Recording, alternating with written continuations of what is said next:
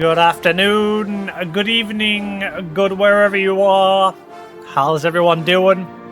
It is time for a new game. Well, new. Yes. So, last night I couldn't decide what oh, where's that gone? I think it's on there. There it is.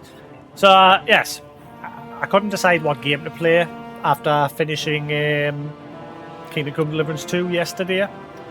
So I decided to go with a randomized wheel. Turn that down a smidge. So what I did is I put a bunch of games on a rando wheel last night. I just couldn't decide, so I just went through all my games and just went, I'll put that on the list, I'll put that on the list, I'll put that on the list. And hang on.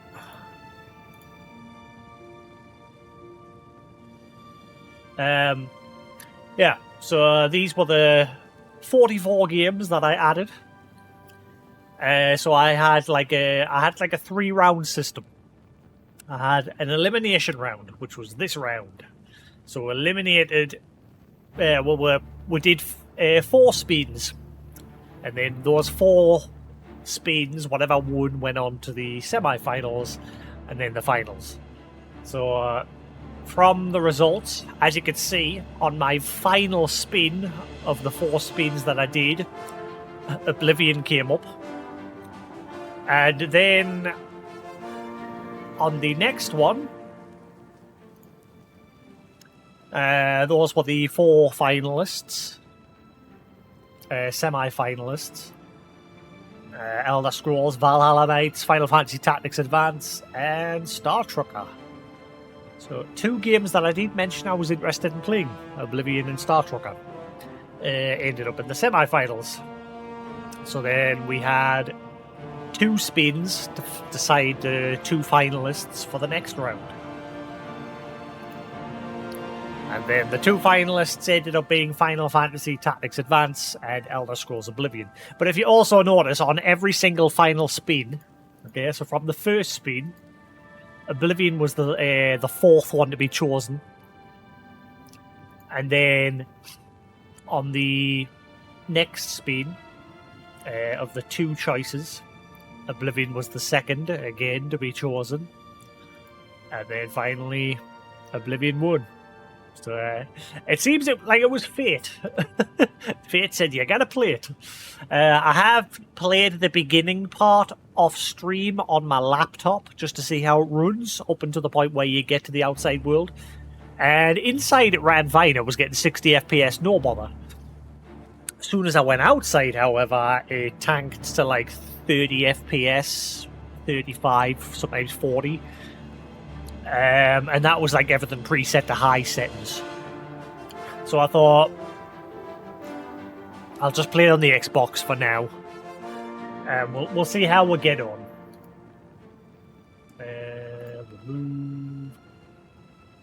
But yes, welcome to Elder Scrolls Oblivion Remaster. Let me get in, get on, and as always, crack on.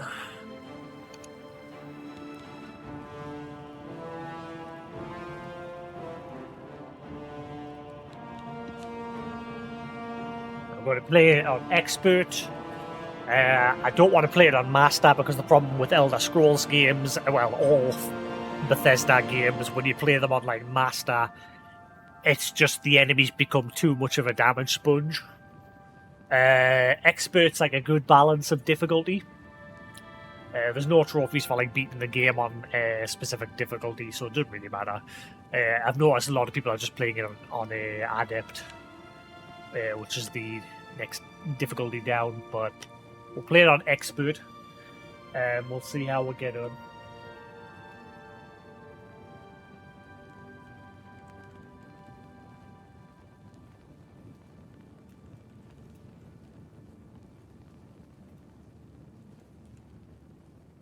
You're all set. Right.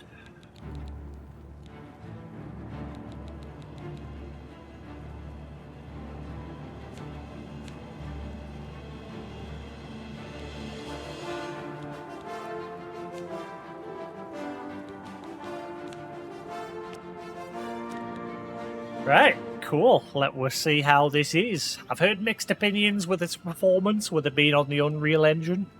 There's one problem that's affecting everybody across every platform, and it's like these micro stutters, which I'm sure the original game had the same problem as well. Whenever you're like traversing the open world, whenever it like loads stuff in the distance, it would cause like a micro stutter. And this game, the remaster, suffers from the same problem apparently. But anyway, we'll get in.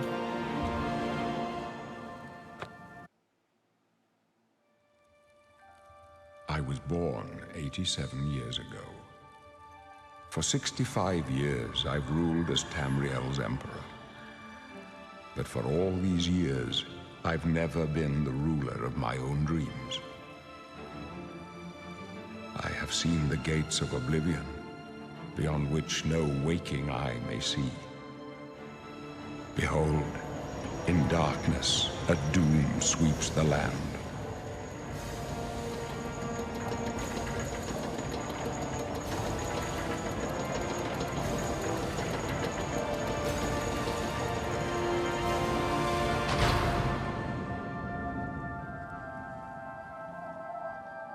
This is the 27th of last seed, the year of Akatosh 433. These are the closing days of the third era. And the final days of my life. Of my life.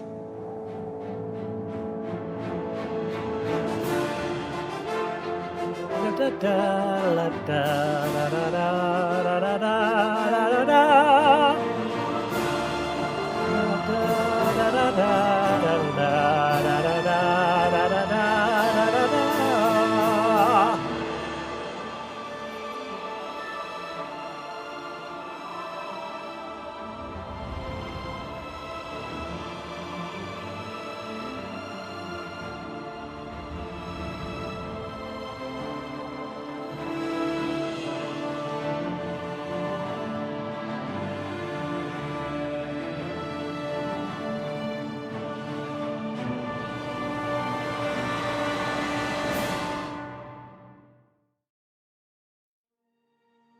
Yes, so I have played this game before, back in 2007, the original game, but I never beat it.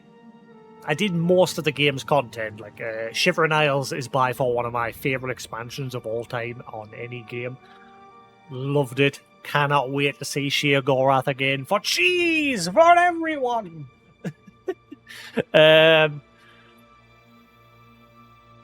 Yeah, it was a good game, but like I said, I never finished the main campaign.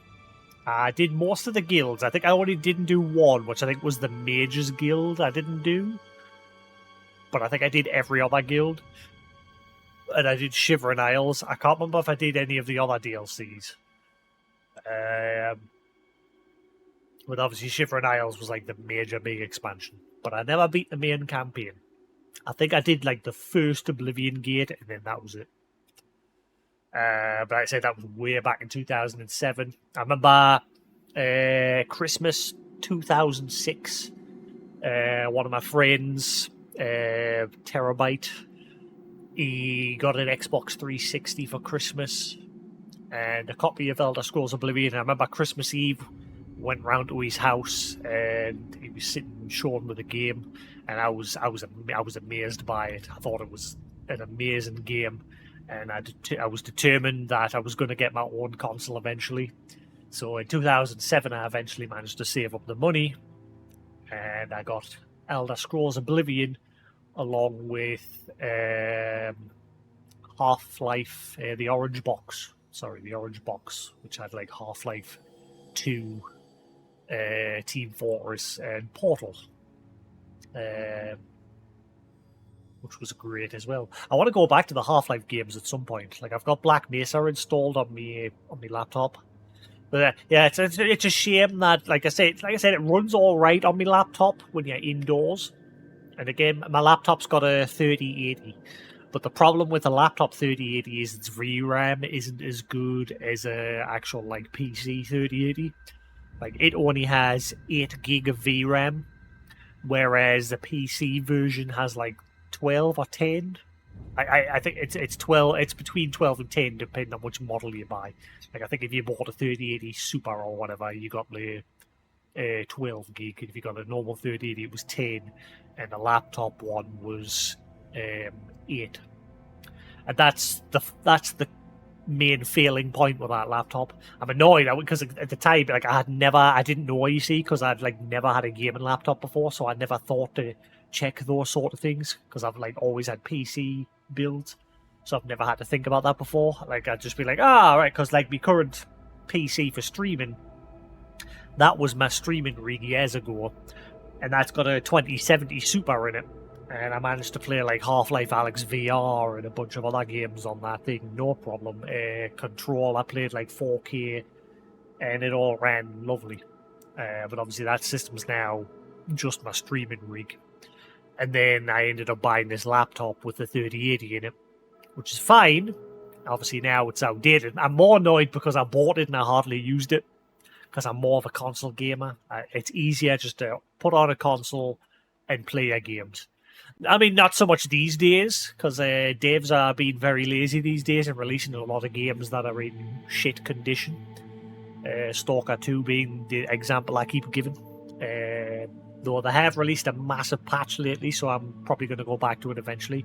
But once you get to the halfway point in that game, everything after that just breaks entirely. The game literally just falls apart. But, like I said, there's been a massive 140 gig patch released for that not too long ago. And when I checked it out, it's fixed the problem that I had with one of the quests. There was a quest I could not complete no matter what I did. It just wouldn't complete, so I couldn't progress the game. And so I abandoned the game. But now I should be able to go back to it. But, obviously, we've just spent 190 hours on Kingdom Come Deliverance 2. Thoroughly enjoyed that game. That game released in a good state. Okay, it had the odd little hiccups here and there, but nothing major. And yeah, I gave that game, like I said, I don't normally give games a score, but I gave that a 9 out of 10. Because, like I said, I clocked 190 hours into that, and I thoroughly enjoyed it. Now, like I said, this game is a mixed bag in typical Bethesda style. They have released a patch recently for the Xbox version of the game to fix it, because there was some issues. But like the PC version, if you buy it on the Windows Store, has some issues. I was originally going to buy it on the PlayStation 5 Pro, which I'm sort of kicking myself for that reason. But at the time when they said it was releasing, Xbox already had it up on their store, and it obviously had cross-buy. If you bought it on the Xbox, you also got it on the PC as well. And PlayStation took like 2 hours to update their store, and I got impatient. Even though I'm only just starting the game now, I still had plenty of Kingdom Come Deliverance to do. The game, I mean, apparently it has issues on the PS5 Pro version as well. Again, it's this whole micro stutter issue.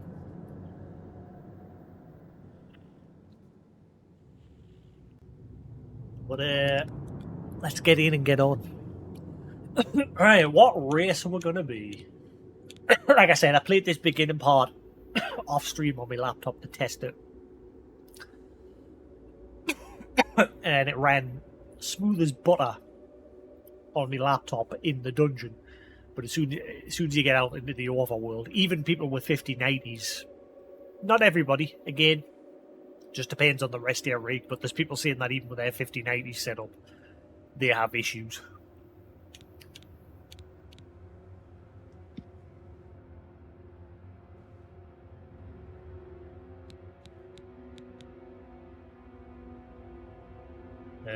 Argonian, reptilian race, well suited for the treacherous swamps of its homeland, has developed natural immunities to poisons.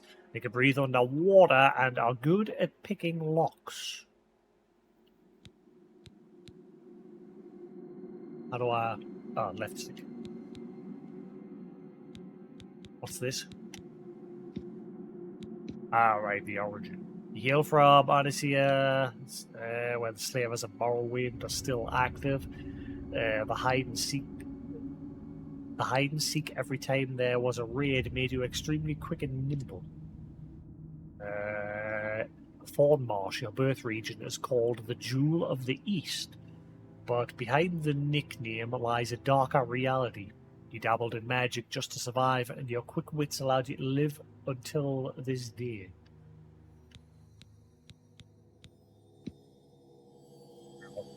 That's the one thing about like older Elder Scrolls and Fallout games. Character models always look like shit, but these ones look good. It was always the fans with mods that would like improve them. Like even in Skyrim, the character models just looked garbage. Fans would release mods that made them look way better.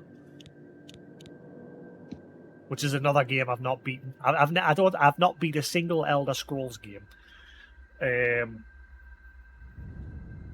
Oblivion, like I said, it's probably the one that I got closest. Like I said, I did all the guild stuff apart from the Mages Guild, and I did the Shivering Isles DLC, but I didn't do a whole lot of the main story. Right, let's see. Breton.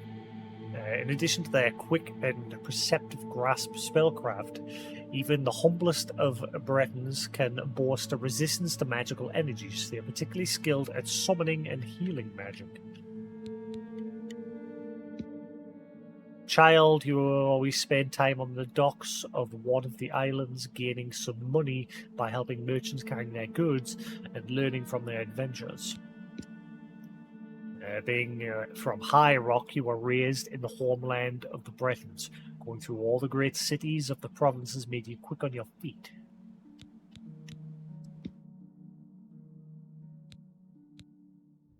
Also known as Dunmer, and the homeland of Morrowind. The Dark Elves. See, that's another one I'd love to play. Like I've got Morrowind on my Xbox because like they re-released it on the Xbox a few years back.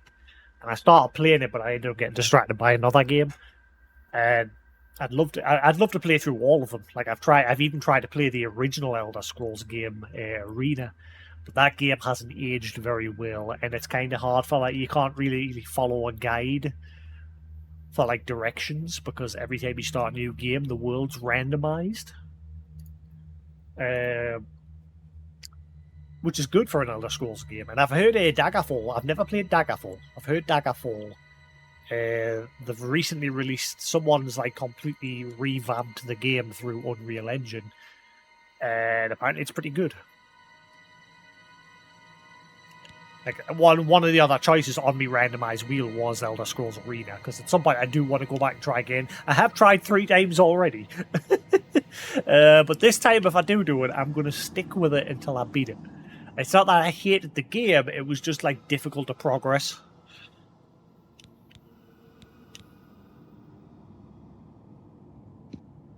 I got a little way into it, but not like... I don't think I got really far. Like, a goal in that game was to recover parts of a staff, to piece it back together to get rid of this evil wizard who had banished the Emperor into another realm. Something like that, I think, was the plot. High Elf, also known as... Did I read that one properly? Dunmer, the Dark Elves are known for their skill balance, integration of the sword, the bow, and destruction magic. They are resistant to fire and can summon an ancestral ghost for aid.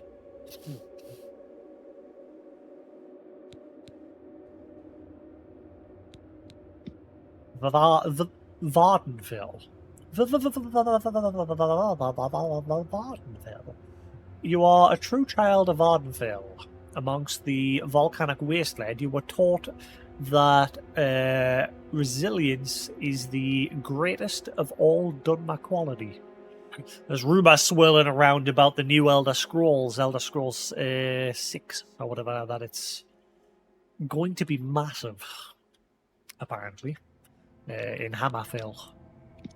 Mainland. As Dunmer, the mainland, you grew amongst all kind of traders. You learned all there was to know about negotiations and how to can make people react. I love how games have little typos. skills and how you can make people react the way you need them to.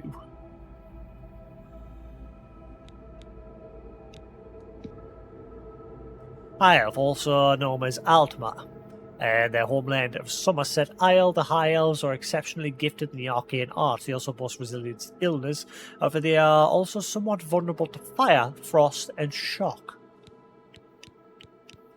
But yeah, I mean, when I did my playthrough on the laptop earlier to test it, all I did was I didn't do with the dungeon. I literally just sprinted through it to get to the outside, because that's where I read all the problems were. And even then, I just stood at the entrance, just seeing how it performed.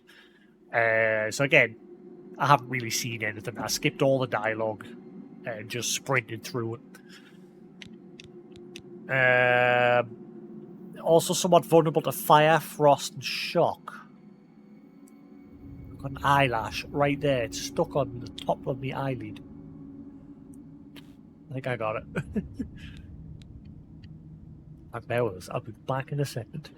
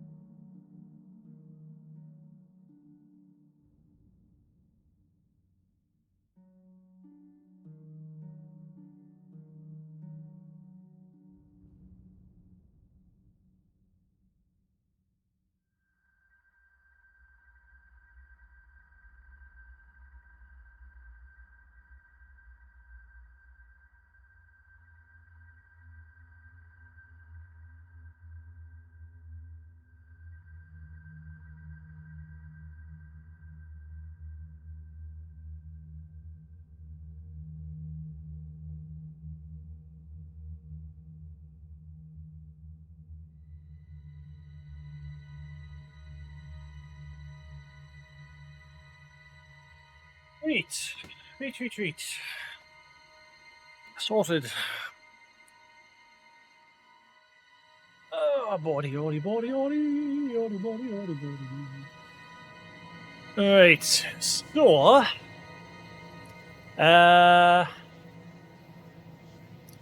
You grew up among the great towers of Alnor that nearly touched the sky. You spent countless hours climbing and navigating the sunlit streets of the Somerset capital. Why can't I... no. Aridon. Born on the Isle of Aridon, you were proud to live on the first island of the Somersets. There you spent countless hours swimming in the pristine waters.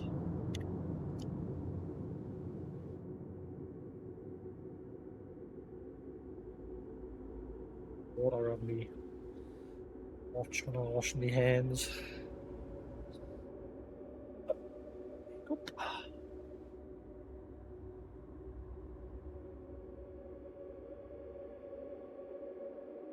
I love that, like, the default character that it starts you with sort of, I don't know why, it sort of reminds us of two people.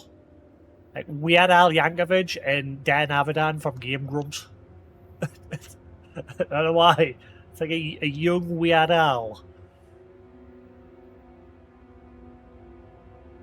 Without the glasses.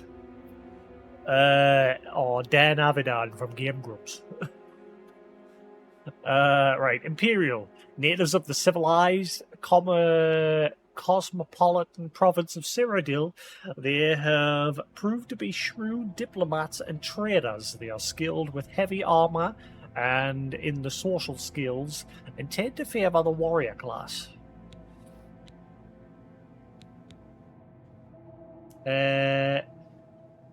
Nibini. You are a true Imperial, born into the heart of the Empire. The number of cities and their size led you to travel hastily. Calavia. Inhabitants such as yourself are known for their autonomy, including towards the rest of the Empire. Your inherited the willfulness of your forebears. Another typo. You inherited the willfulness of your forebears.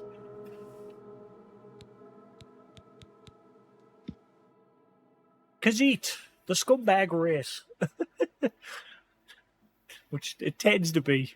Hailing from the province of Elsewhere, they are intelligent, quick, and agile. They make excellent thieves due to their natural agility and unmatched acrobatic skills. Or Khajiit can see in the dark. Your parents lived in Palatine, and your childhood memories are filled playing and running around in the jungles or on the pristine breaches. Anaquina. Anaquina? A harsh region where you lived and trained hardened your body and taught you how to defend yourself with your bare fists or any weapon you could find.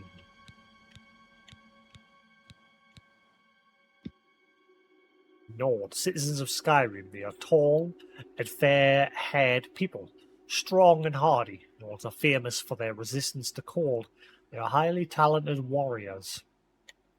Western, you live in the western of Skyrim, a rugged environment filled with rough terrain and dangerous beasts. You are prepared to survive in even the most challenging climates. Either due to extreme snowstorms, the College of Mages, or simply stubbornness, the people of Eastern Skyrim, such as you, are known for their tenacity and resourcefulness.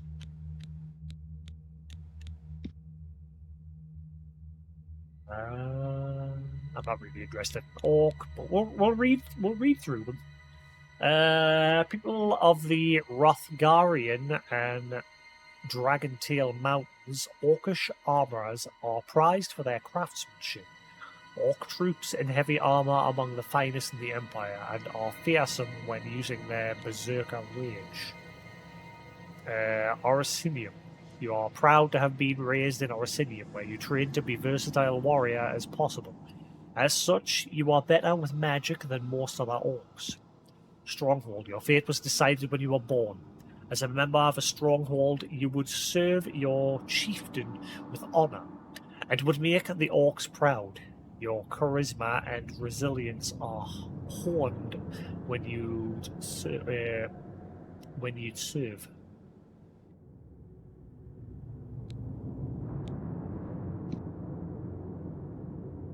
Redguard, the most naturally talented warriors in Tamriel. In addition to their cultural affinities for many weapons and armor styles, they also have hardy constitution and natural resistance to disease and poison. Dragontail Mountain, your uprising under the shadow of the mountain peaks was a happy one. Immersed in Redguard customs, you developed charm, wit, and the ability to turn a conversation around.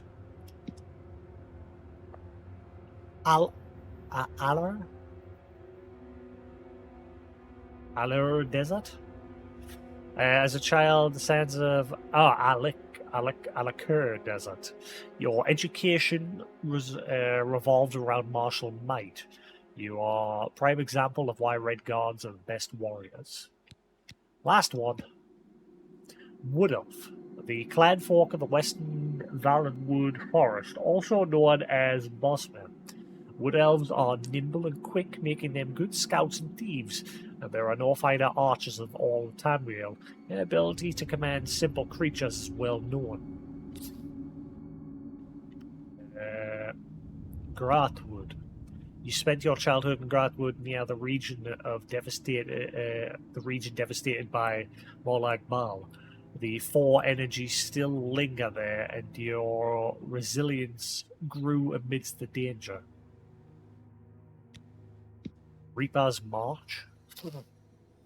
The border region that saw you grow is plagued by anger and resentment after centuries of war. You quickly learn how to soothe people and avoid unnecessary conflicts. Right, so what do I want to be?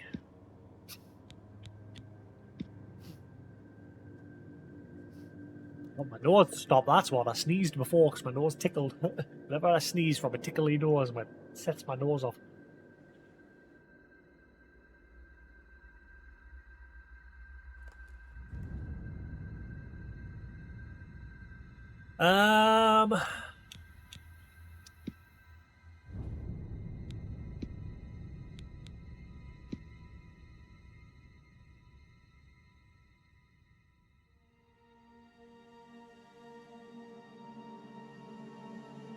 I like the idea of the Breton race. Quick, perceptive grasp, spellcraft.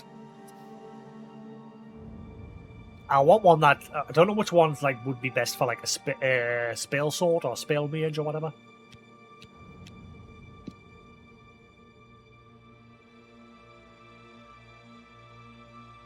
I suppose dark elf would be good.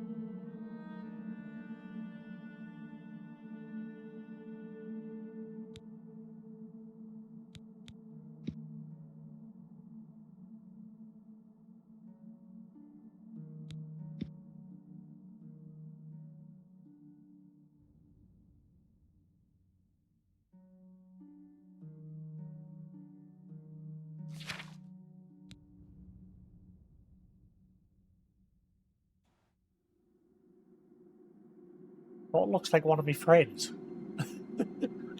Minus the hair and the eye colour.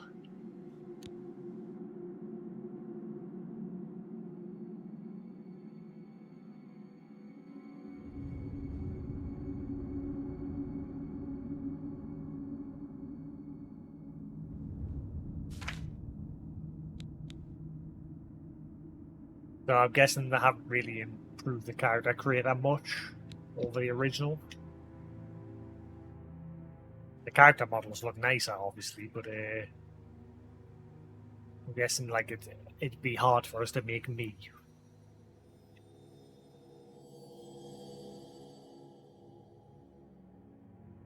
We'll see.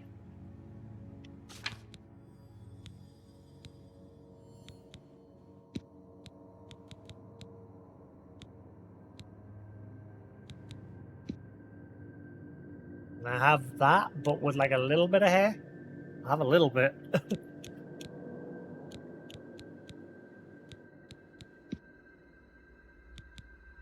Doesn't look like that's an option.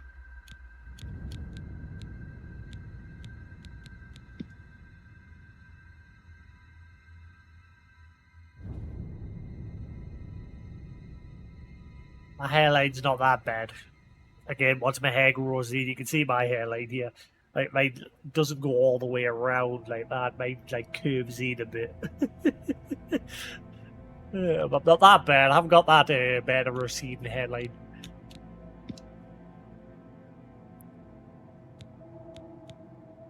Oh, wait.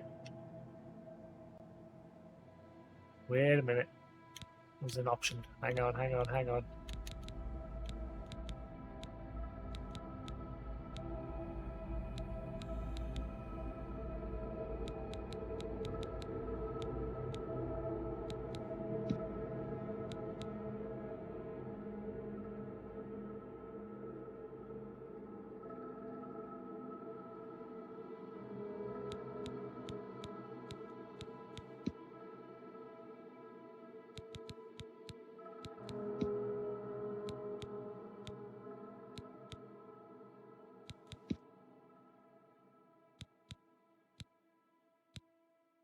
Nah, I guess we'll go bald.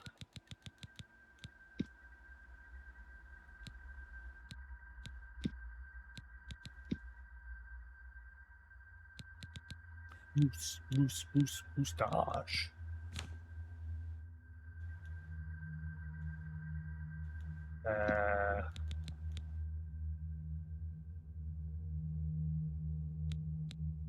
Salt, pepper. What?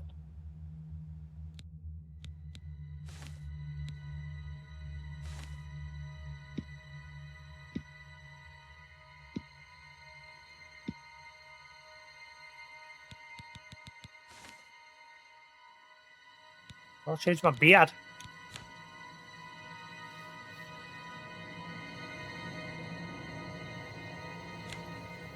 I'll make my beard dark.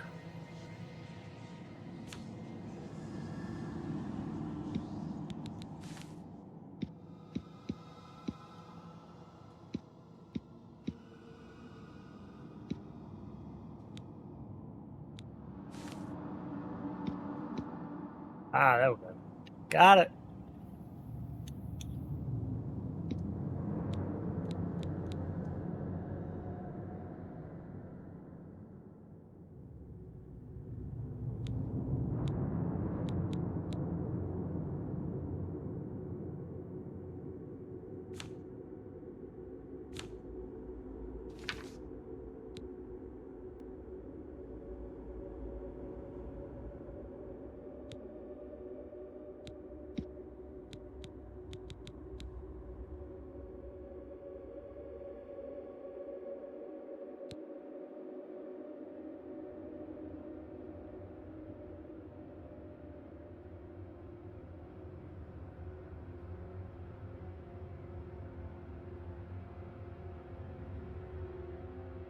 I can barely see a difference.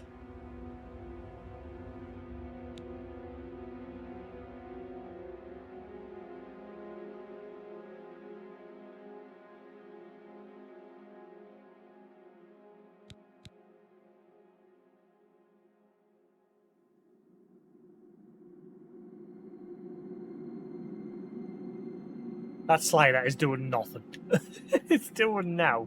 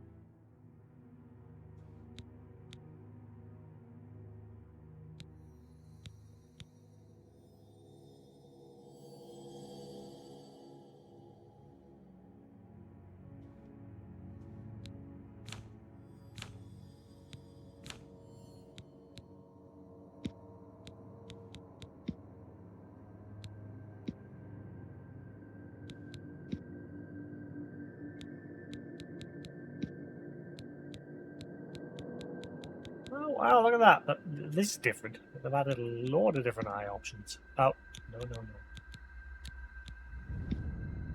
Ah!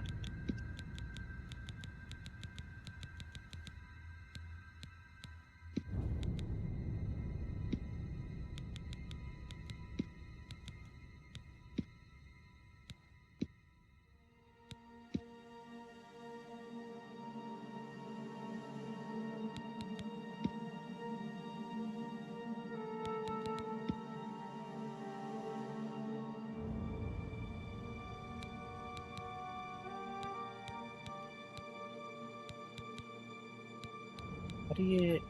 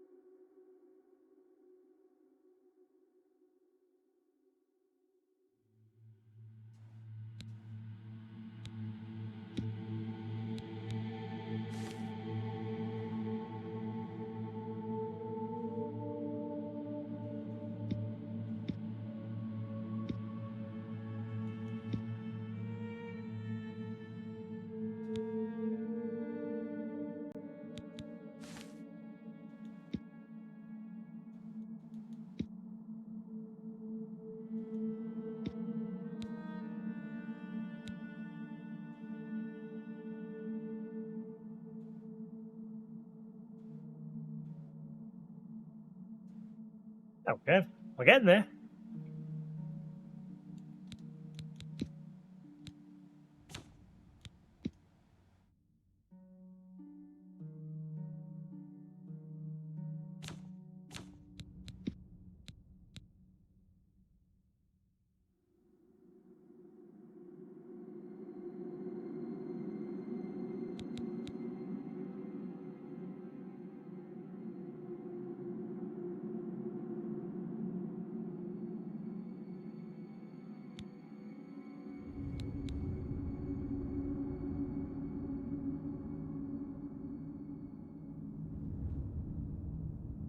I changed my brow type. His eyebrows are chunky.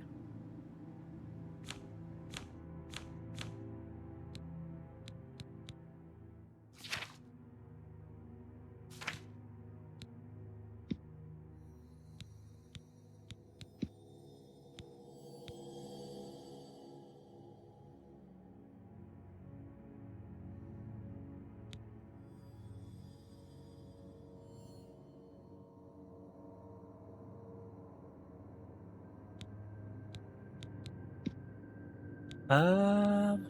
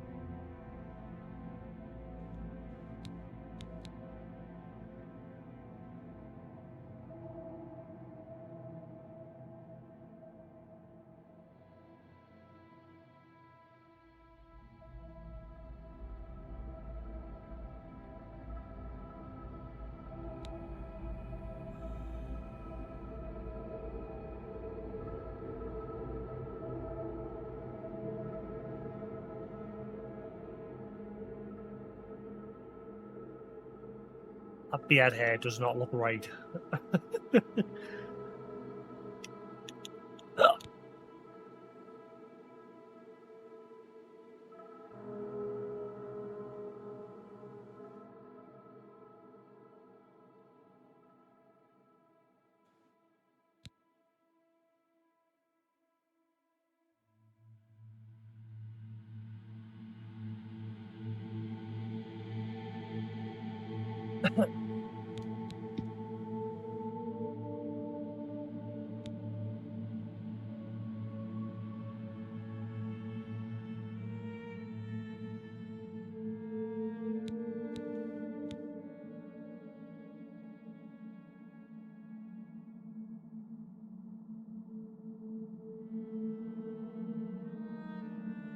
Oh. That... I guess that's some right derpy eyes there.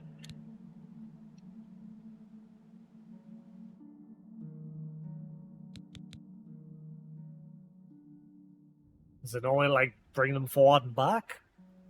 Because my eyes stick out my sockets quite a bit.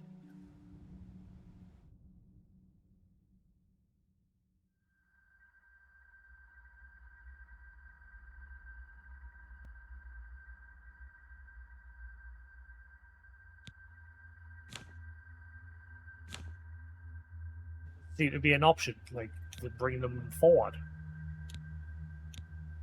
That's weird.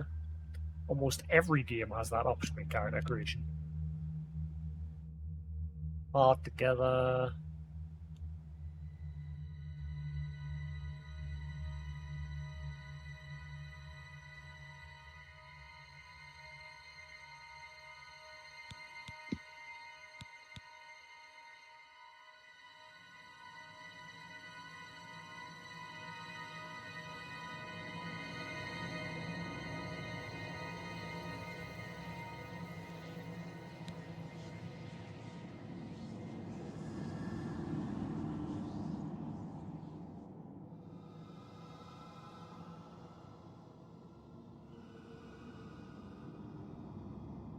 What is that doing?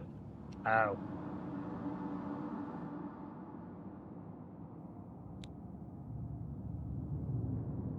Light, heavy. What? Alright.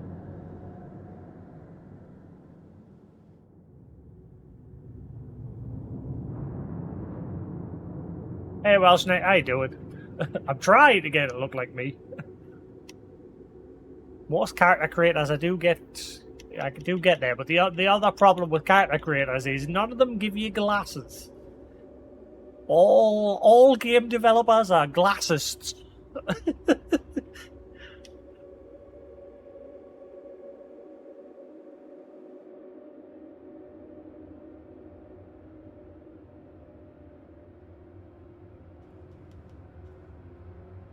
How you doing, Well Snake? How we doing?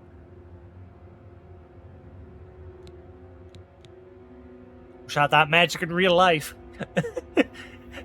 I'm at that point. Like I'm at that point now. Like I'm nearly 40, and I'm sick of glasses. I've had them my whole life. I'm sick of them.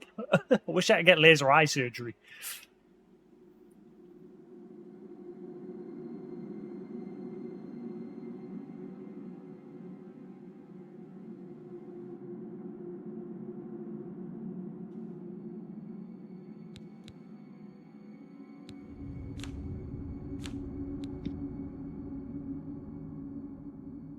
I've tried contact lenses, but unfortunately, it's such a faff getting them in every morning. Literally, I'd spend like 30 minutes every morning, like fighting to get them in my eye, because every time I get close, my eye would just instinctively start squinting. And even though I can touch my own eyes with my finger, no problem, doesn't bother us.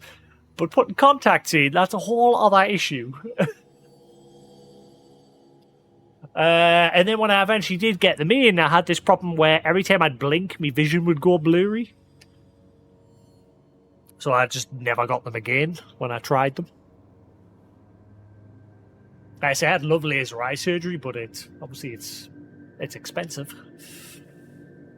Alright, let's see.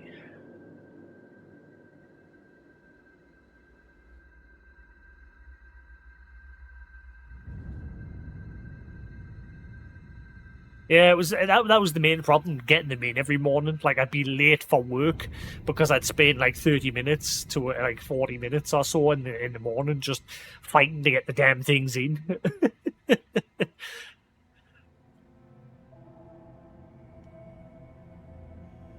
So I just thought it was too much of a faff.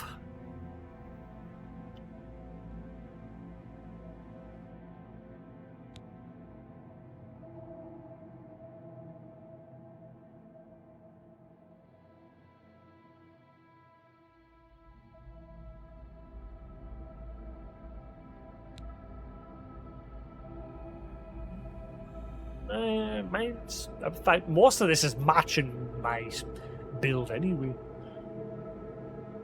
The only thing I don't like is there's no option in the eye section to move the eye sockets forward, because my eye sockets tend to stick out quite a bit. Whereas in this character they don't, and I can't rectify that. There's no option. but it's not too bad. The thing about these games, after you spend so long in the character creator at the start, just building your character, I always try to make me. Like, I very rarely do I make a character that just looks stupid.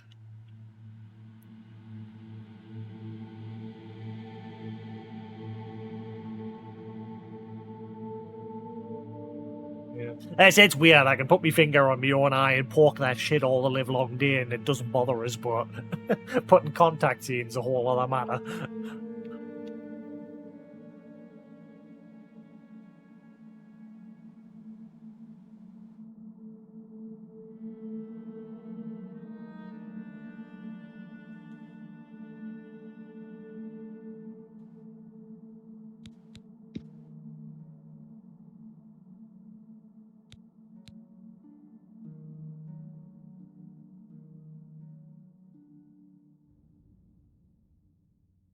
Alright, give yourself a Giga Chad chin, jawline. I think. Ah, no, I see. It's like moving the. Yeah.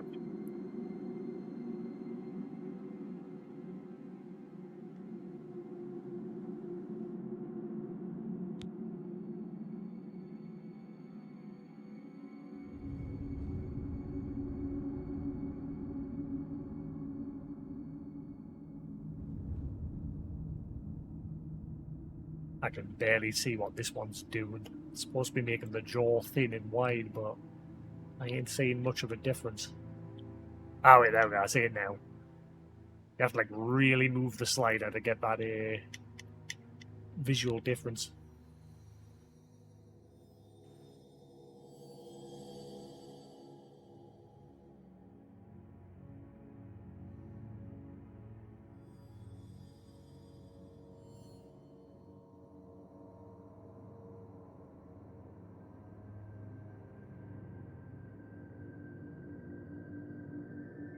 I couldn't really think of what to choose, because obviously I'm going to be a bit like an all-rounder, where I'll be using, obviously, bow, swords, magic, the lot. I couldn't really decide what race to go with, so I ended up going with Nord.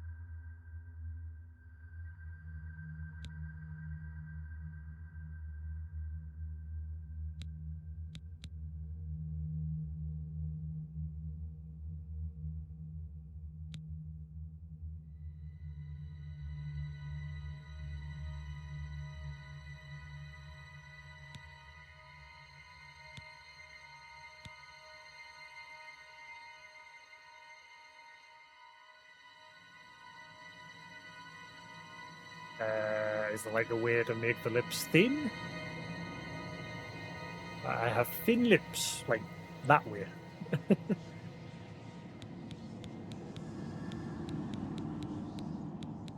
I thought it was going to be pursed, but that's just making them thin up and down, not sideways.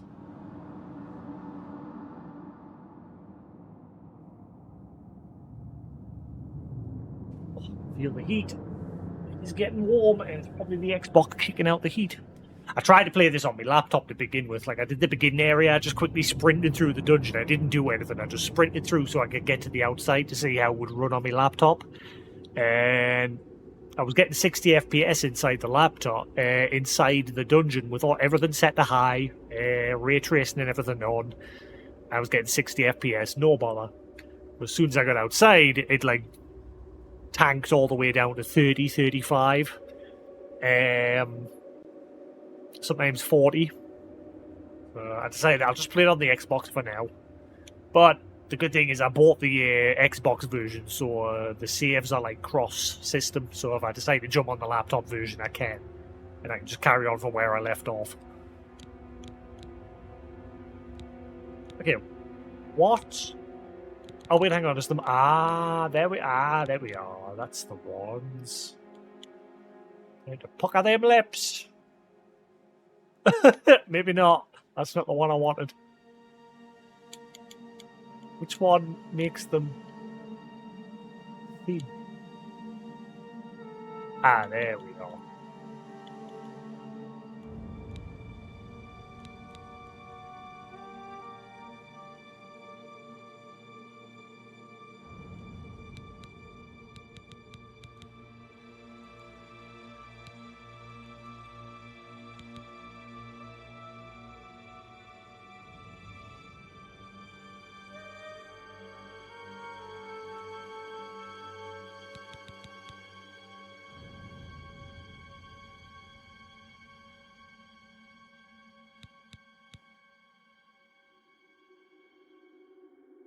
There we go.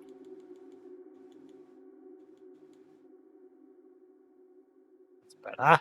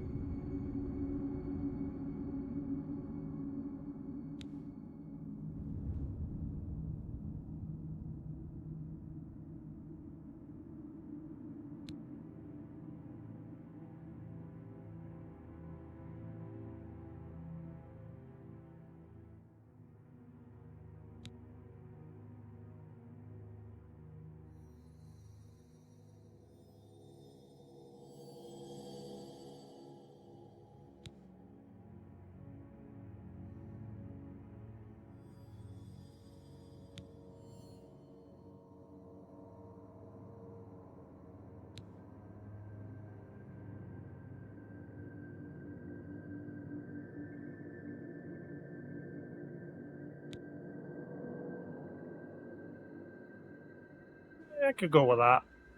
I think that'll do. Was enough. Not exact, but it'll do. Like every other game, I always spend an hour in the character creator.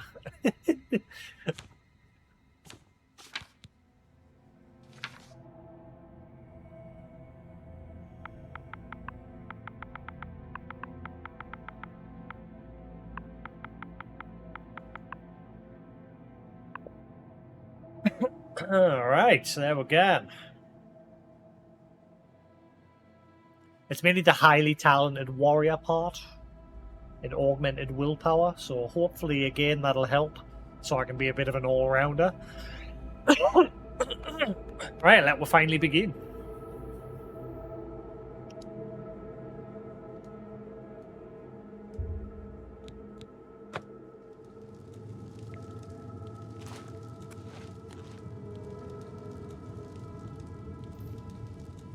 The other problem I noticed on the PC version is the mouse sensitivity.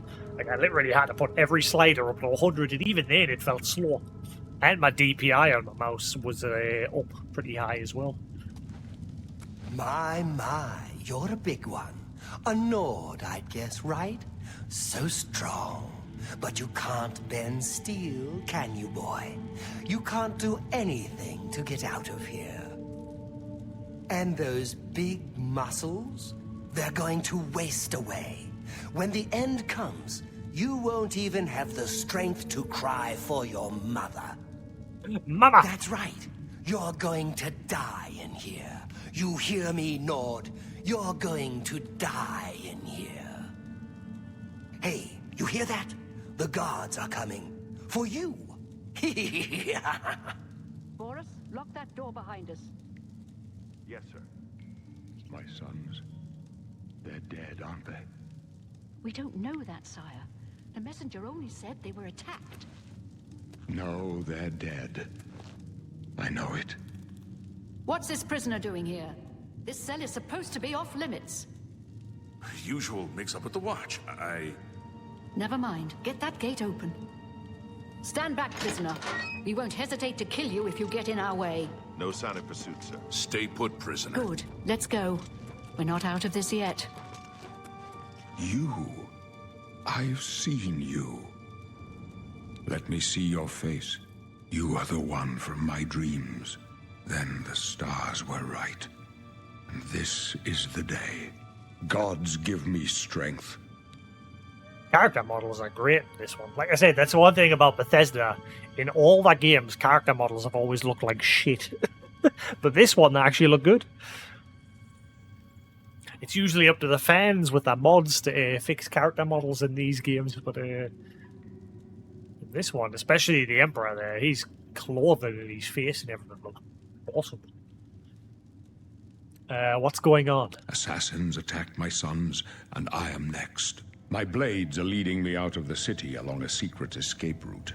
By chance, the entrance to that escape route leads through your cell.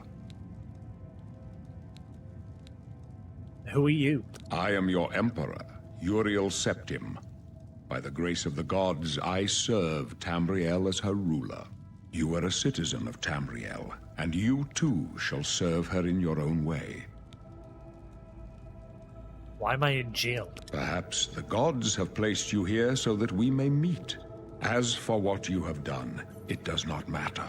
That is not what you will be remembered for. What should I do? You will find your own path. Take care. There will be blood and death before the end. Please, sire, we must keep moving.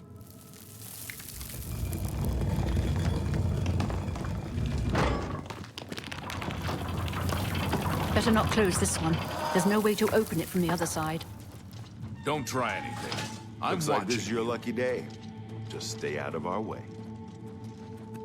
There we go. It begins.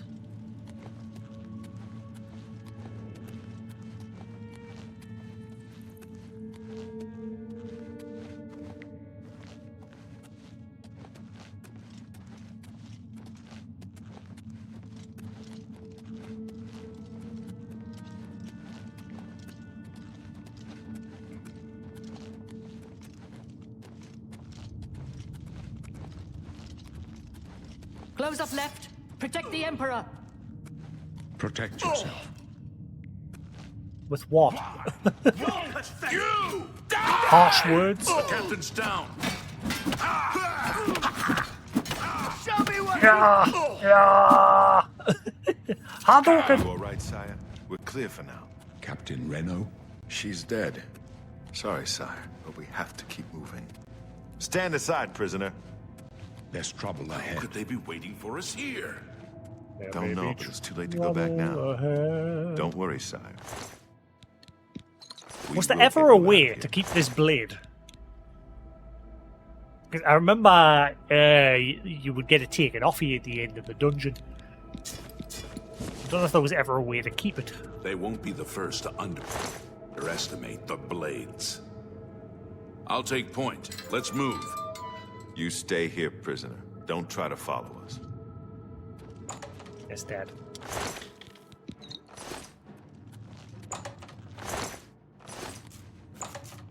Hang on, how do I... Hang on. There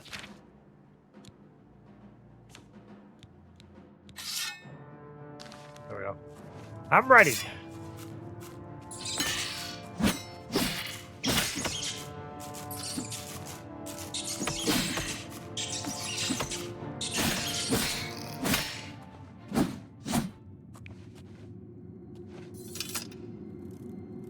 Playing this on Adept difficulty. I didn't want to play it on Master because the problem with Elder Scrolls and Fallout games is Master just turns everything into a stupid bullet sponge. Adept's a nice balance. Sorry, not Adept. Expert, sorry. I'm playing on, not Adept. Adept's the normal difficulty. Yeah, I'm playing on Expert, sorry. Because Master difficulty is just stupid. It's too much of a damage sponge. Whereas Expert's a nice balance.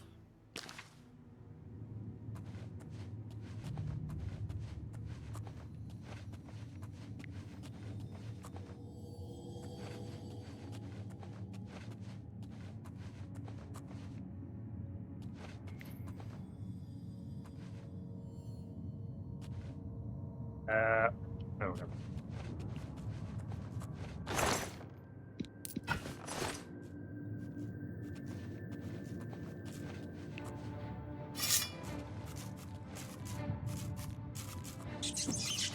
Yes. Okay.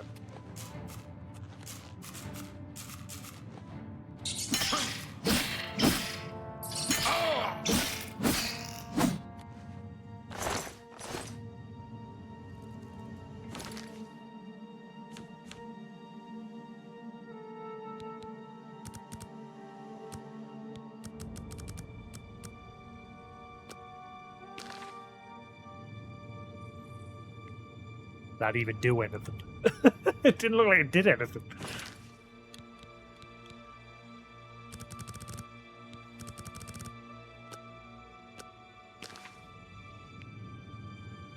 Better.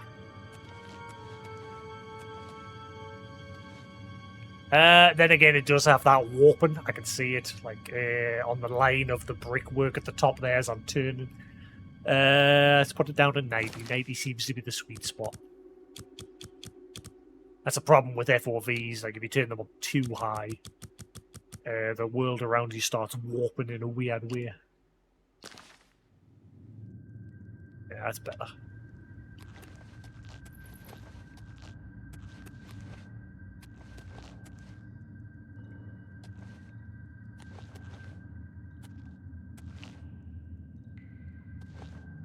Ooh.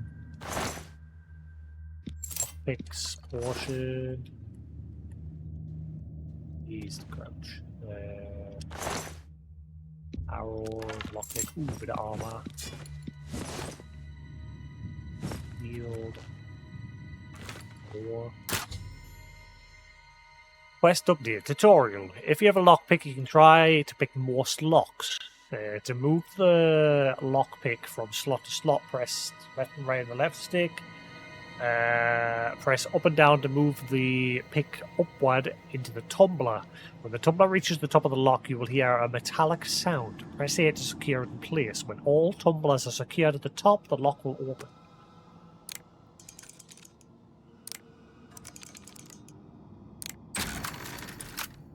Got it.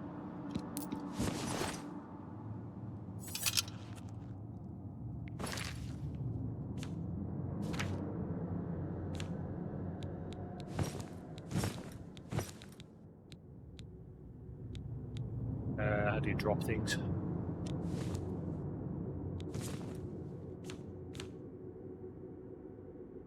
Shortcuts.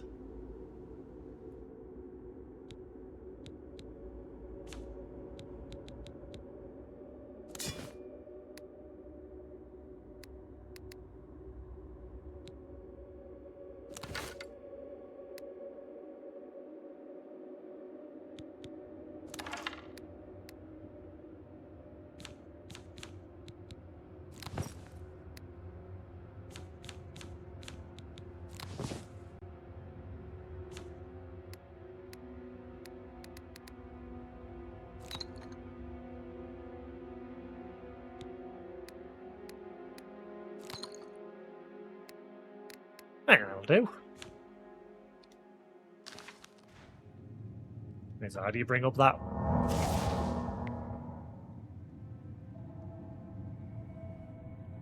How do you bring up the quick wheel?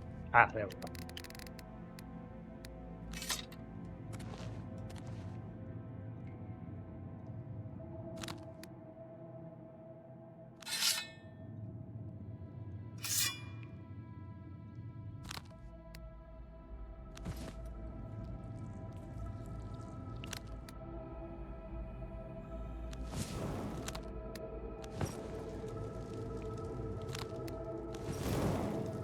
Right, cool. I got the idea of the controls. Cool.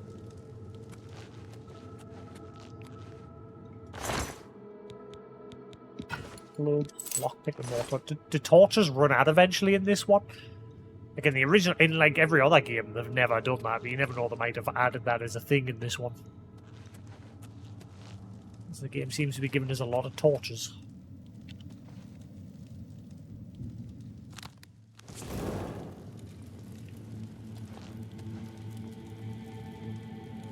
look like he's got anything else.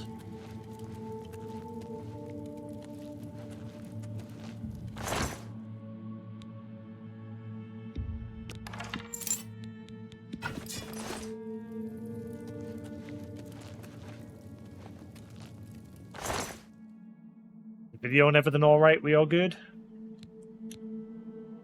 Chameleon. Chameleon effect on self. Flash bolt. Fire damage on target.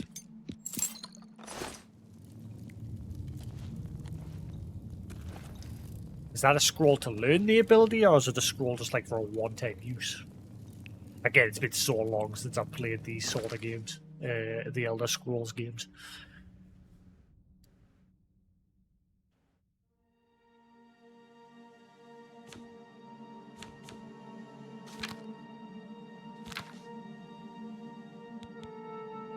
Yeah, it's a one-time use. Okay. Clairvoyance. Mysticism. Sure spell effectiveness. Limited 95% if you're wearing armor. Can be even less. Well, what does it do? Ward. Can only be used once a day. What does it do?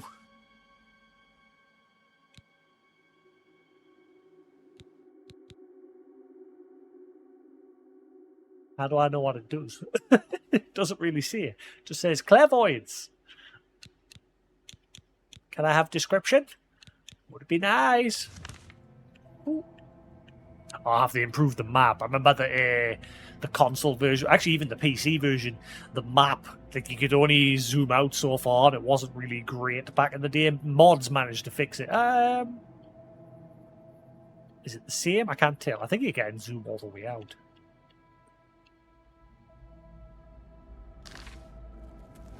Anyway.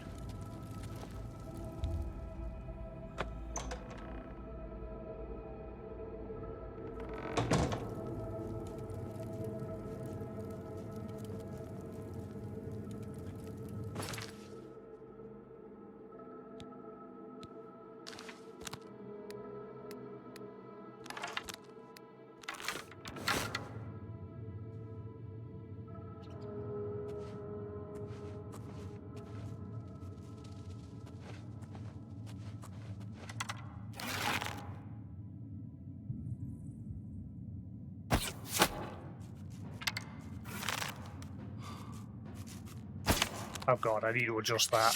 Very much I need to adjust that.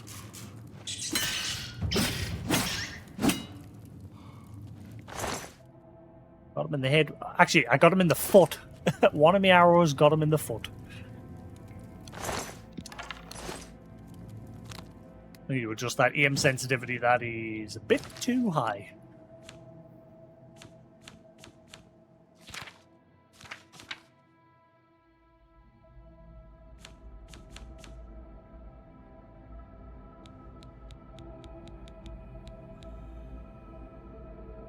Oh, wait.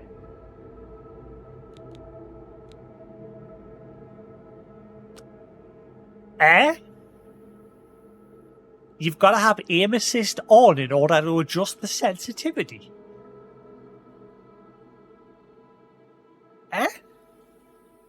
That's stupid.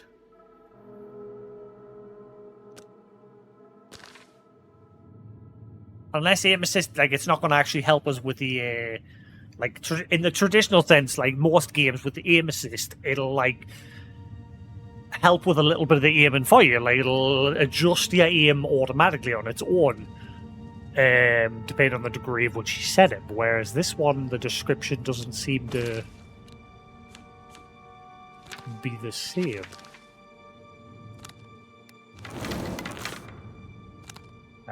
What? Shield?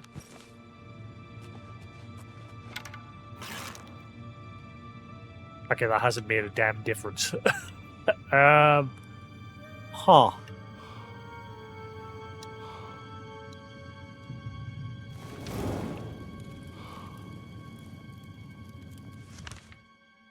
Okay.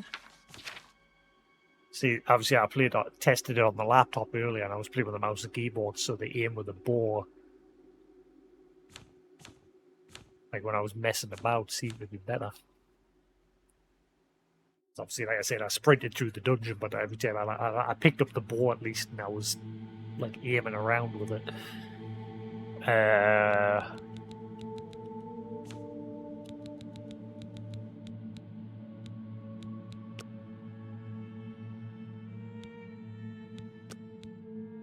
Sensitive settings are multiplied.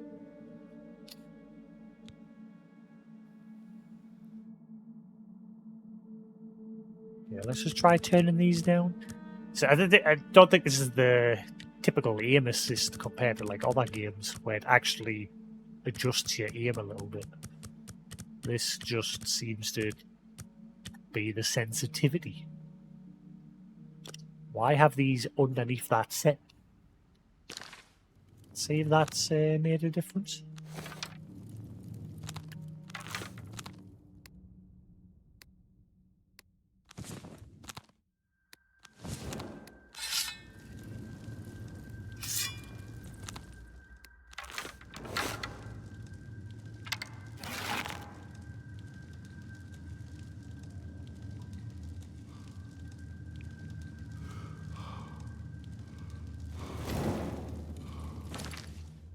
Well, there's one way to find out. I couldn't tell a difference there. Let's just turn that set all the way down. See what happens.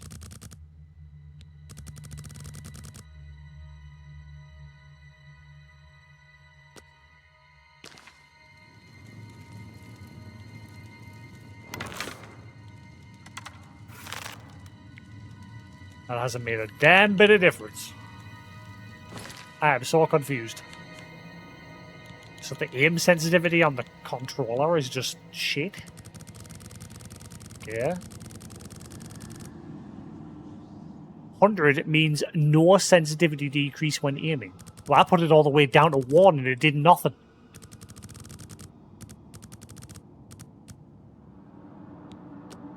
So I guess I'm just going to have to turn this down, but then it feels too slow for everything else.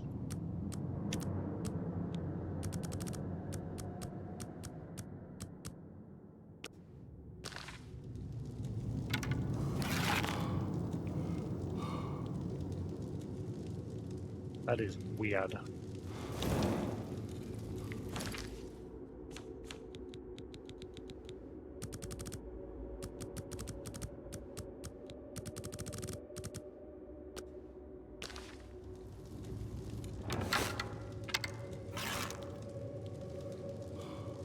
Better. But obviously I'm having to now have everything else turned down as well, which is a bit of shit, but never mind.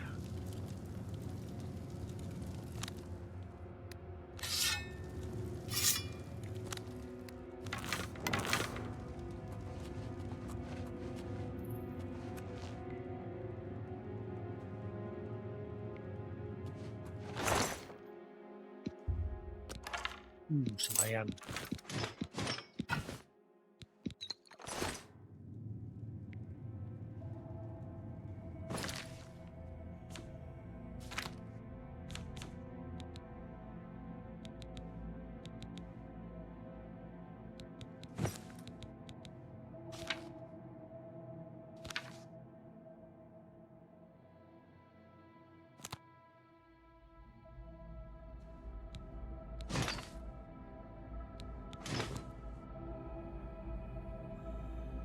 Cool.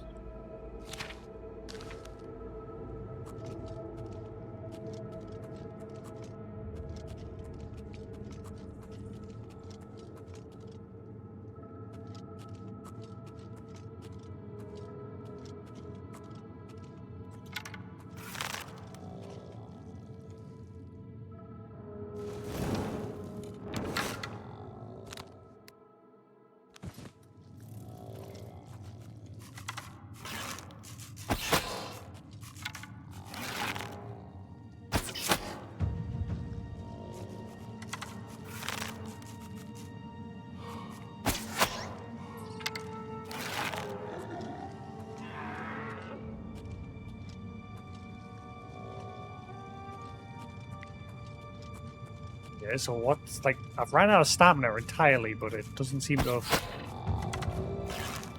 stopped anything.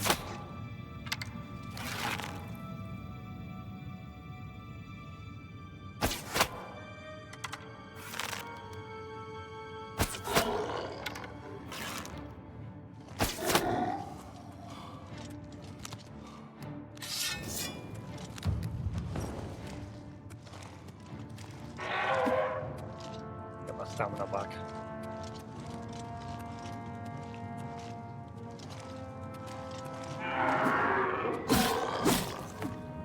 Yeah!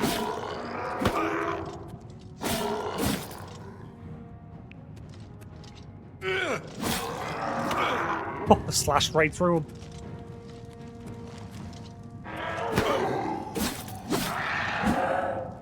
Got him.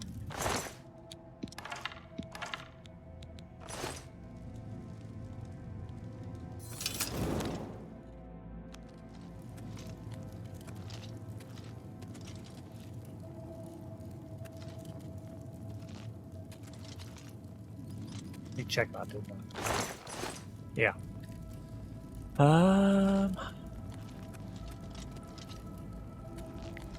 What else around here?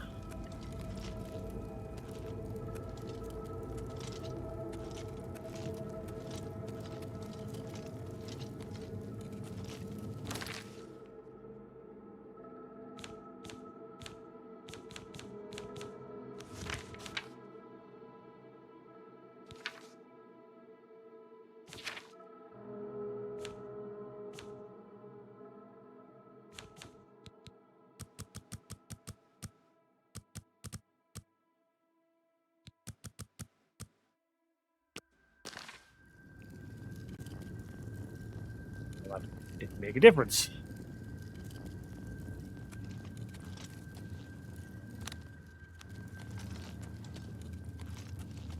I'm gonna get used to the controls. I'm just that used to clicking in like left stick to crouch or sprint. Sorry, left click is normally sprint, which it is in this game. But right stick, which is normally crouch in most games, is to change the camera perspective. B is to crouch. No, I'm gonna get used to that.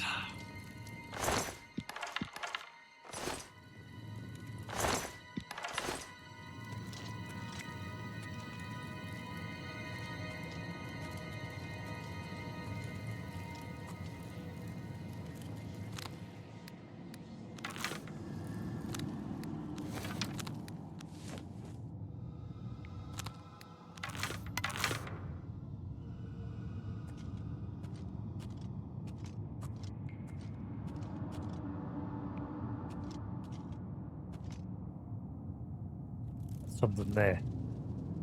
I think that's something there.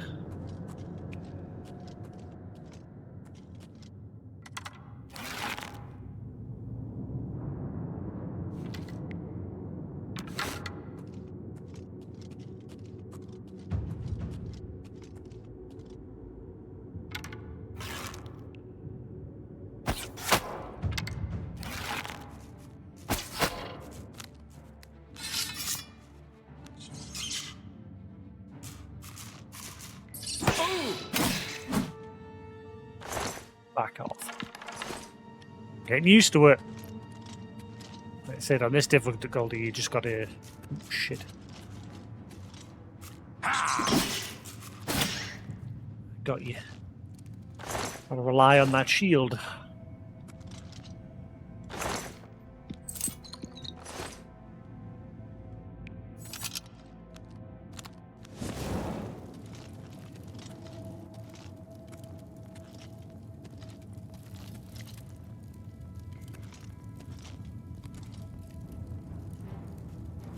Oh, shit.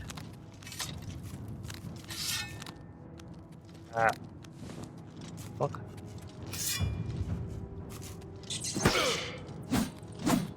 And you missed.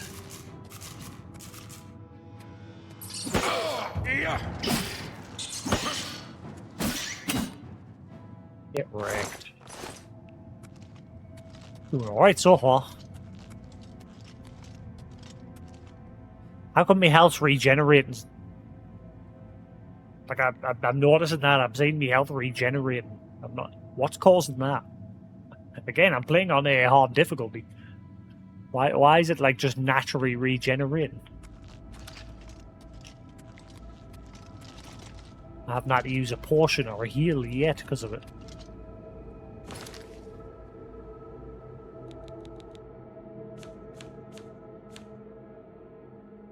Playing on a expert, you kind of like tweak those sort of. This has got something to do with us being a node. I'm not sure.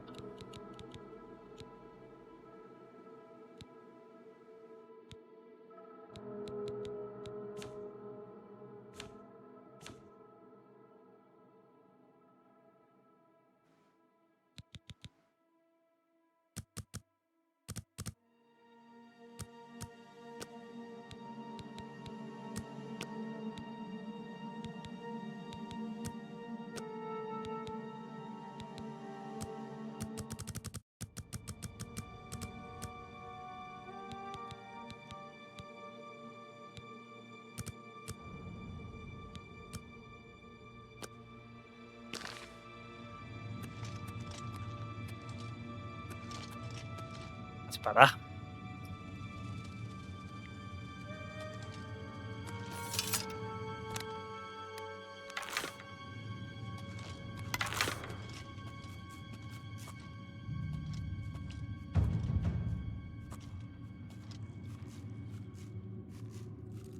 Yeah, something. Ooh. Hit.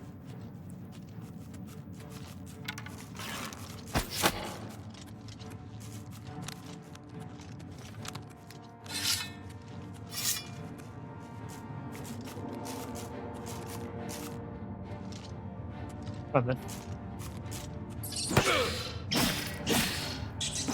They're very hairy in this.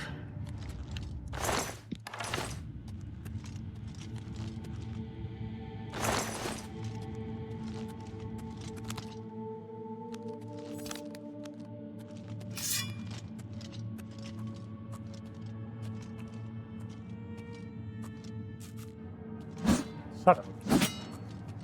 Stealth isn't helping for shit.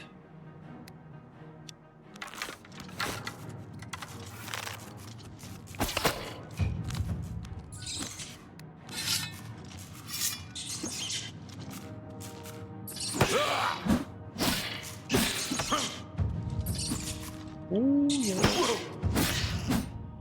Get away. I've got my block skill up as well while I'm at it.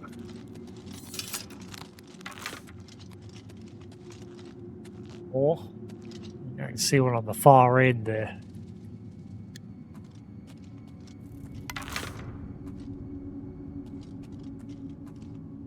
That's the one over there.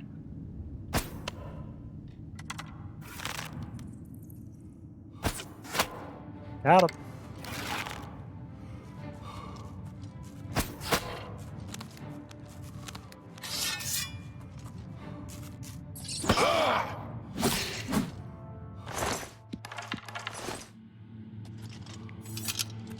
Any more?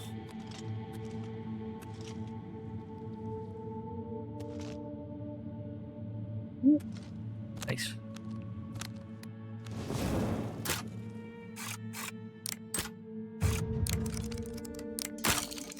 You son of a...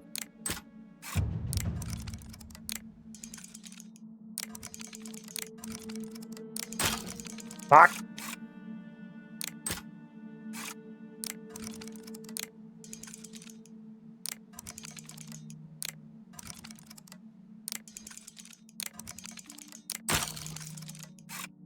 Fuck!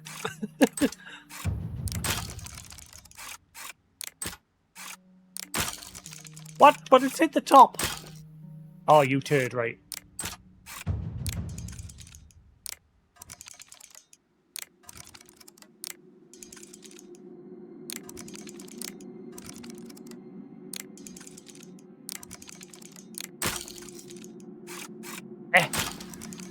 I'm so confused. Got it.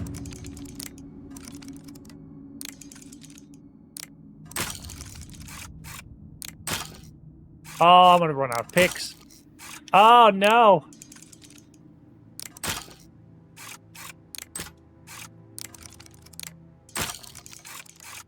Ow. Oh my god, I am gonna run out of picks.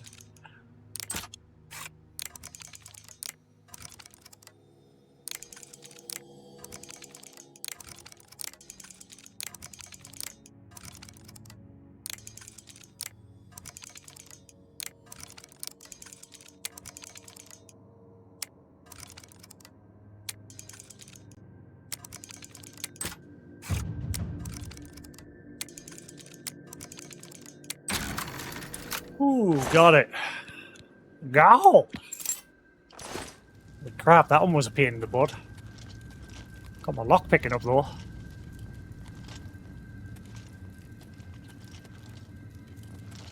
I just heard another one.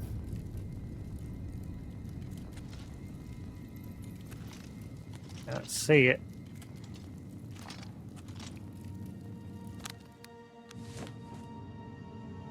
Ooh, rusty iron shield. Ooh, iron helmet. Apple. Cabbage. Cheese! Cheese! Right, that's it. We'll finish the game. That's it. Cheese. We're happy. We're done. Game is complete. Cheese for everyone!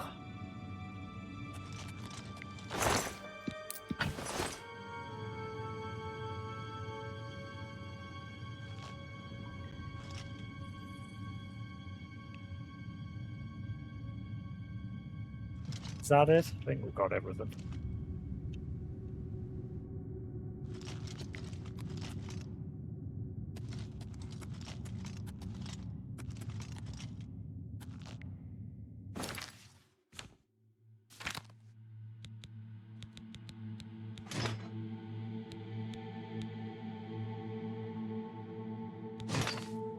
Oh yeah, that one's better.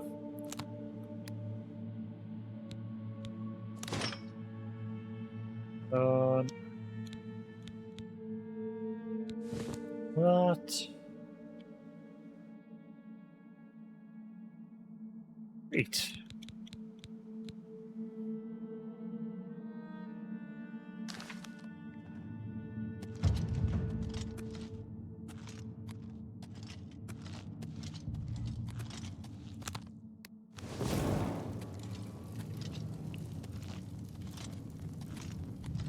Keep using this torch to see whether it like runs out or not after a while.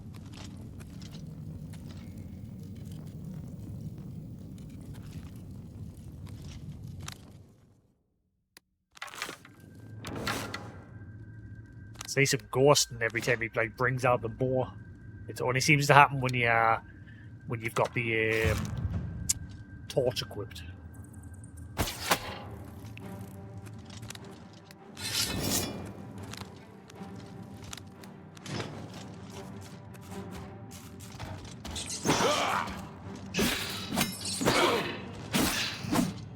Sit down.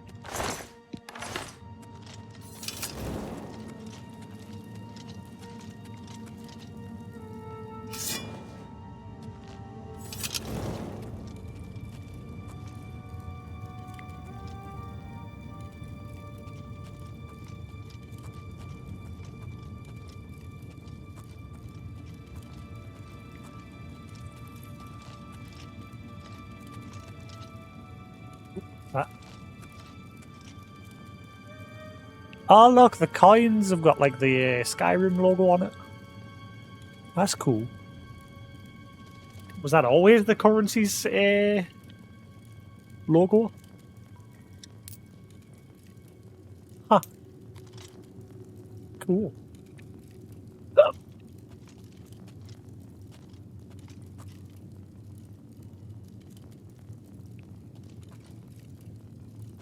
love the light. The lighting's great.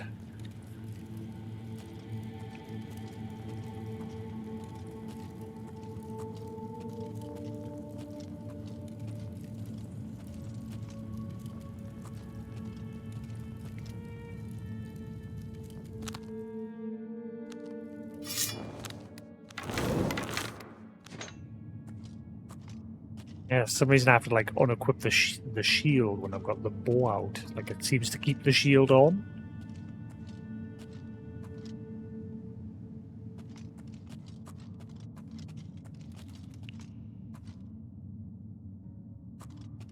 Light's great. And so far the game seems to be running smooth on the Series X. But again, we'll find out when we get outside. It's outside that seems to tank everything.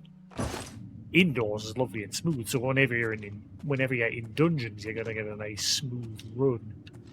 But I think when you get outside, that's when a lot of systems start to feel the pain.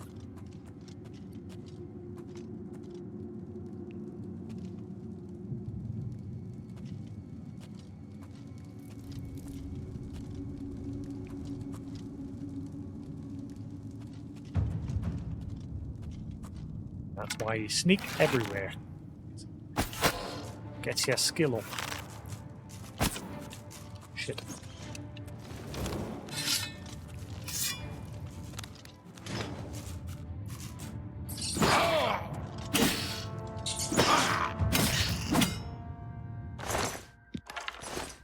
Shit.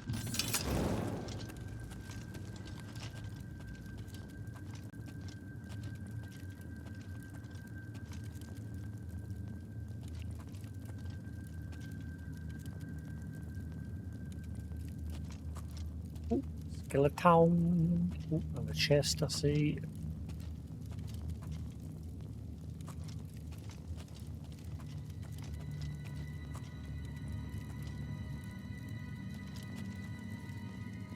Spellback goblet.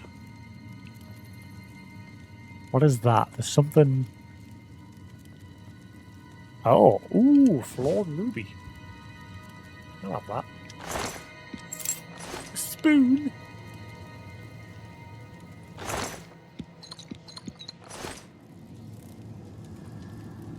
That it? I think that's everything.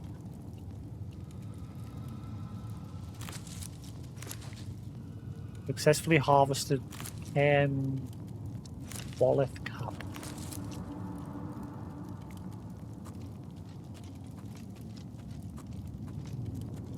Junk, I don't think it's worth anything. Wisp stalks.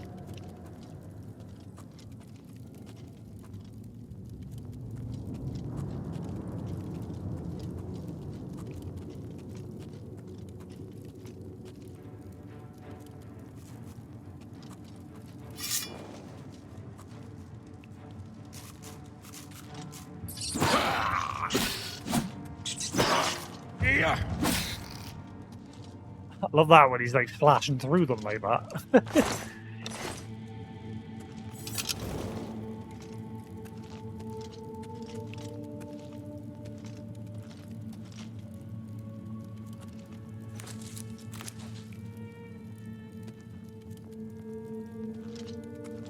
Never know, they might come in handy.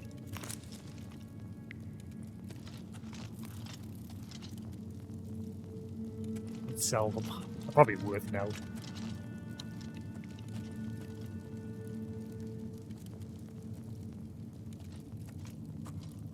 Stinkhorn. Stinky.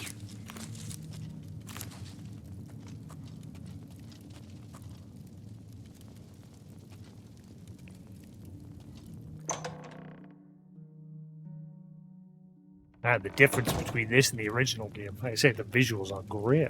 It's good, lad. Like, because I was gonna go back to Oblivion not too long ago. I'm kind of glad I didn't now, because then I can just sit and enjoy this version of the game, which so far is pretty shiny.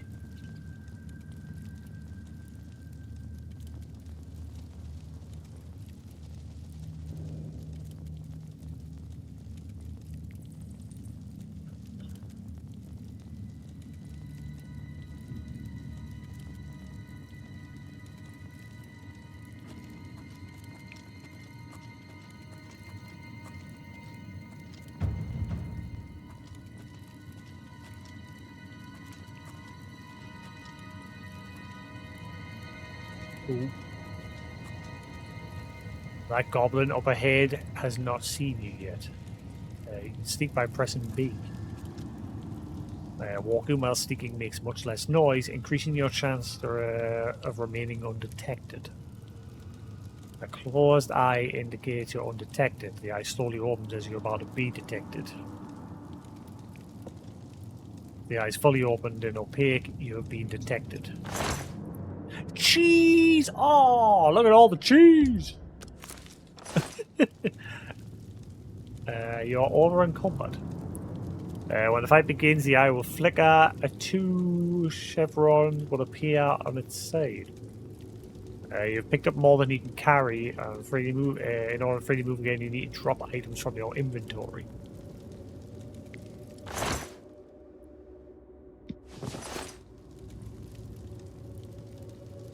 I'm a hoarder. I'll take it all.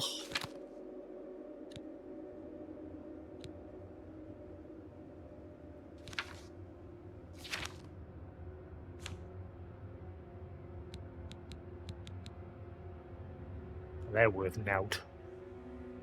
I might just same with the clubs. I should just drop all of them. They're worth nout.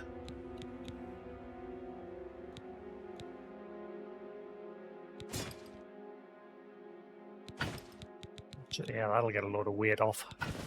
That's better. I'll keep the bow and the warhammer.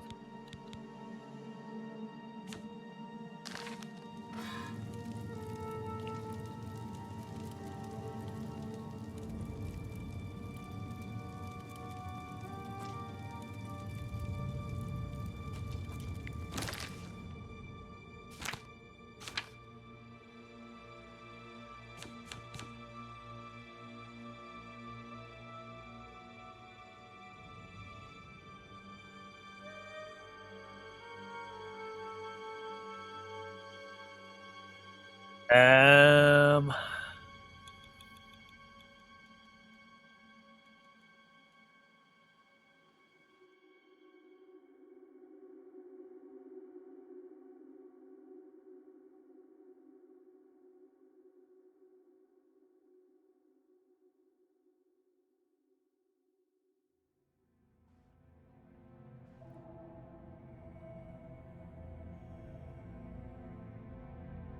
I'll probably change one of these because I'm not like going to use them.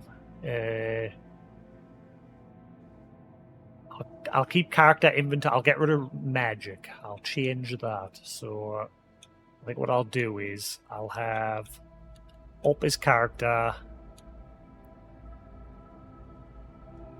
left, right, down. And again. Much better. Because I instinctively keep clicking the right sticky for crouch.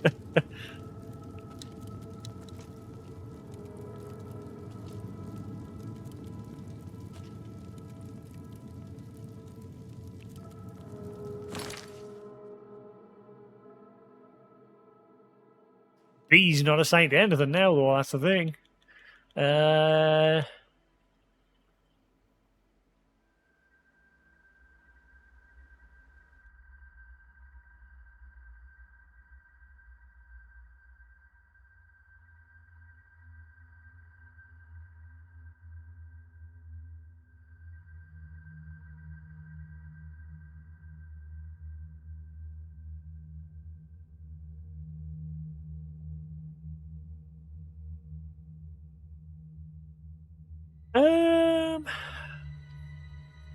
There's nothing really I want to assign to it.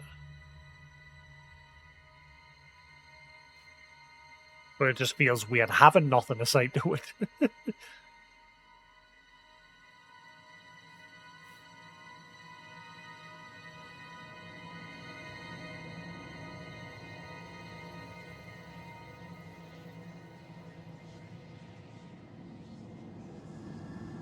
Yeah, we'll just make do. Alright.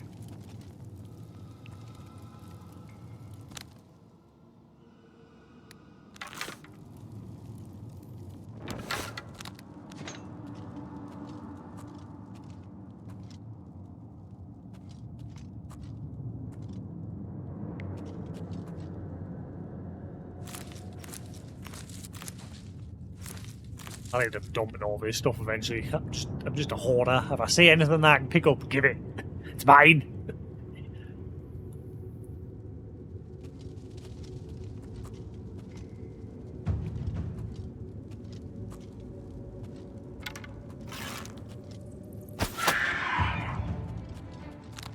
Didn't do a damn thing. Oh, you caught up quick.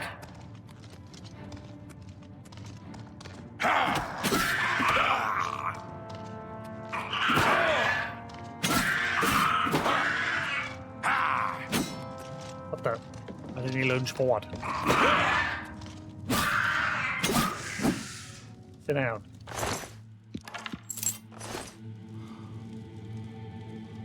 Why is my health naturally is it because I'm a Nord? Again, my health's like regenerating all on its own.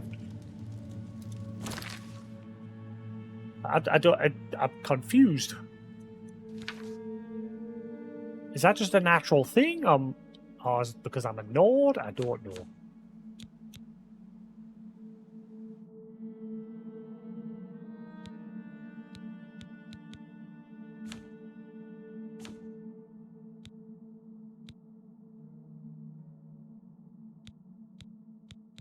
And I'll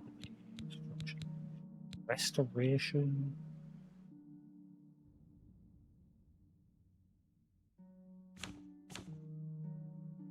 So confused.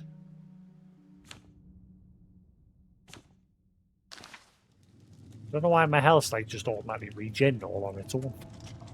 I can't remember that being a thing.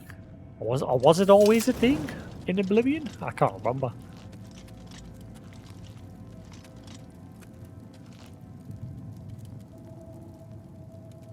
Poison of illness. Wisps. Stinkhorn. Mortar and pestle. Wait, what? You found a mortar and pestle. Go in the inventory, find it, activate it. Oh! Wait, could you do that in the original? I'm going to be asking that a lot now, because like, it's been years since I played the original. I can't remember. Could you do that? I missed. There was some more tutorial there. I totally missed what it said. Shit. Something original. Something original. I don't know. I missed what it said there. Wait. So mortar and pestle. Where? Ah, there it is. Drop stack. Drop. Oh. Hello. Tutorial. Combine ingredients with similar effects to create potions and poisons. Your alchemy skill will make your creations more... See, the only thing I can remember in the first game was the soul gems. Like recharging them in order to replenish your skills and things like that, if I remember correctly. Like to replenish your weapons that had magic imbued in them. You would use soul gems. That's the only thing I remember. I think I can't remember how you had to do it. I think you had to have you would just have to carry the soul gem with you, and as you were like killing enemies, it would just replenish. I think. The more potions you create, the higher your alchemy skill will increase. Use additional apparatus to improve the strength of the potion you create. Additional apparatus. Ooh. Wait. Oh wow! So it's a good job I was being a hoarder. Sweet. Tomato. Wisp store cups. Damage health. Cheese. Restore fatigue.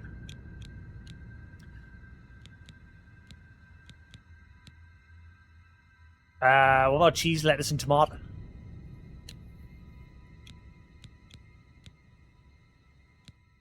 Cheese, lettuce, tomato.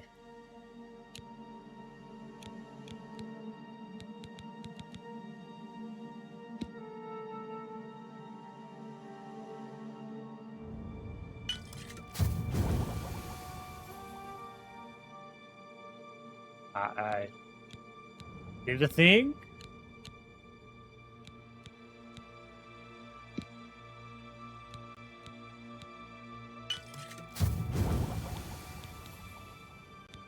Yeah.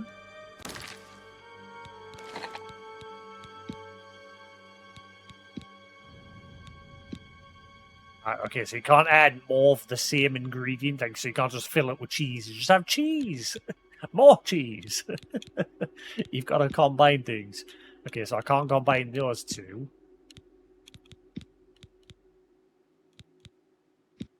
So what about the Stinkhorn and Wisp? Damage health on self.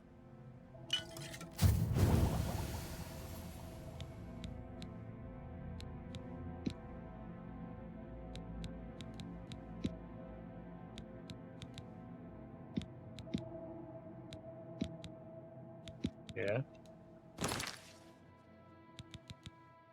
That's cool. I like that. What about rat meat? I didn't think about that either. Rat meat?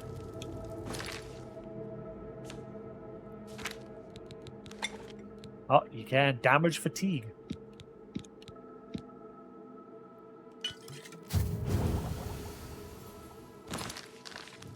Interesting.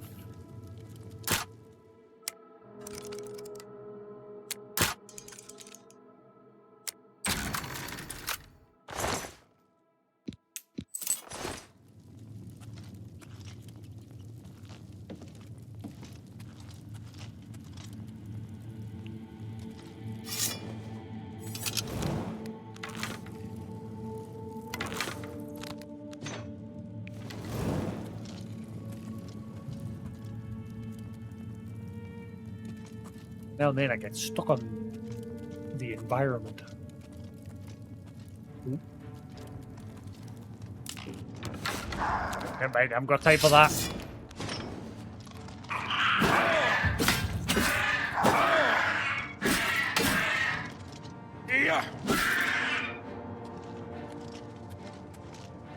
Yeah. Get out. Bear pelt.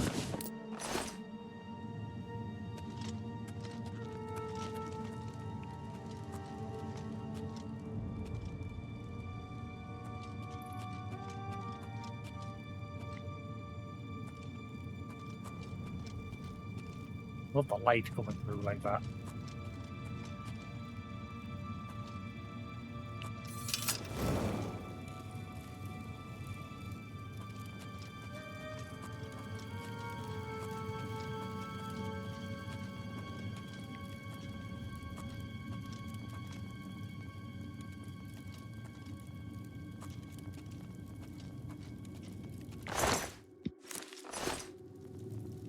Dead rat.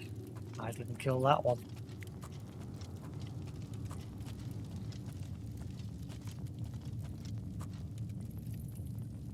Coin.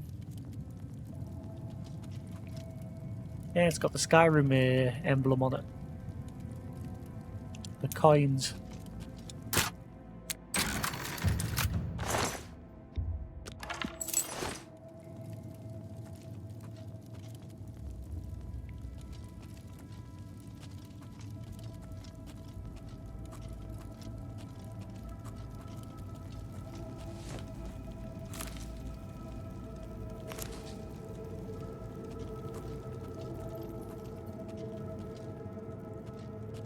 Bush logs.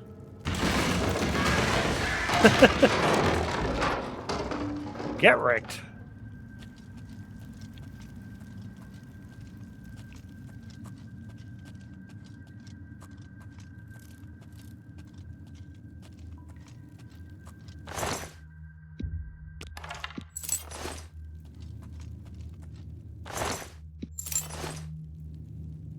The iron door.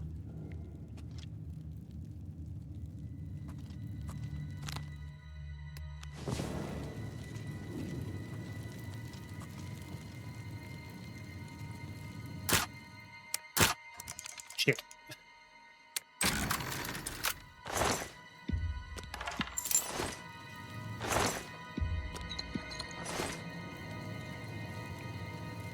I'm very absorbed in the game. I do apologize. I'm like really absorbed into this. I'm barely looking over towards chat. It's one of those games I'm just completely entranced by it. Like I said, because this was one of my favorite games of all time. Even though I never finished the main story, I did everything else in the game when it originally released on the Xbox 360, and I loved it.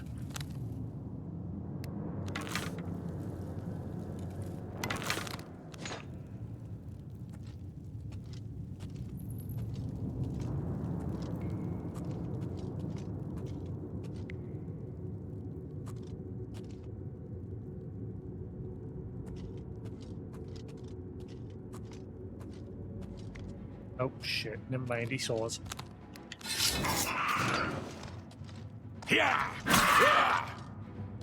Goblin Berserker.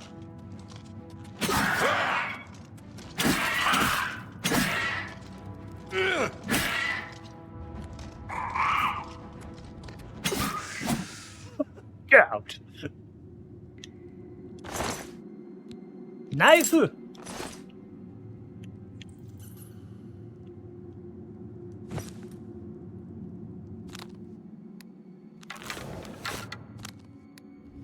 Remember there was a mechanic, I've just because I remember now what's through here. I remember this part here. There's what, that goblin shaman? I'm sure he was like just chilling through here somewhere. I think that's him there. But I remember there was a mechanic that never got completed in the original Oblivion. Its code was still in there, but it didn't work properly. And it was called the Goblin Army. And basically all the goblins in the game, in every single dungeon, had their own like factions. And the shaman would like hold onto this goblin staff, and each race would like fight for that staff, or they each had their own staff. I'm not sure exactly. I would have to fix that in this one. I would have to like got that working properly.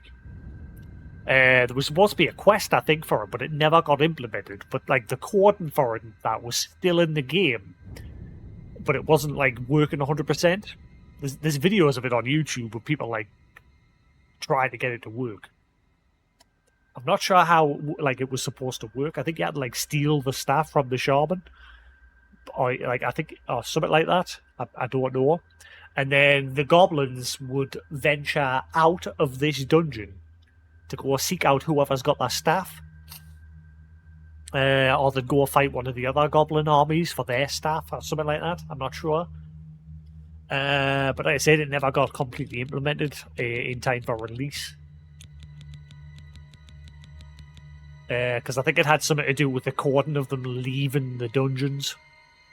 Because I think there was a video I remember watching. It had something to do with, because obviously everything loads around the player. Hey, Dadson. Hi, Doug.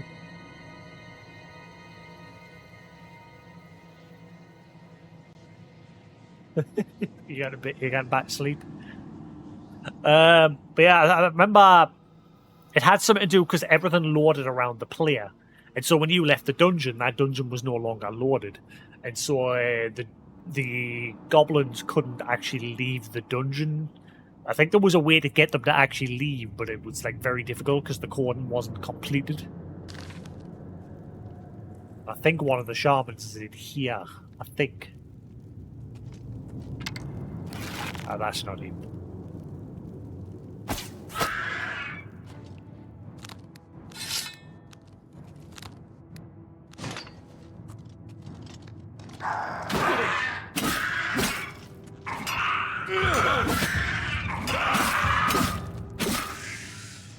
Down.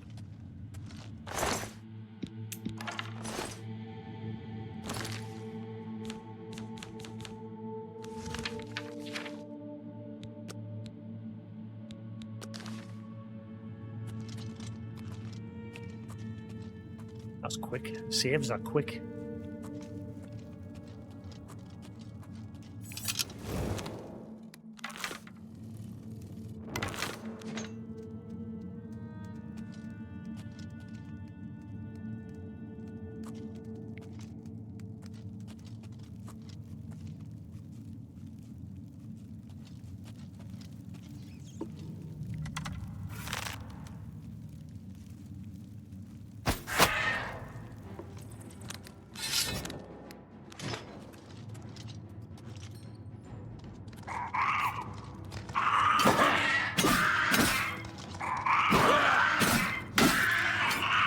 Yeah. Sit down.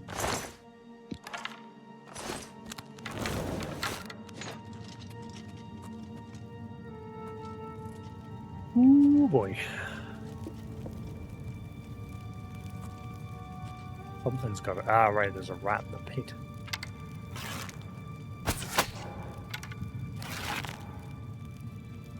I kill it?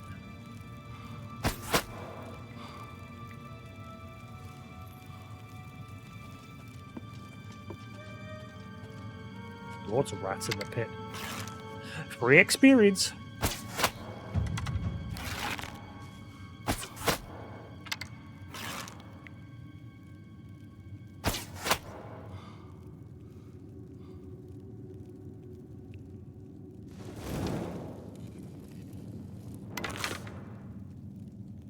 I think that's everything. Maybe the shaman wasn't here.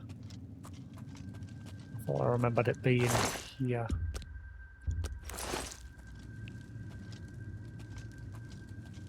Ah, wait. Never mind, there it is. It is here. Is there a photo mode to this game or not? Did they implement anything like that?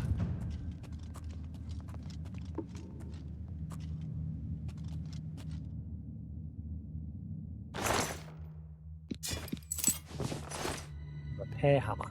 You found a repair hammer in order to repair your weapons and armor, go in the inventory and activate it.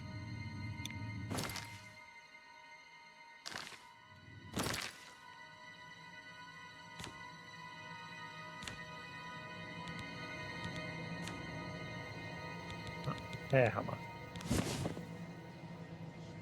Oh, cool. What's hold right stick? What's that do? It's an option to hold right stick in, but it doesn't seem to... Ah, right, okay, so it like locks it and unlocks it. Get it. Cool. Break chance high. And it broke. Yay! That lasted long. I don't know. Is there a way to steal the staff from the shaman without killing him? Again, I've never tried that mechanic because it wasn't like implemented 100% in the original game, so it didn't really work. But I don't know the rules behind it. Like, have I got to just kill him and take it, or steal it, or? Because obviously, if I kill them all, they're not going to they're not going to leave because they'll be dead.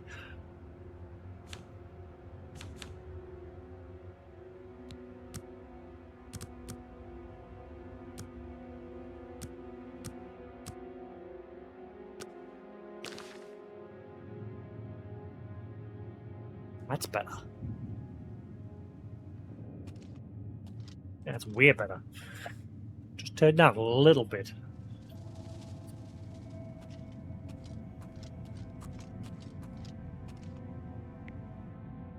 Because then when I actually use the torch, it lightens things up way better.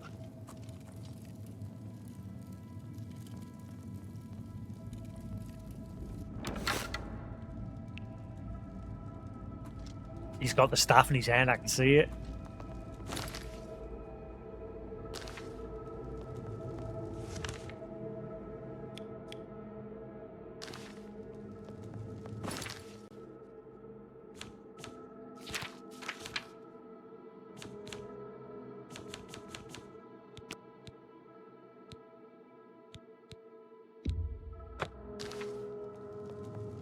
I've been in the tutorial dungeon for 2 hours. Well, I spent the first hour obviously creating that character.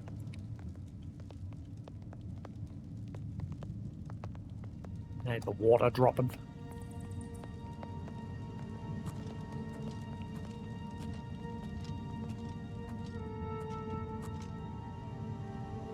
He's completely oblivious to that, the fact that I'm here.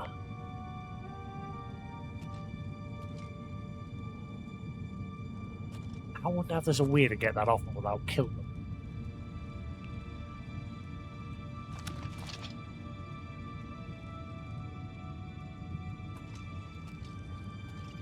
Do have that chameleon scroll.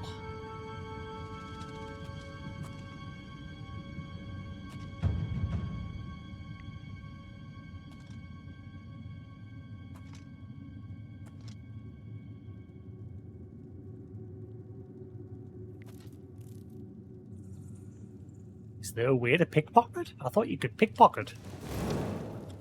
Don't do that.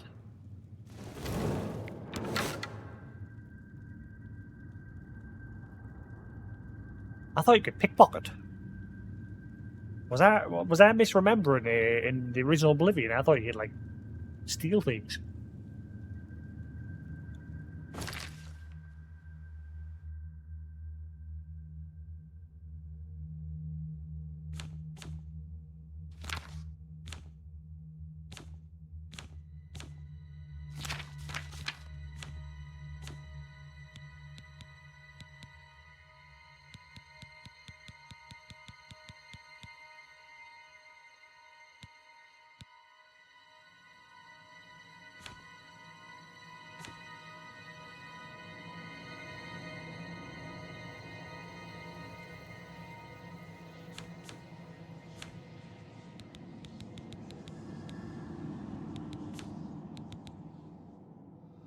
Unless I can't do it until I choose a class.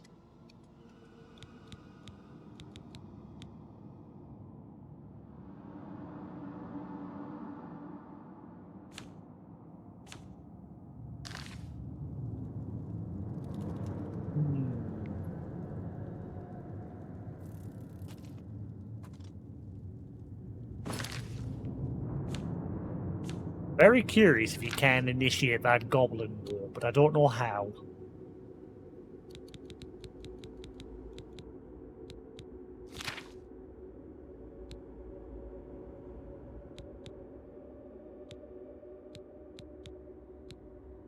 What does the clairvoyance do? What does it allow us to see?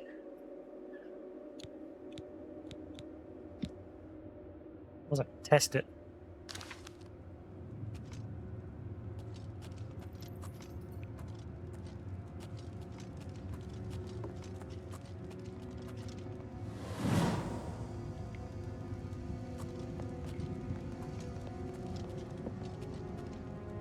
Ah, it's like a quest trail.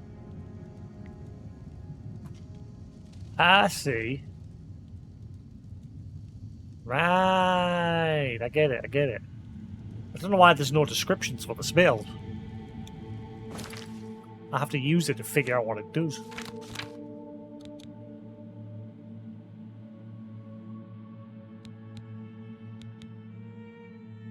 Can only be used once a day. Alteration. Shield on self.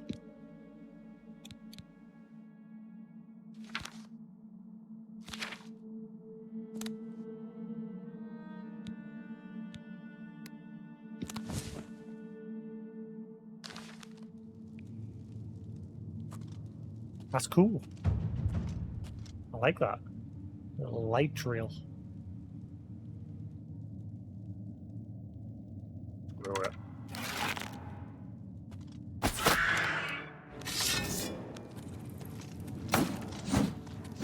Where you going?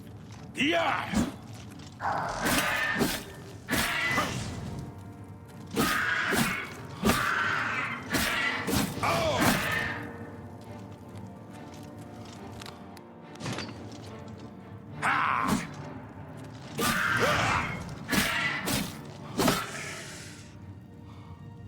Ooh. Flawless Ruby, Petty Soul Gem, Rusty Iron Mace, Goblin Shaman Staff. Health regenerates outside combat. You can restore it more quickly by drinking. Ah, so it does just naturally regenerate. Never mind that, I don't need a heal. So just save heals for like in combat if you really need to. Unless it's maybe on master difficulty it doesn't do that. I might bump up the difficulties. Because so far I'm not struggling too much, to be honest with you. Yeah, I think I want to bump it up.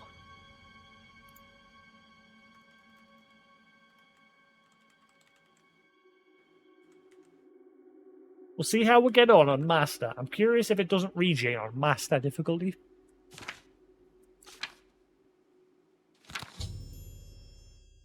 Quest, you cannot carry more items. Your inventory weight exceeds it without. Yeah.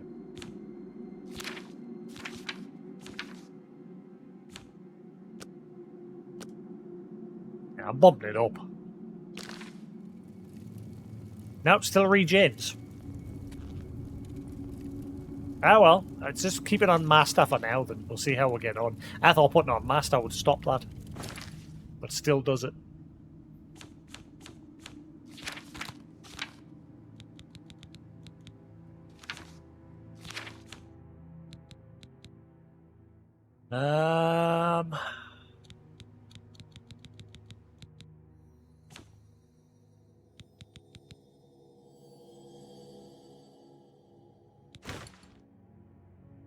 Just dumped them both. Well, was there an option to dump one instead of both?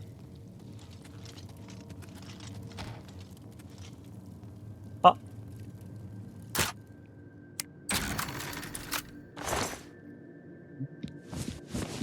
A golden nugget! Ooh, and a repair hammer. Here's.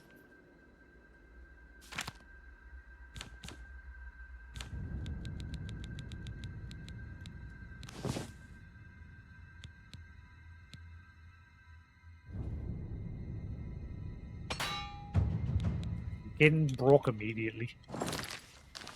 Terrible luck. Bad luck, bad luck.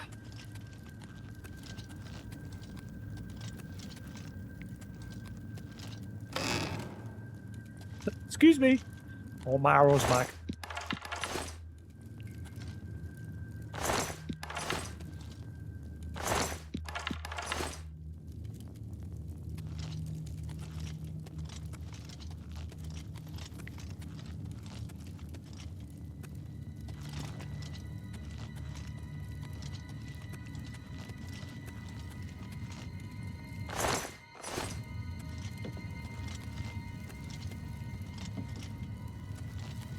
Alright.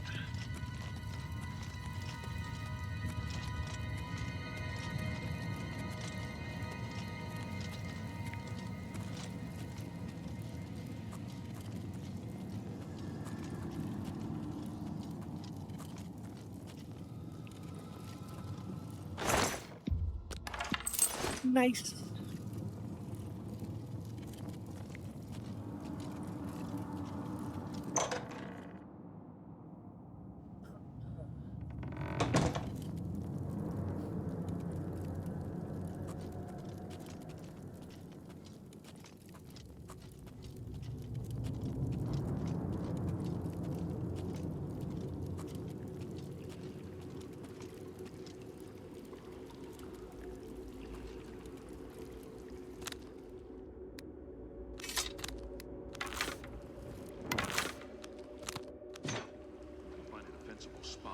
The Emperor until help arrives. No, what makes you think he can get here before more of those bastards? Here they come We again! need to get the Emperor out of here. For the Emperor! Damn it! It's that prisoner again! Kill him! He might be working with the assassins. No, he is not one of them. He can help us. He must help us. They cannot understand why I trust you. They've not seen what I've seen. How can I explain? He's seen some Listen. shit. You know the Nine, how they guide our fates with an invisible hand.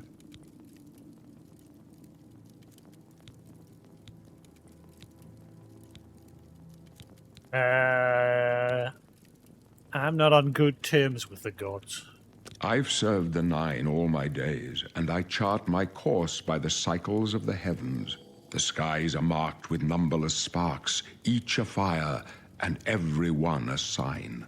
I know these stars well, and I wonder which sign marked your birth. Wish. Choose your birth sign. Those born under the sign of the warrior benefit from increased strength and endurance. Fortify endurance. Increase endurance by 10 points. Strength by 10. Clear. Fortified magic. The mage. Thief. Fortify agility, luck, and speed by 10. Speed for steed. The apprentice. Fortify magica, weakness to magic. The shadow. Moon shadow. Greater power. Grants invisibility for 60 seconds. Can be used once per day. The ritual. Those born under the sign of the ritual can heal themselves and make the undead flee in horror.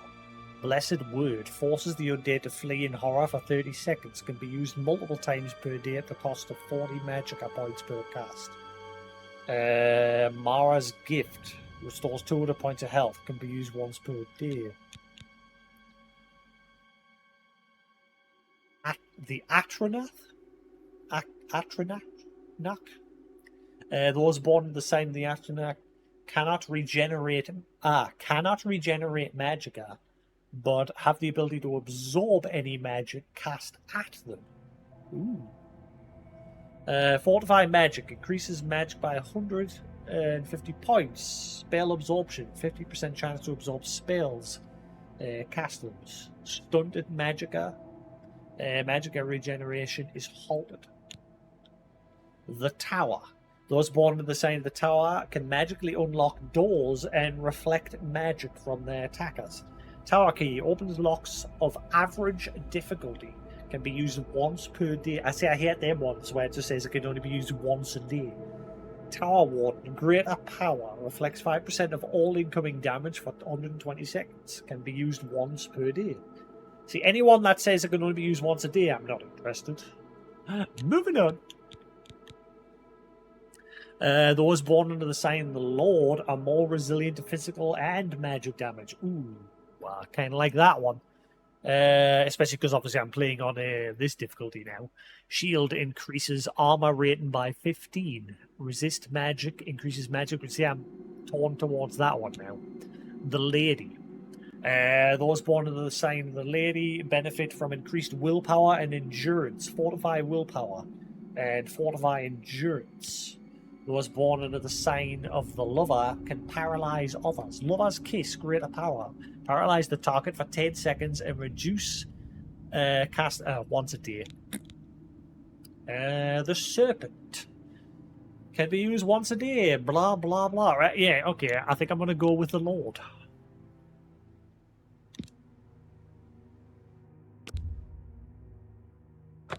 The signs I read show the end of my path. My death, a necessary end, will come when it will come. What about me? Your stars are not mine. Today the Lord shall prove a faithful patron in your quest for glory.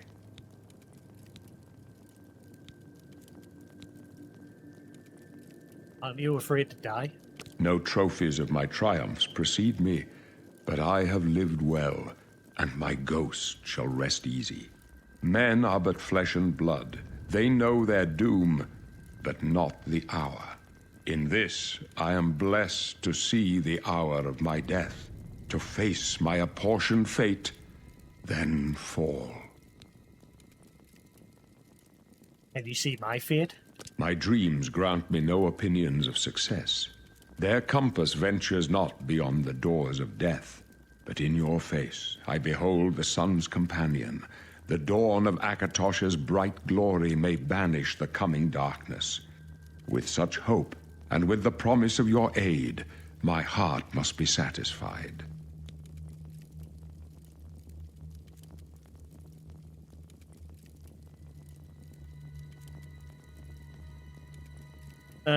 So where are we going? I go to my grave. A tongue shriller than all the music calls me. You shall follow me yet for a while. Then we must part. You may as well make yourself useful. Carry that torch and stick close. Tell me about the blades. We're the Emperor's bodyguards. Our job is to get him out of situations like this. Although I admit, things are not going according to plan. What can you tell me about Uriel's septum? My job is to make sure the Emperor gets out of here alive, and I intend to do it. Not. It's kind of hard to tell what the question is when it's just Euroseptum, the blades. When I say it like that, I instinctively think you're asking a question like, can you tell me more about them?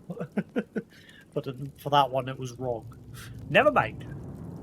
Stick close and let us do our job, and you'll be all right. Ooh, I have a weird halo around us now.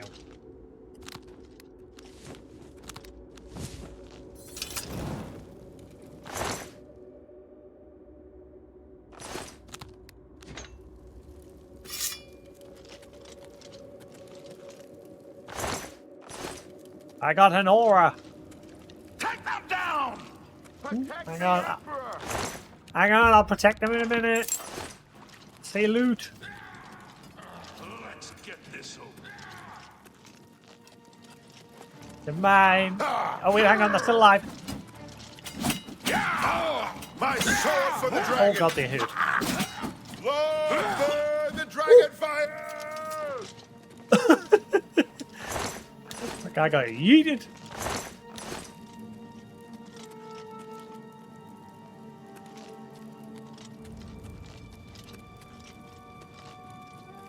Yeah, I would like if I could turn that. It's a shame you can't turn that regen off. This is probably the one thing I don't like.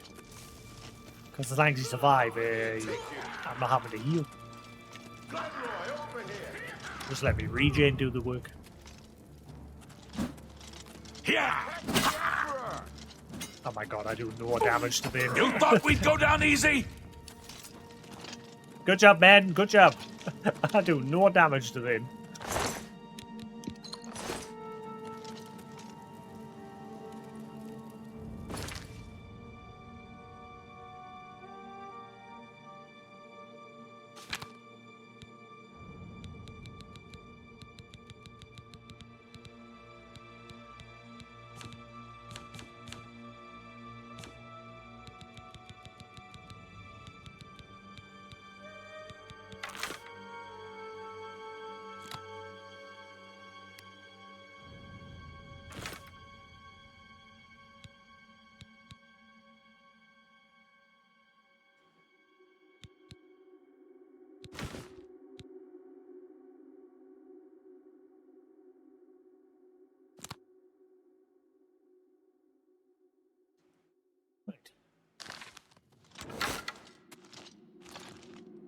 There you are, I'll support you with range.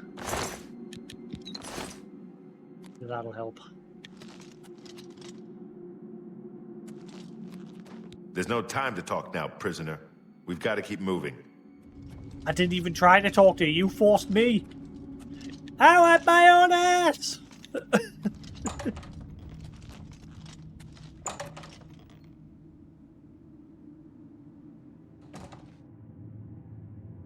Hold up. I don't like this. Let me take a look.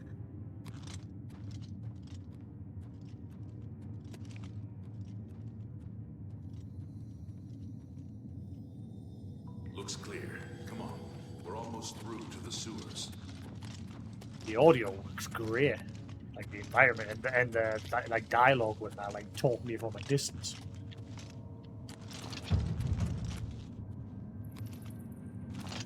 Damn it! The gate is barred from the other side. A trap! What about that side passage back there? Worth a try. Let's go!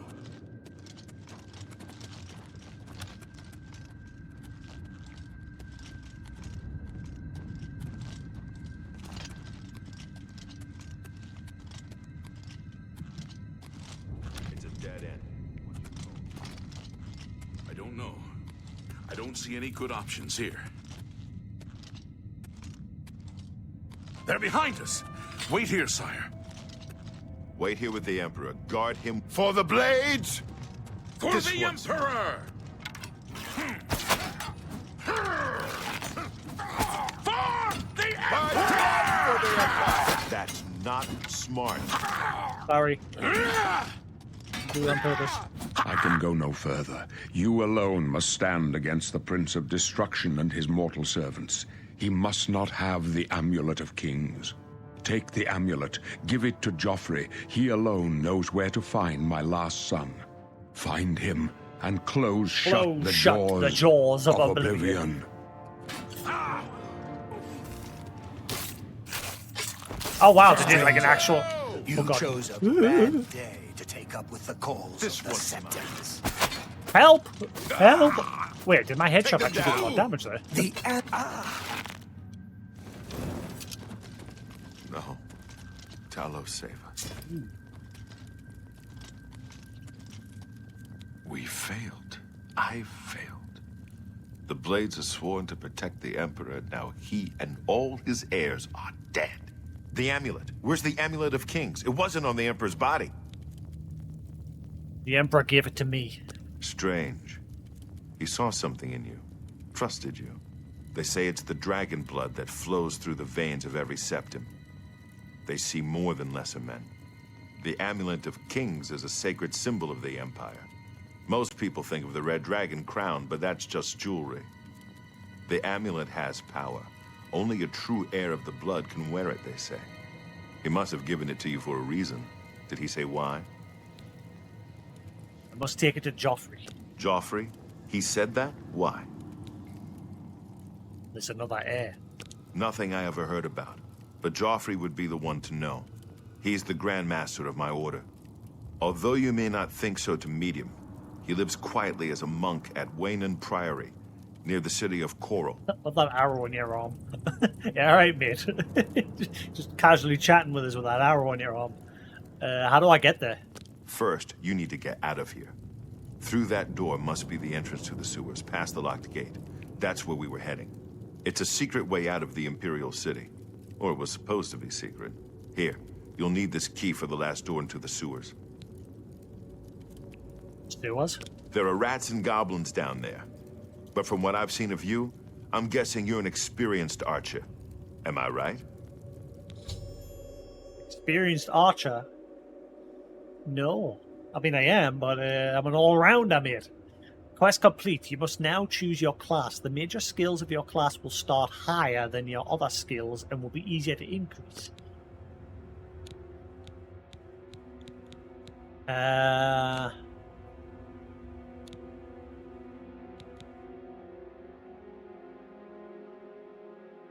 think I'm going to go with that one. Spell sword. Is there one that is like a mixture of everything? Like a one that will also help archery, sword, and like spells?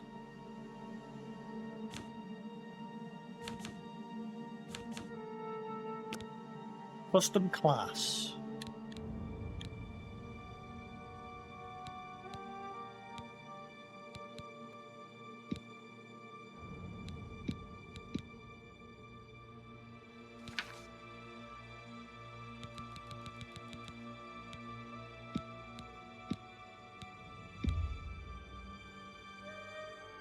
Right, so you can only have two.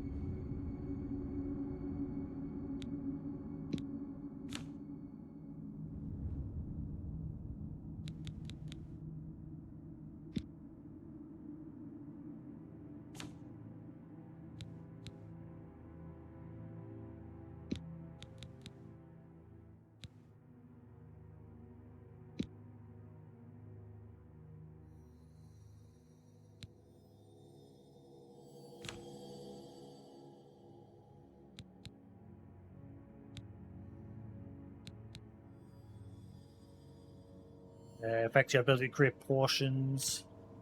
Affects your ability to cast spells to breathe or walk on water. Open locks. Affects your ability to summon creatures, weapons, and armor and turn undead. Cast spells, inflict elemental damage and weakness. There we go. I like that. Blade, block, destruction, heavy armor, marksmanship, restoration, and speechcraft. I think I'll go with that.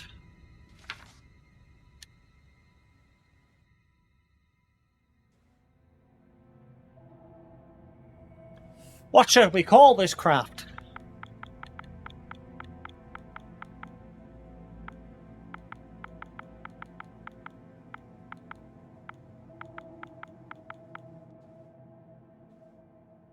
Actually, I kind of like just adventurer.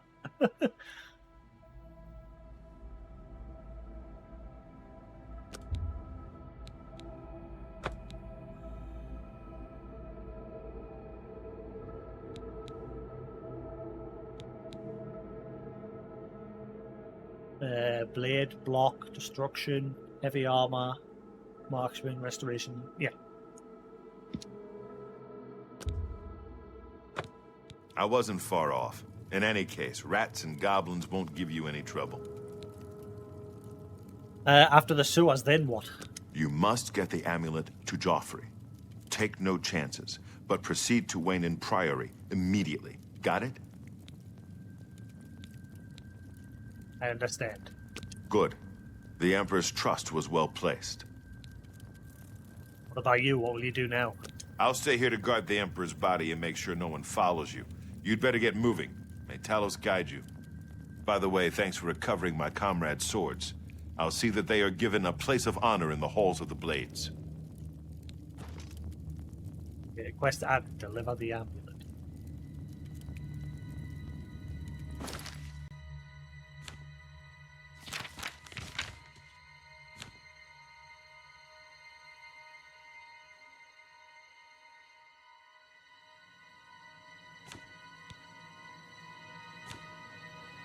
Uh,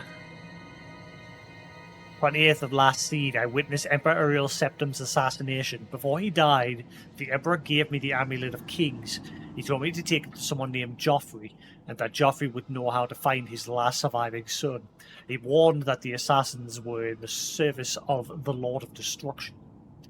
Barris, one of the Emperor's bodyguards, told me that Joffrey was the head of the Blades, an order of knights sworn to protect the Emperor. I should take the Amulet of Kings to Joffrey at Wayne Priory, near the city of Coral. Coral?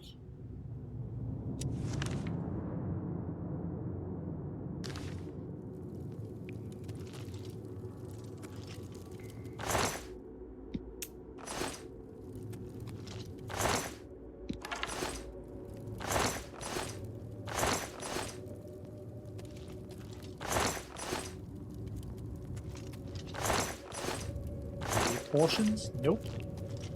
Not a damn thing. The gate's barred from the other side. There's no way to open it from here. Nani?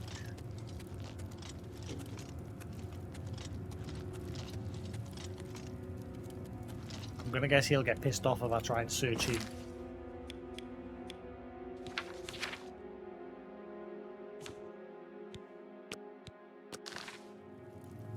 Leave the Emperor in peace. Mate, hang on. Can I help you? Like, can I get that arrow? That's the one that I shot into you. I'm so sorry. My bad. So did that, like, automatically give me some destruction spells to begin with, or... No.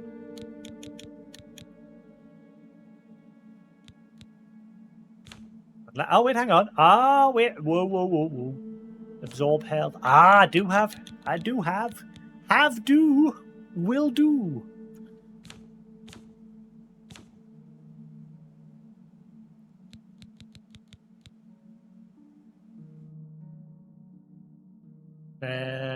Frost damage on touch.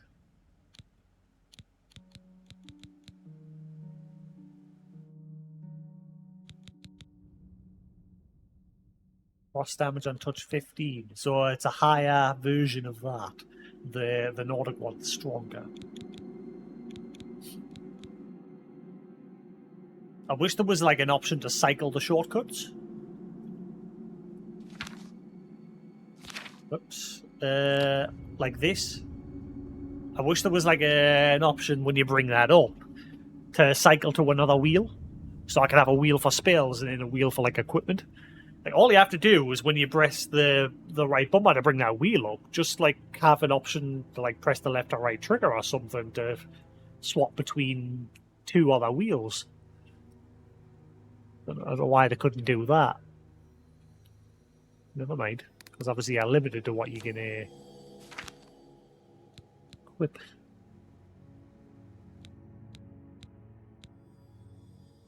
Long sword, yes, we need the long sword. Yes.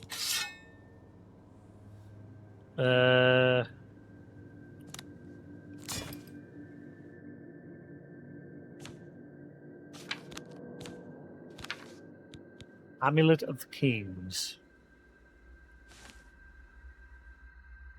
I can equip it? Didn't he? There's like no descriptions of anything in this. Which I'm finding very weird. There's no like, oh, this is the Amulet of Kings. It belonged to blah blah blah. It does this, or this is the leather shield, bound in leather, and it does this blah blah blah. You've just got like the stats, and that's it. For something so important, it's only worth 1,000 gold. I mean, that's a lot of money early in the game, but when you think how important that is.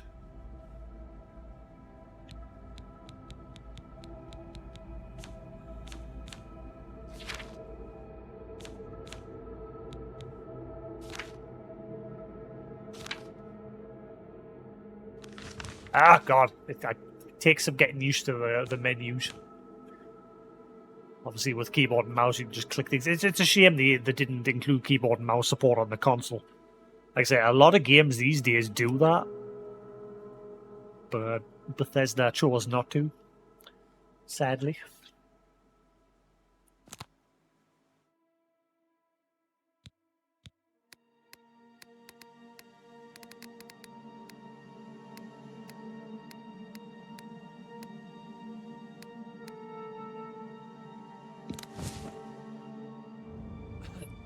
That'll do.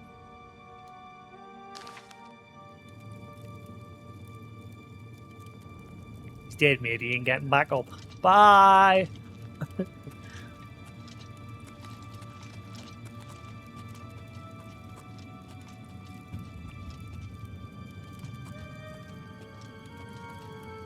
Ooh.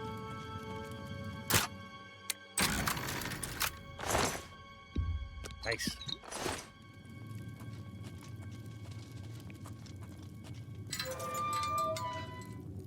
You're free!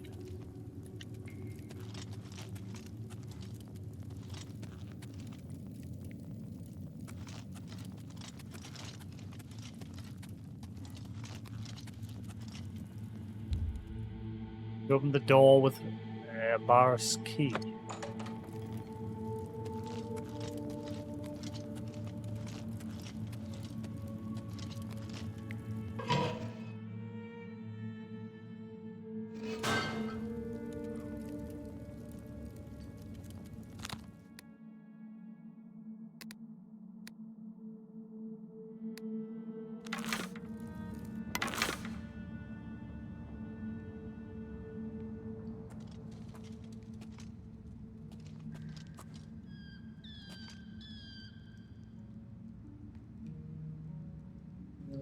That sounded inviting.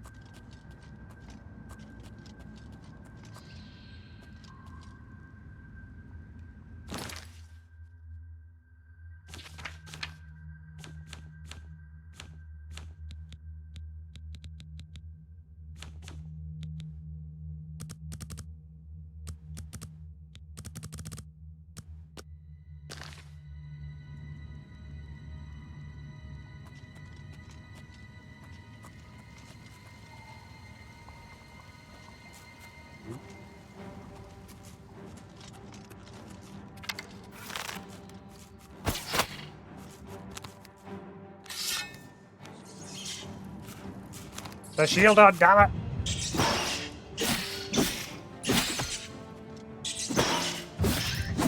A nice upgrade to that sort of system would have been if you could equip like a sword and a shield to just one slot. So it would just automatically put them both on. That would have been a nice like upgrade to the Hot Wheel.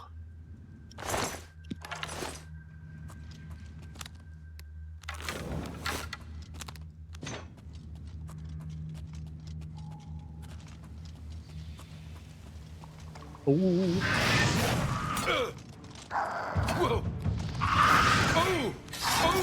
Oh, jeez. That didn't go well. I decided to try and start leveling my magic a little bit. Never mind. It's the first time I've actually got a heal.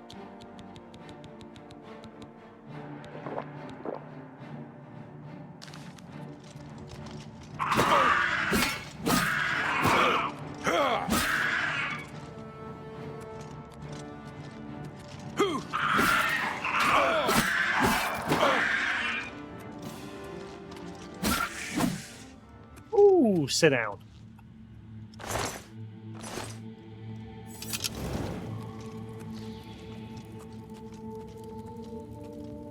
My health regenerate. We had that. I can't remember. Did it do that in the original? I can't remember if it actually did that. Like, naturally regenerate over time. It's the only thing I don't like at the minute. Because obviously once I'm out of combat, I can just hang around until my health's back to full again. Personally, I'm not a fan of that.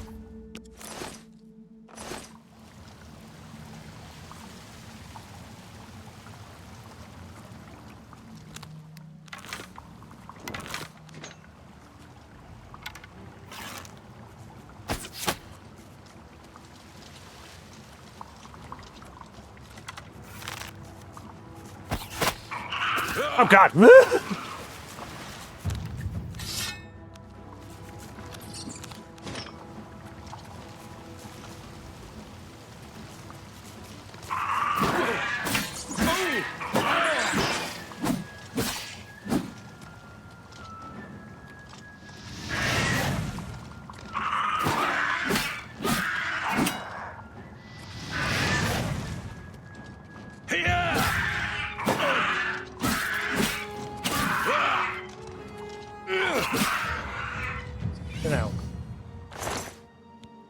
Ooh, nugget.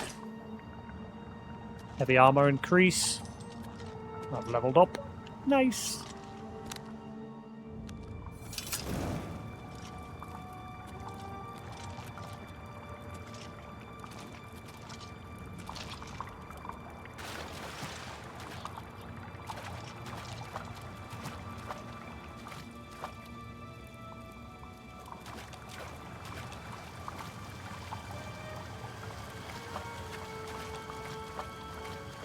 Loot down here. Look like it.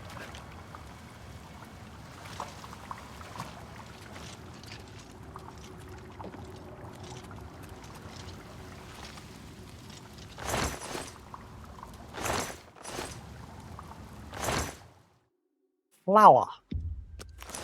Got a bit of flour.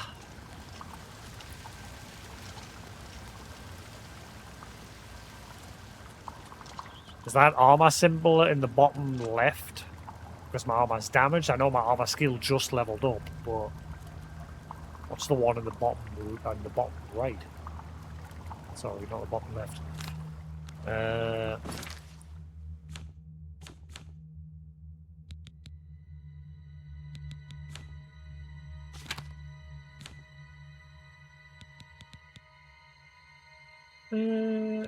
Right.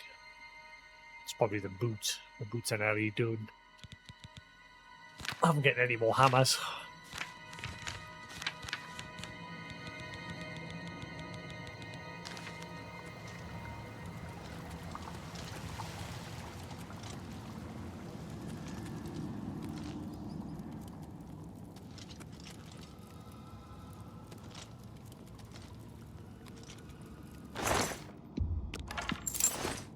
Thank you. Thank you.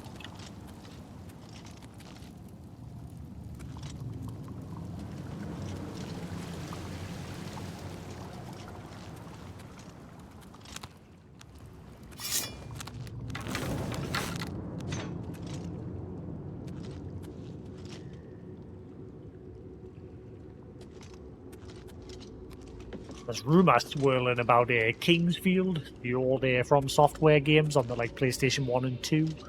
There's like rumours swirling that they're getting like a remake. Whatever that's true, because I've never played that series, and I am interested in it, but they are very expensive, those games. There's one on the PS2, but there's 3 on the PlayStation 1.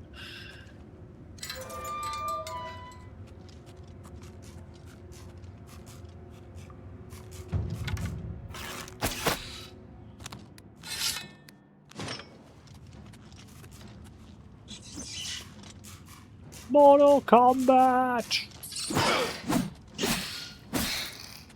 Finish him!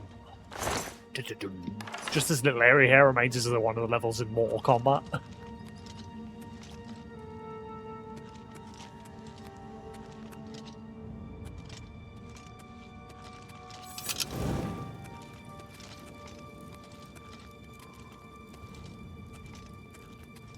Oh, I think we're finally out at the exit of the dungeon. There we are.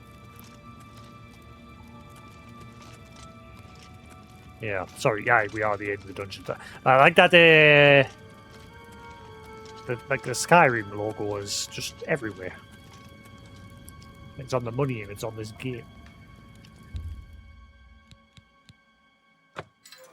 So this is where I stopped playing the laptop version when I was testing it. I just got to this point so I could see how it ran on the outside here. I literally just stood outside here on that pier, and then that was it. Just turned the game off. So now we're going to see how it runs.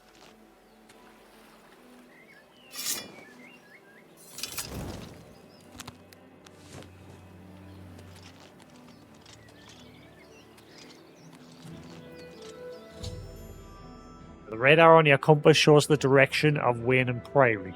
You can walk there by following your compass, open your world map to travel there directly. Or you can set off in any direction and begin exploring the world on your own. Good luck. I'm free! Beautiful.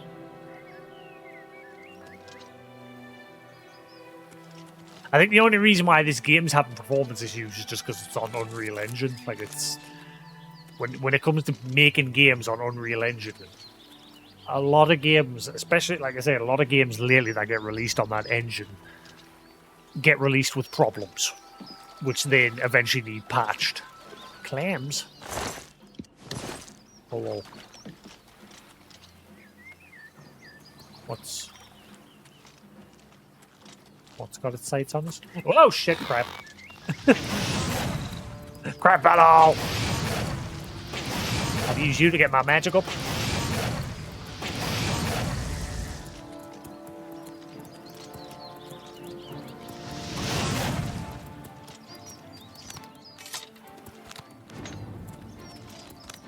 That's not what I want.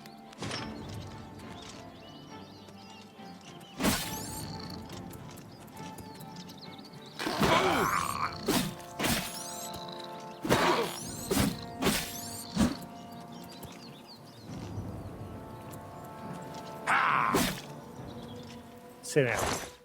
Crab meat! And now that I know I can use that mortar and pestle, I can aim hoarding everything to see what I can do. Oh, the water looks lovely.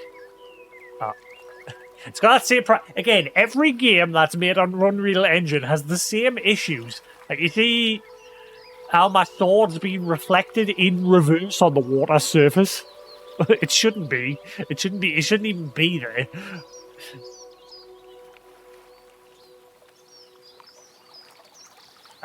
That's a similar problem. Like, every single game that runs on the Unreal Engine has those sort of problems.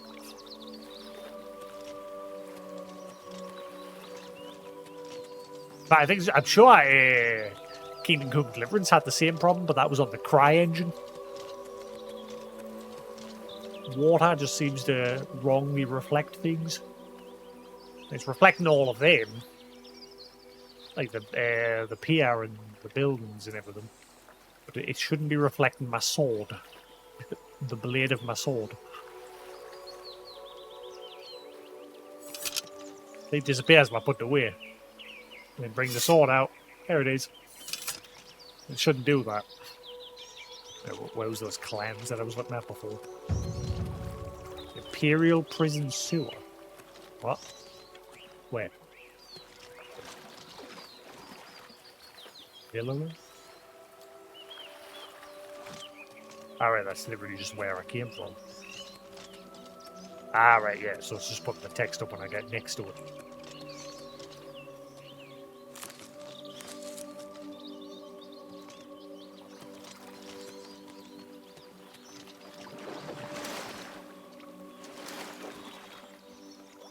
Yeah, other than that reflection issue with my weapon, it looks pretty. It seems to run alright as well. I say when I got here on me, this is what's annoying because my laptop is more powerful than this damn Series X, apart from the VRAM. The VRAM is where, again, it's a freaking 3080, which is still an alright card. Obviously, it's a bit outdated now because we've had the 40 and the 50 series, but it's still an alright card if you've got the PC version. If you've got the laptop version, it's fucking useless because the VRAM on it is shit. And again, I've learned my lesson. I'll not do that again when it comes to buying laptops and that. I'll make sure I check that sort of shit out first.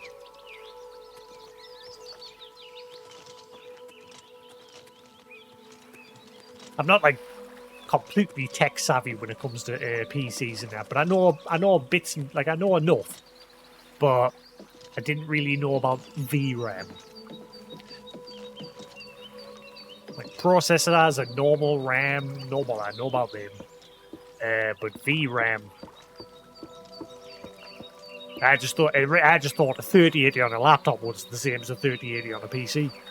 I didn't know there was mobile versions of graphics cards that you would get in laptops, which is one thing I always made sure not to get. Like, you had the mobile version of a graphics card, and then the actual graphics card, and then a PC graphics card. So it was like 3 different versions. And I always made sure to avoid the mobile one, but just like the normal laptop one as well is just shit. And then on top of it, like I say, I spent most of the time worrying about the temperatures of the laptop while playing. But even then, I hardly ever played it because I just prefer playing on consoles. Because I said consoles are less prone to having issues when it comes to games, except for lately. Lately, I've had a lot of bad issues with games, having bugs because they're like released in a terrible state. Stalker 2, which I keep referring to as my example. I was thoroughly enjoying that game until I got to the halfway mark. Once you got to the halfway mark, the game just completely fell apart.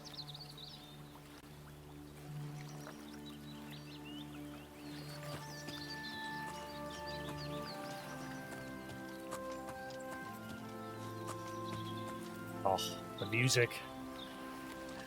Da, da, da, da, da, da, da, da, da, da. I'm just marveling at the environment. It is a beautiful remake. Oh, what's this? There's a bunch of dudes. Ah, cool.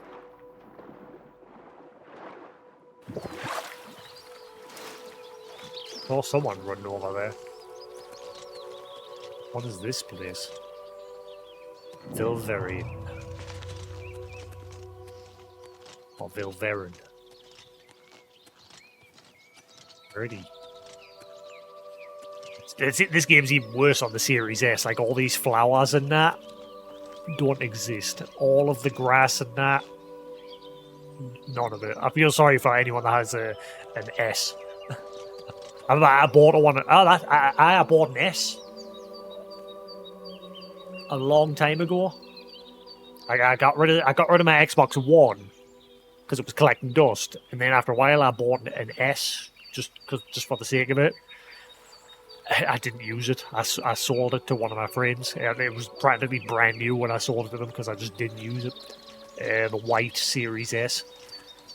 And then I bought the Xbox One X to replace it.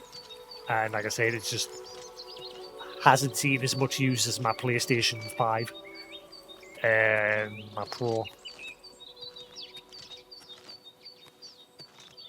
Sony have definitely hit the nail on the head this time with the hardware. The only problem with Sony is they're greedy. The amount of times they've shot themselves in the foot when it comes to releasing hardware, like the Vita, the proprietary memory cards is what killed that system. The PlayStation TV, they locked out a lot of games, so you couldn't play all the games on it. That killed it. And then you've got the PlayStation 5 Pro. A lot of people don't like how much they're charging for that. Same with the PSVR. They killed that because of the price. The PSVR 2, they've done the same thing. They've killed it because of the price. Now, they have released it multi. I'm curious how well it's selling for PC players. Because obviously they did the good thing and released it multi-platform. And then, not too long ago, they dropped £100 off of the price. Which, even then, it's still too expensive for the headset. I mean, it's a good headset. Don't get us wrong. But, yeah, it's still too expensive.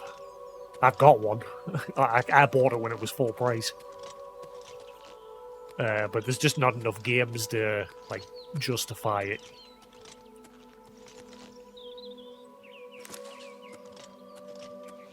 What is this place?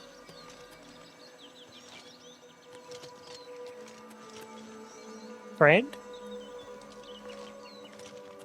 Friend? I can't remember.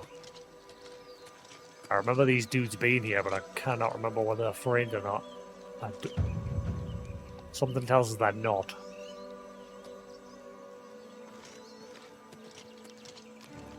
Yep, not friend.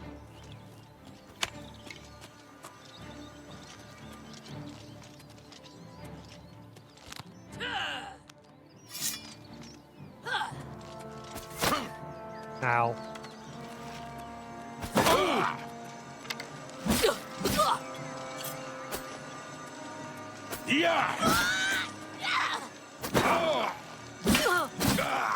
Oh wow, you hurt.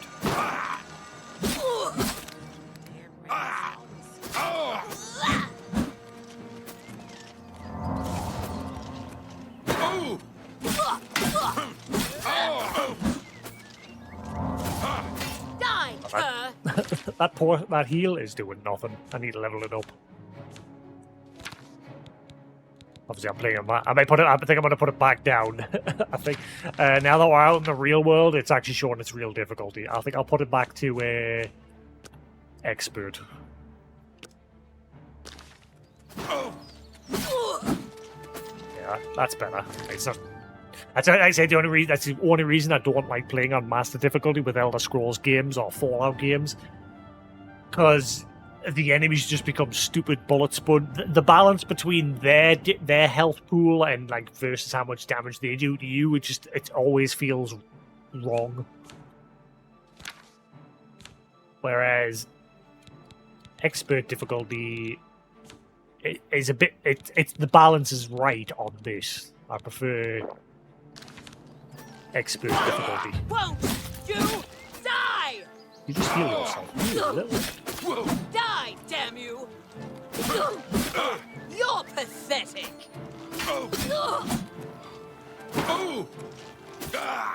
Let's get this over with.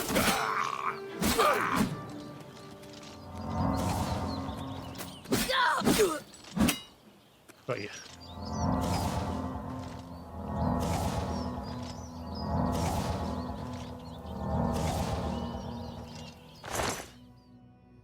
Yeah, I should start using that. Yeah, expert's definitely the right balance.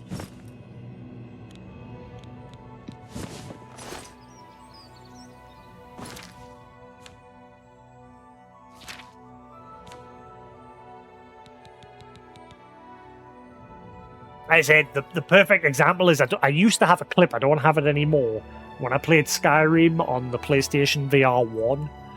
And I was playing it on the hardest difficulty, and it was just a video of me using the board, just firing arrow after arrow after arrow, literally like this. I was literally going, ah! Firing constant arrows into just one skeleton, and he just wouldn't die. And it was that moment I turned the difficulty down. Like I said, there's a difference between being difficult and then just being stupid, like when enemies are just a stupid bullet sponge. But then they do a shitload of damage to you.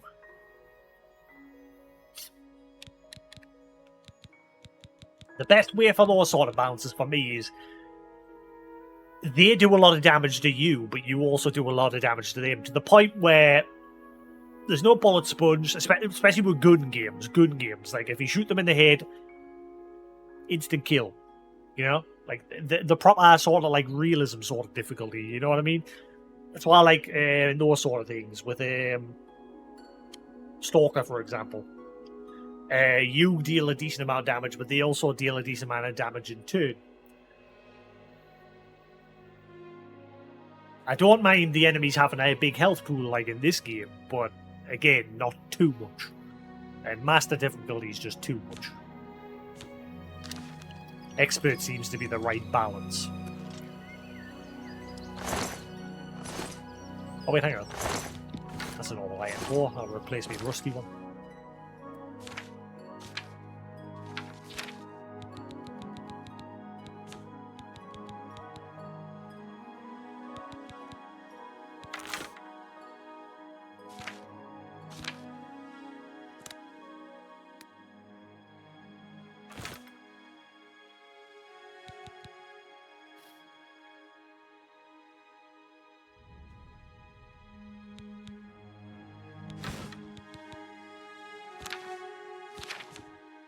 I'm really struggling to get used to these menu controls because I'm just distinctly pressing other buttons. That I think it's because obviously I've been playing Kingdom Come Deliverance for so long.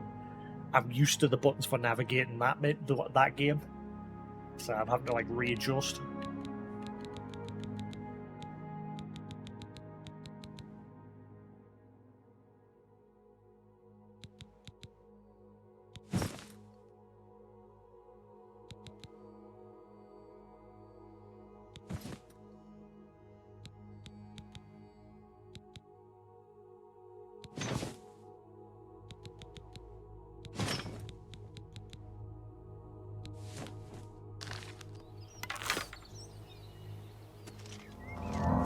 I think even if you haven't like lost health, you can still cast that to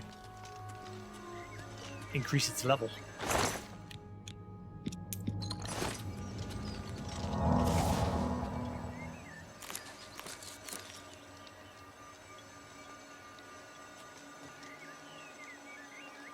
There's a cabbage there, but I cannot get it.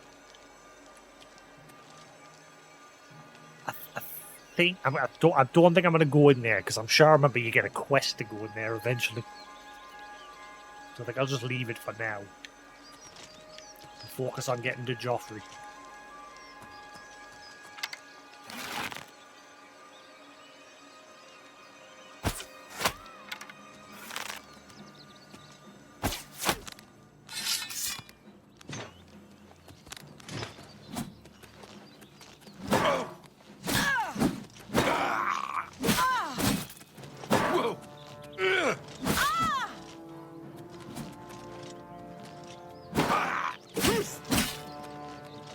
It's just the right balance. Like if I don't have my shield up, see they do about the same damage. It's not just standing there wailing on one enemy for like 10 minutes.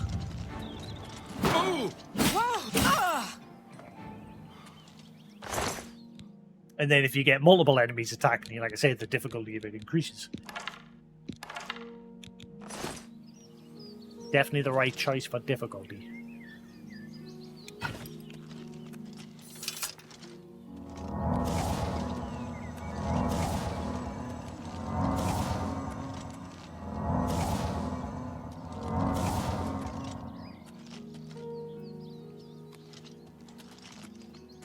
Ooh, bed. Can I rest here and like level up?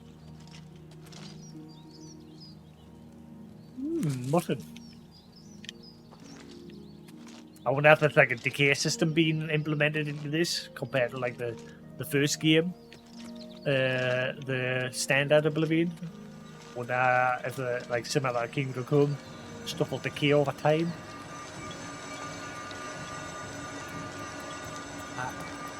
Alien. Yeah, whoa.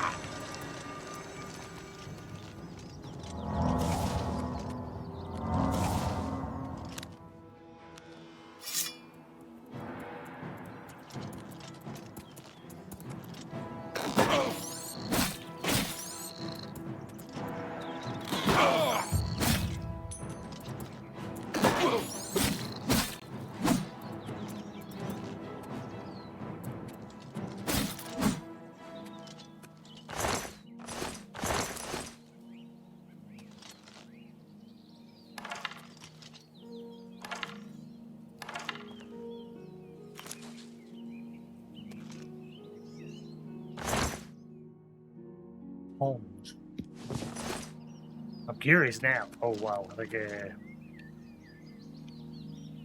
the armor's about to break. Does it like break, or just? Oh well, yeah, it's short. Wow, they didn't last 5 seconds. Fur boots suck.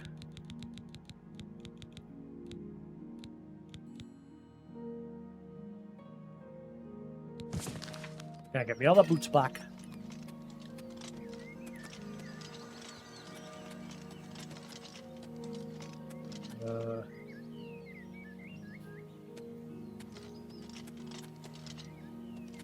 Where did I drop my boots? Thought I dropped them over here. Can't see amongst all the grass.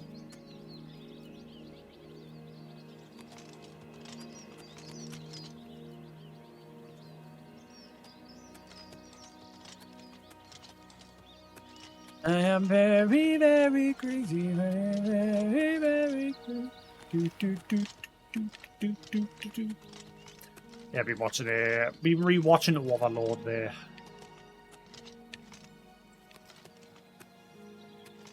Definitely one of my favourite top animes. I quite enjoy it. Though it is very repetitive in terms of like the plot line of let's pretend to be good guys, but we're actually bad guys. Let's trick everybody and then quickly flip the tables on them. Leave them all in shock that we're all actually evil.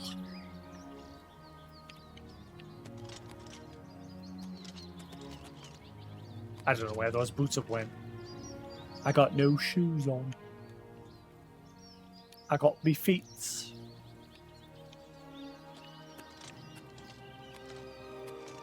Oh wait, hang on. Might be near you. You're the one that took your shoes off. Ah, there they are.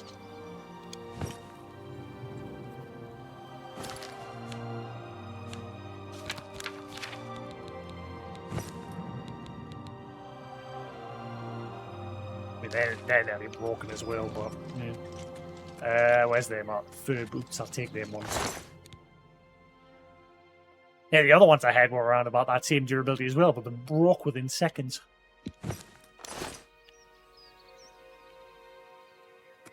Give me your feet.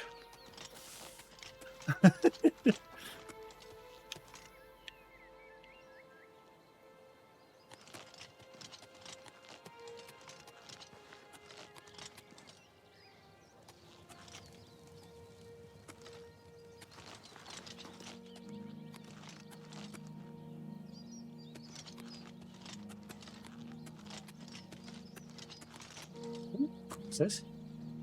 Immortal Blood. Immortal Blood by Anonymous. The moons and stars were hidden from sight, making that particular quiet night especially dark. The town guard had to carry torches to make their rounds, but the man who came to call at my chapel carried no light with him. I came to learn that Marath Pekin could see in the dark almost as well as the light, an excellent talent, considering his interests were exclusively nocturnal. One of my acolytes brought him to me, and from the look of him, I at first thought he was in need of healing. He was pale at the point of opulence, with a face that looked like it had once been very handsome before some unspeakable suffering. The dark circles under his eyes bespoke exhaustion, but the eyes themselves were alert, intense, almost insane. He quickly dismissed my notion that he himself was ill, though he did want to discuss a specific disease, vampirism.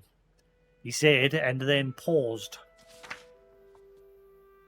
At my quizzical look, I was told that he was someone I should seek out for help understanding it. Who told you that? I asked with a smile. Tissina Gray. I immediately remembered her. A brave, beautiful knight who had needed my assistance separating fact from fiction on the subject of vampire. It had been 2 years and I had never heard whether my advice had proved effective. You've spoken to her? How is her ladyship? I asked.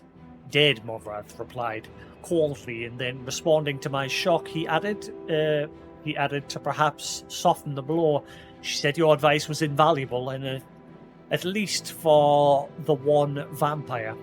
When last I talked to her, she was tracking another. It killed her. Then the advice I gave her was not enough. I sighed. Why do you think it would be enough for you? I was a teacher once myself, years ago, he said. Not at in a university, a trainer in the Fighters Guild, but I know that if a student doesn't ask the right questions, the teacher cannot be responsible for his failure. I intend to ask you the right questions. And that he did. For hours he asked questions and I answered what I could, but he never volunteered any information about himself. He never smiled, only studied me with those intense eyes of his, committing every word I said to memory. Finally, I turned the question around. You said you were a trainer at the Fighters Guild. Are you on an assignment for them?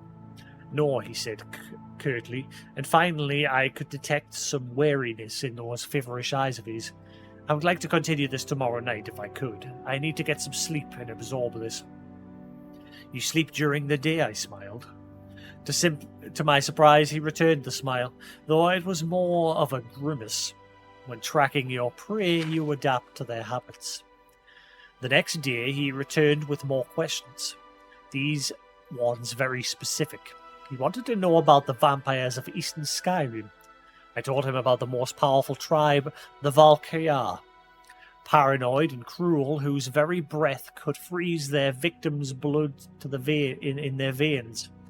I explained to him how they lived beneath the ice of remote and haunted lakes, never venturing into the world of men except to feed. Movrath Piki listened carefully and asked more questions into the night, until at last he was ready to leave. I will not see you for a few days, he said, but I will return and tell you how helpful your information has been. True to his word, the man returned to my chapel shortly after midnight 4 days later. There was a fresh scar on his cheek, but he was smiling that grim but satisfied smile of his. Your advice helped me very much, he said. But you should know that the Valkyr have an additional ability you didn't mention.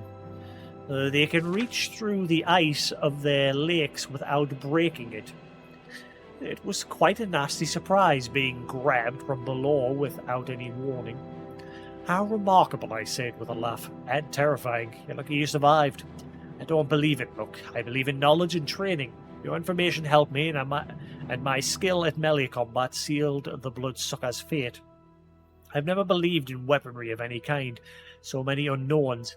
Even the best swordsman can create a flawed blade, but you know what your body is capable of. I know I can land 1,000 blows without losing my balance, provided I get the first strike. The first strike, I murmured. So you must never be surprised. That is why I came to you, said Movrath. You know more than anyone alive about these monsters in all their cursed varieties across the land. Now you must tell me about the vampires of Northern Valenwood. I did as he asked, and once again his questions taxed my knowledge. There were many tribes to cover. The Basamu, who were indistinguishable from Bosma, except when seen by candlelight. The Kirilth, who could disintegrate into mist. The Yekef, who swallowed men whole. The dread Telboth, who preyed on children, eventually taking their place in the family, waiting patiently for years before murdering them all in their unnatural hunger. Once again he bade me farewell, promising to return a few weeks, and once again he returned as he said, just after midnight. This time Movrath had no fresh scars, but he again had new information. You were wrong about the Kirillith being unable to vaporize when pushed underwater, he said, patting my shoulder fondly. Fortunately, they cannot travel far and their mist form, and I was able to track it down. I must have surprised it fearfully. Your field knowledge is becoming impressive, I said. I should have an acolyte like you decades ago.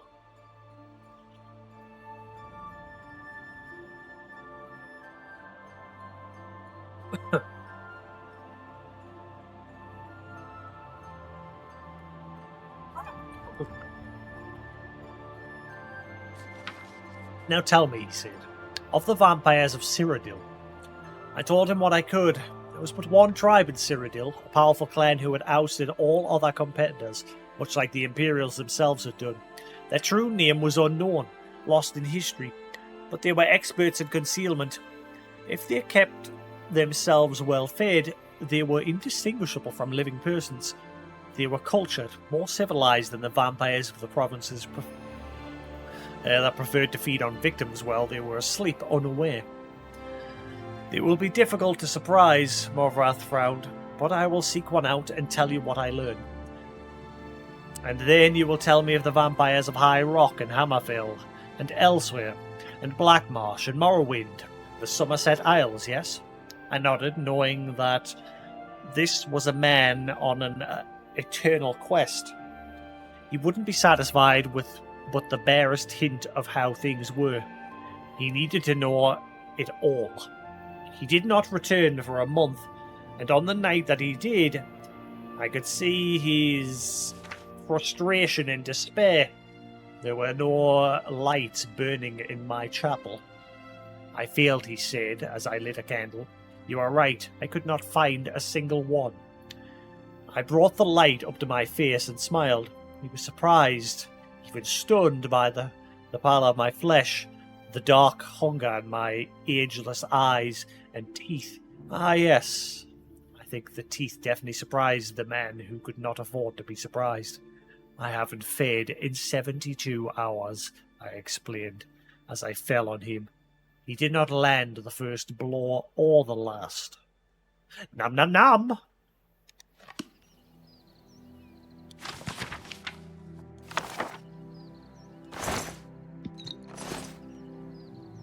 Garlic!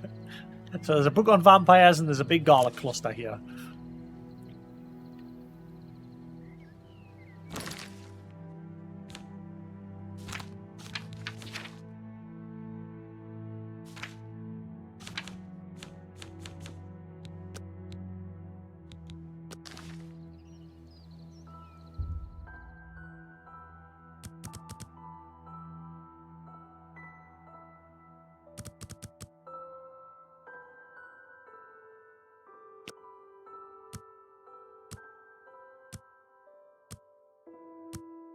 That's cool. It's like a ticking. Never used to do that in the original.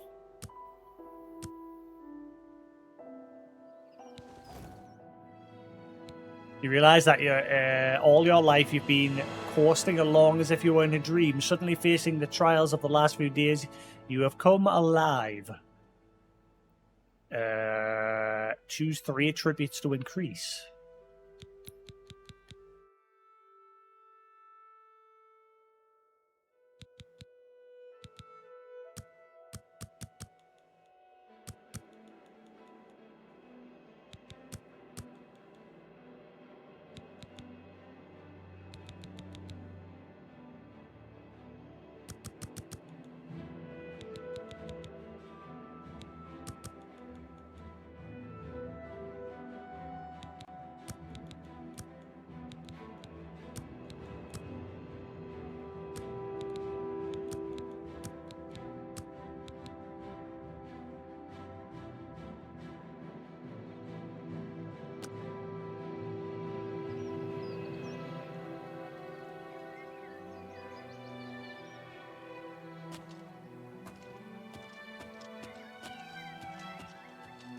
Right.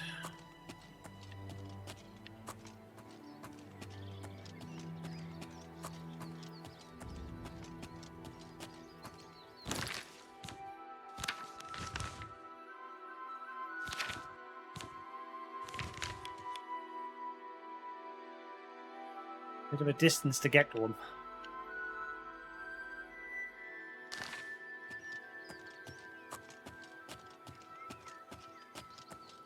Oh, that dude that we saw running through the water, he's dead over here.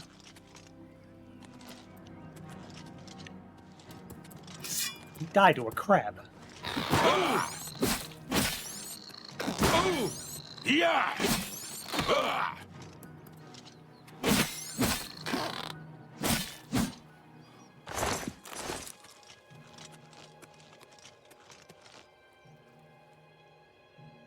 more glowy.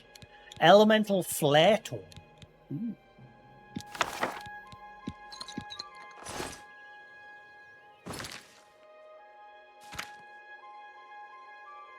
It's because I wonder if I can change it. They've got the reason why I'm struggling with the menus because like they've got the bumpers for the top menu stuff, and then the triggers for the like the white menu section. I'd like it reversed because that's what keeps throwing us off. I have the triggers for the like main menu tabs. Let's see if I can change it.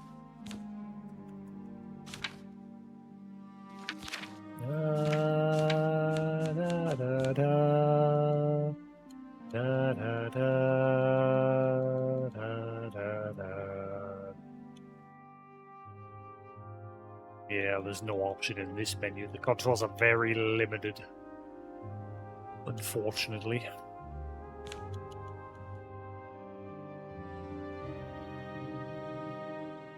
Da da da da da da da da. Crabs everywhere.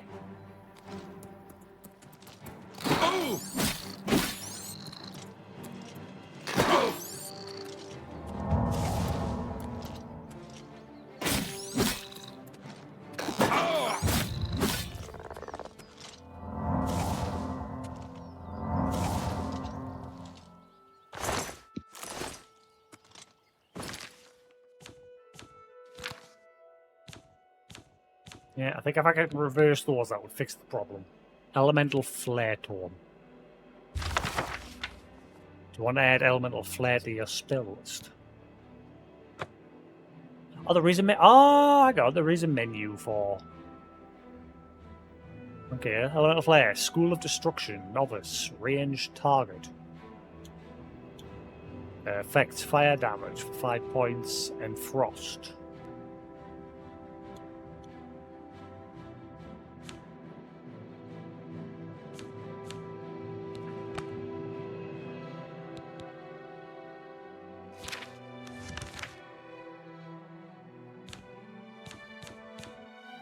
Elemental flare. Shock that. So it wow. So it does like a whole bunch of different things. Costs a bit more mana. Like I'll probably have to increase your mana before using it.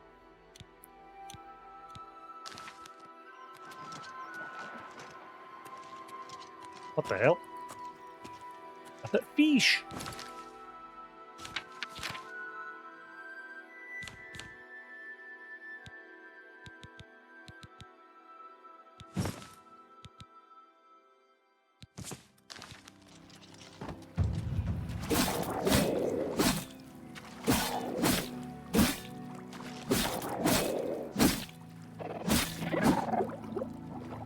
Slaughterfish.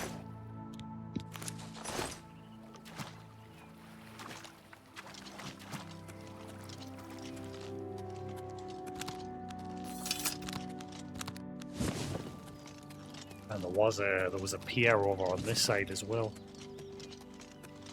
See what that's about.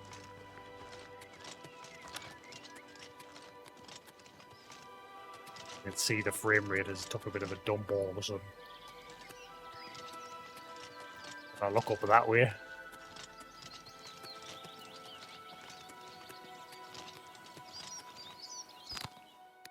Oh, right, okay, so torches do die after a while. So they last a good while, though, thankfully.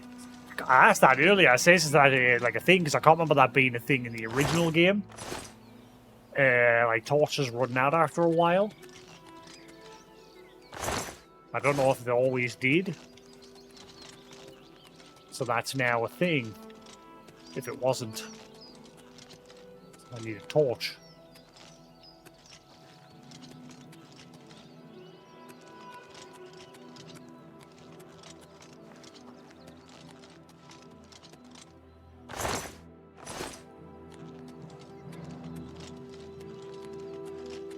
I have no torches.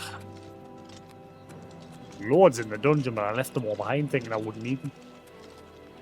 Just one torch lasts a while.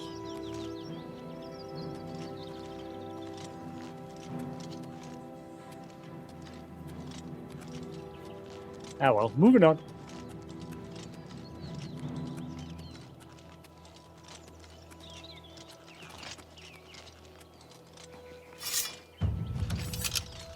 That's the other thing. Like, I should be like running and jumping everywhere as well.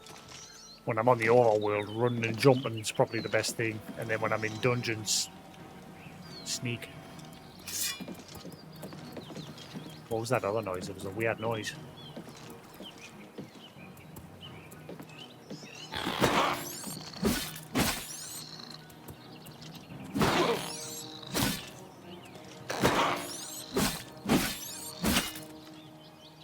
Get out.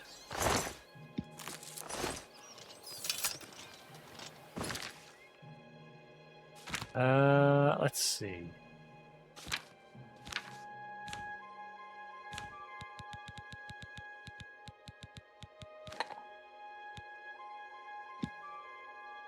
Let's see what I can make. Bit of crab meat, bit of cheese.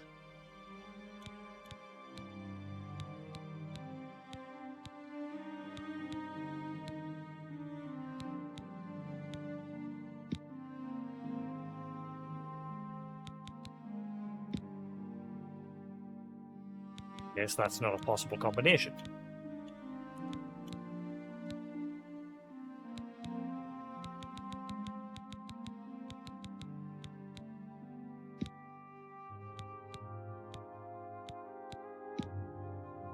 Aha.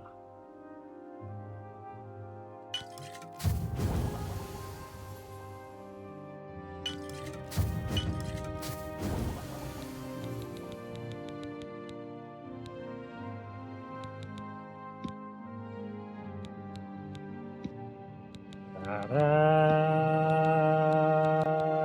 da da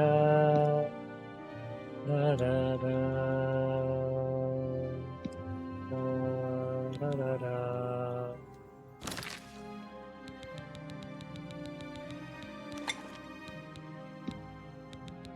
Mutton, garlic, some cheese.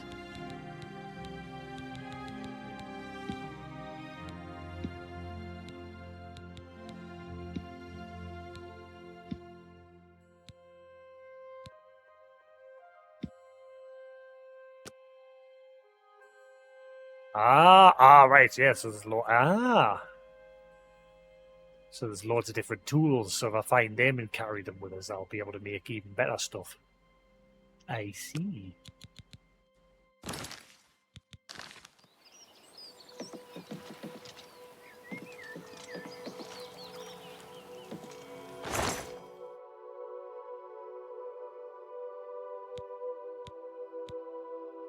Covered pot.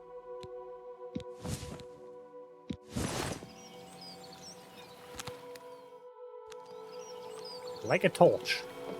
Is that the scuba? Or nin root? Seeking your roots. Wait, what? I've recovered a sprig of nin root. A plant ingredient this unusual must have value. Perhaps just bring it to an alchemist to find out a little more about it. An alchemist can be found in almost every city in Cyrodiil. Okay.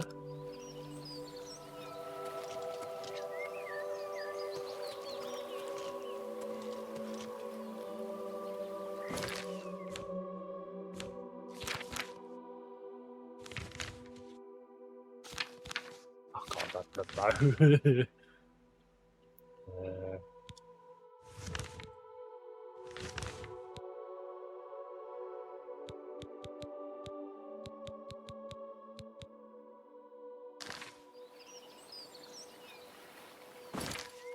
Definitely the one part I'm struggling with, like the menu controls. Honestly, the second I open the menu, instinct is to use the triggers to cycle the top tabs. I wish I could change it. I think you can on the PC version. Like the PC version, you can just put any keyboard control, but it doesn't really matter with the PC version because you've got the mouse to just point at what you want. But every time I open the menu, I'm instinctively pressing the triggers, but the triggers have to cycle that menu, and the bumpers have to cycle the top one. If it was reversed, I wouldn't be having that problem. It's a me problem. I'm used to it being that way for most games. Right, so Bruma, it wants us to go up north. That's not too far. I could go there, actually.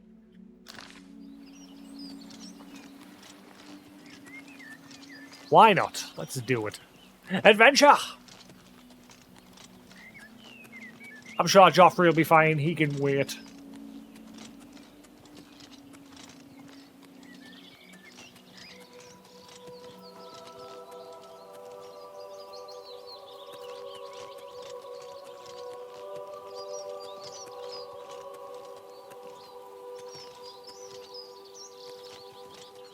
Actually, no, we'll focus on Joffrey for now. We'll at least do that. And then we'll do the other one. We'll focus on just getting that little part of the main opening part of the story started.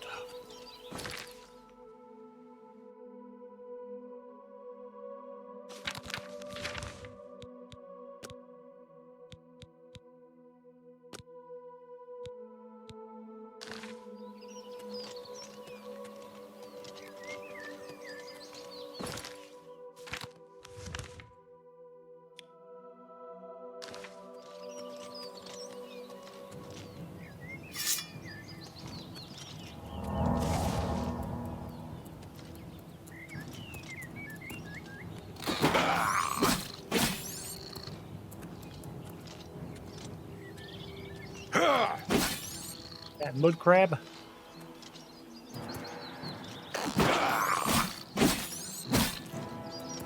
A giant enemy crab!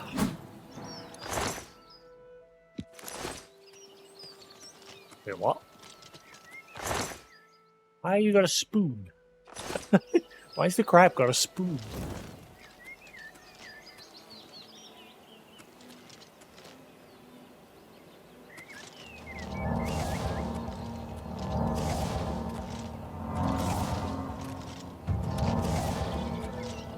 Do just jump. Well, using my heal to get my magic up.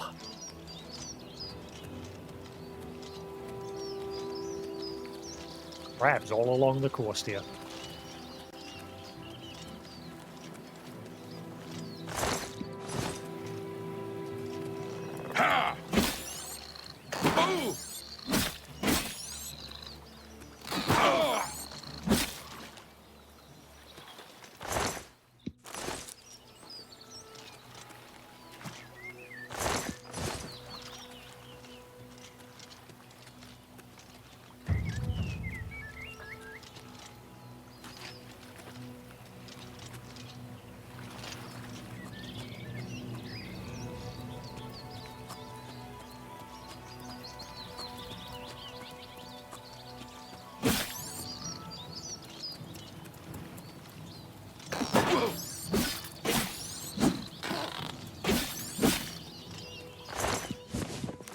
Born? I don't want the born.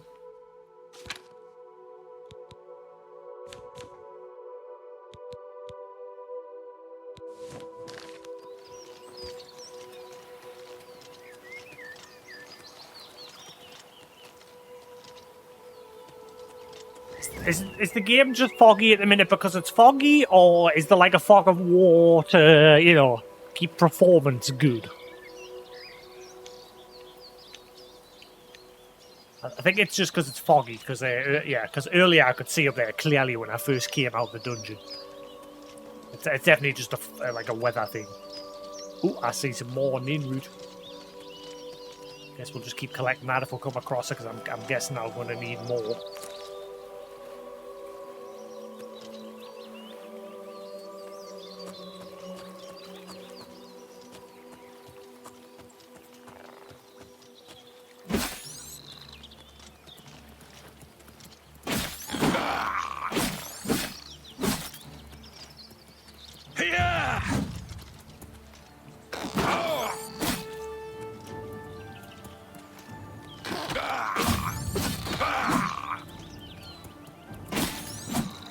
This one's a bit tougher.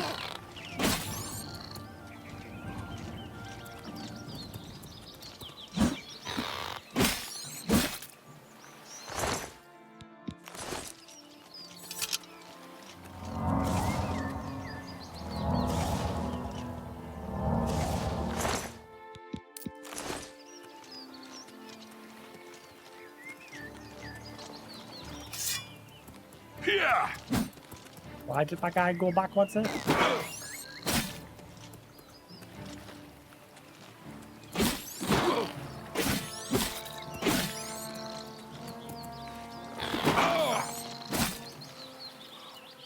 I love those moments.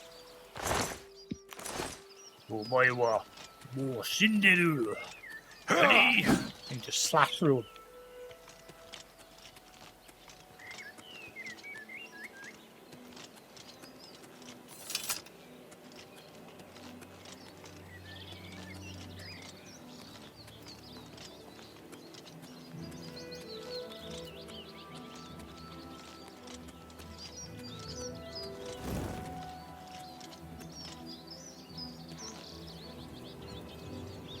That is something, isn't it?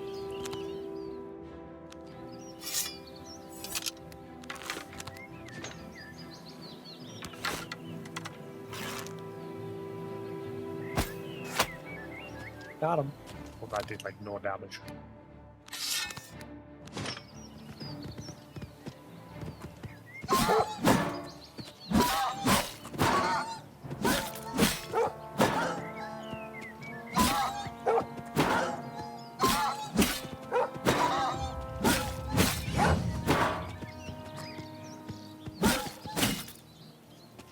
Ooh. Block increased.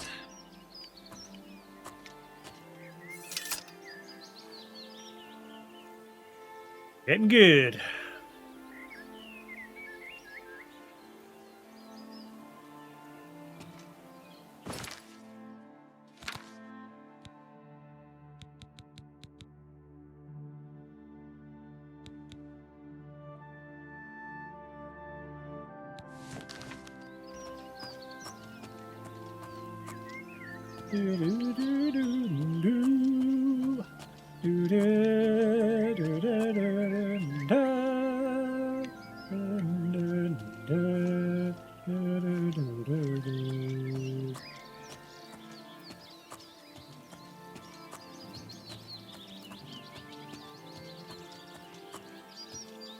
Wish I don't know what's going on with Wavelink with Elgato and that Wavelink software. Because obviously that major 2.0 update recently. But the problem with it is they removed the delay reduction feature.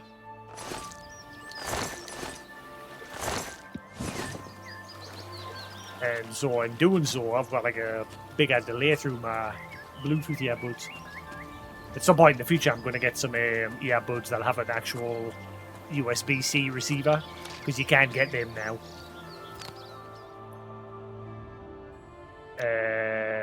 What was originally there? Portions.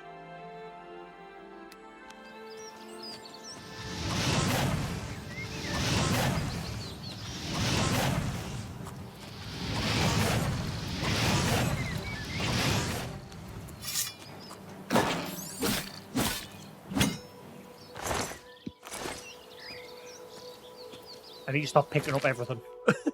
I'm right hoarder. Yeah,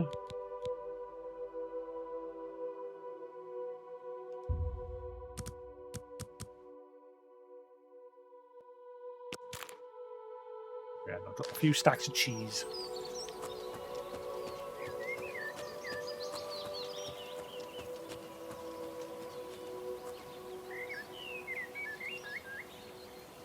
Where?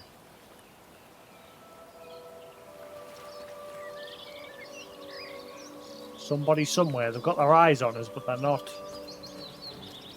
Ah.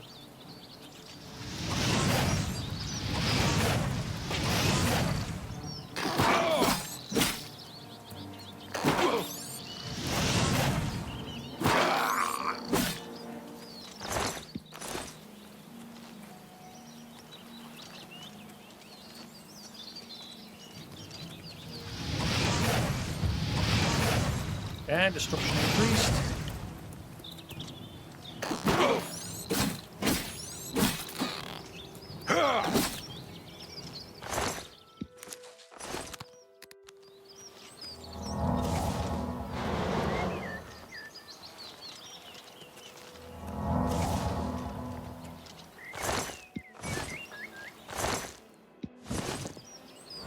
I don't know if you can do something with these, but I'm taking them.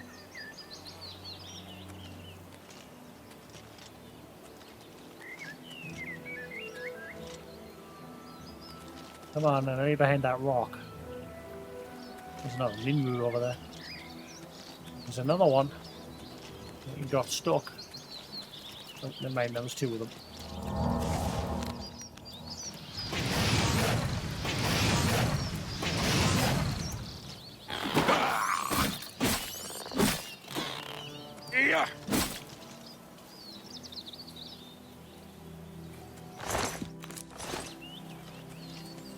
Where's the second one over here?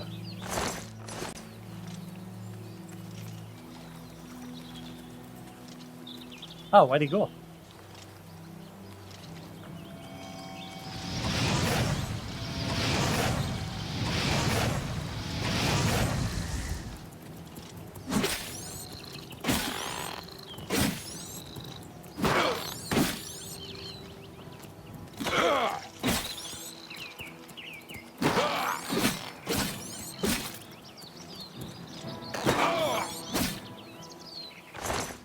Get out.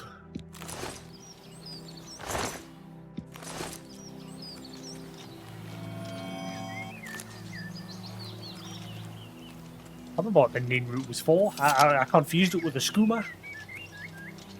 Skooma's the drugs. I can't remember what the Ninru is. Obviously, we'll deal with it eventually once we get to that quest.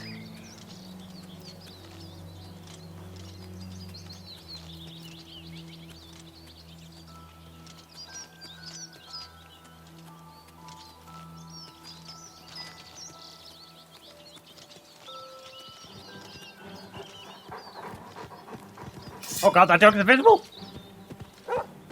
Wolf, I should say. Why is it invisible?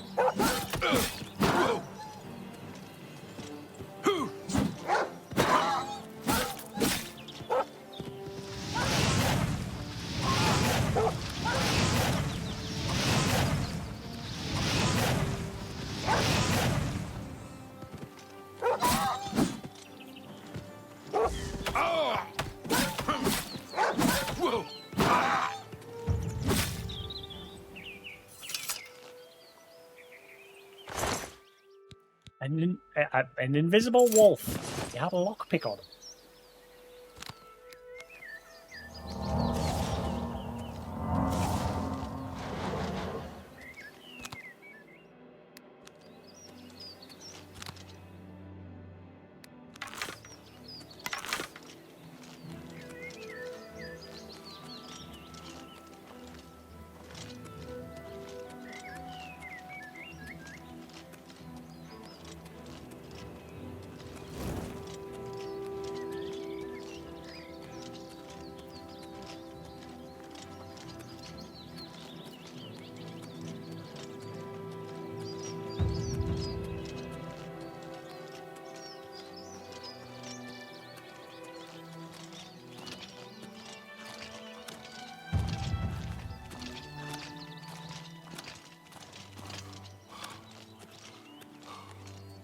Oh, bollocks.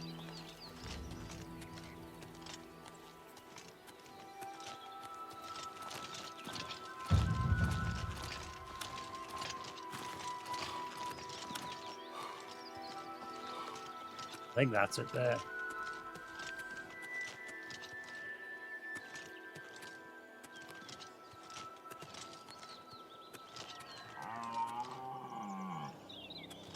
You? I heard a move from here.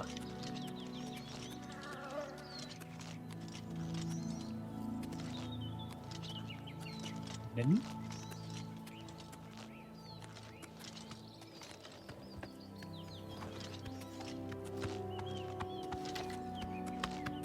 Speak. Hail, citizen. I speak for the Emperor. Or at least I did. really? Emperors have been assassinated before, but this time, I don't know. It's different.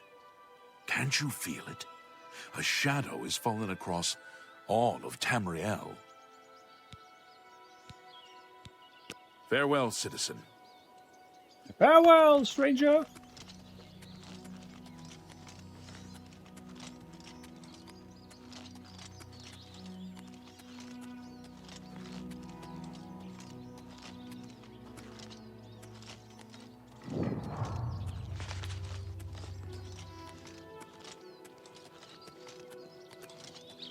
This isn't the place I'm looking for. Imperial City.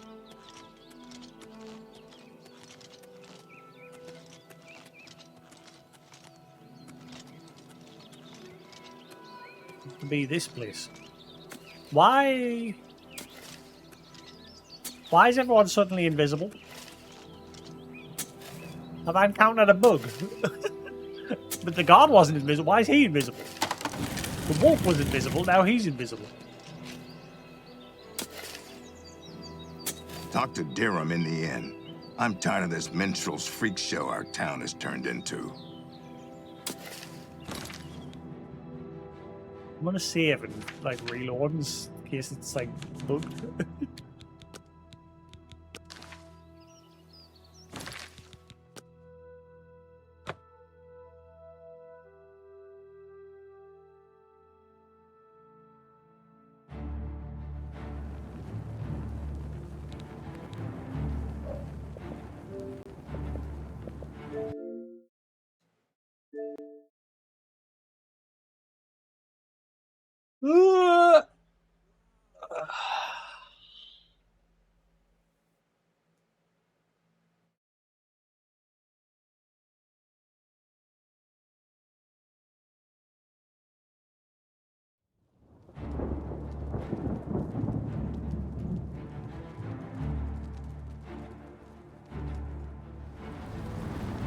I love this intro.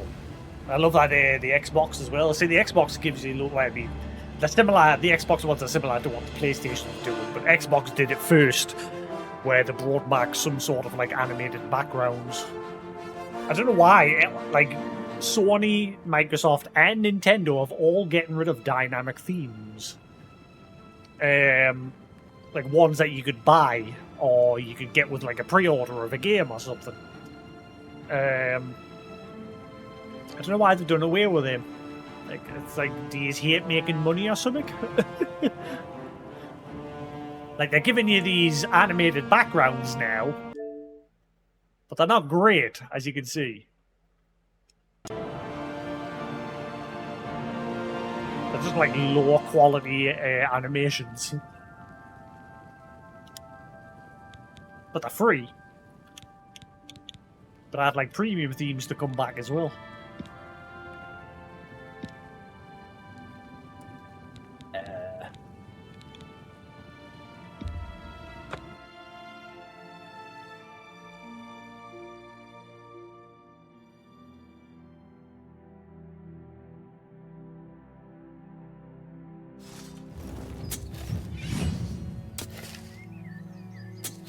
Maybe he's just supposed to be invisible. He immediately went back to being invisible. More confused about the wolf being invisible. All's well in. Or all's well.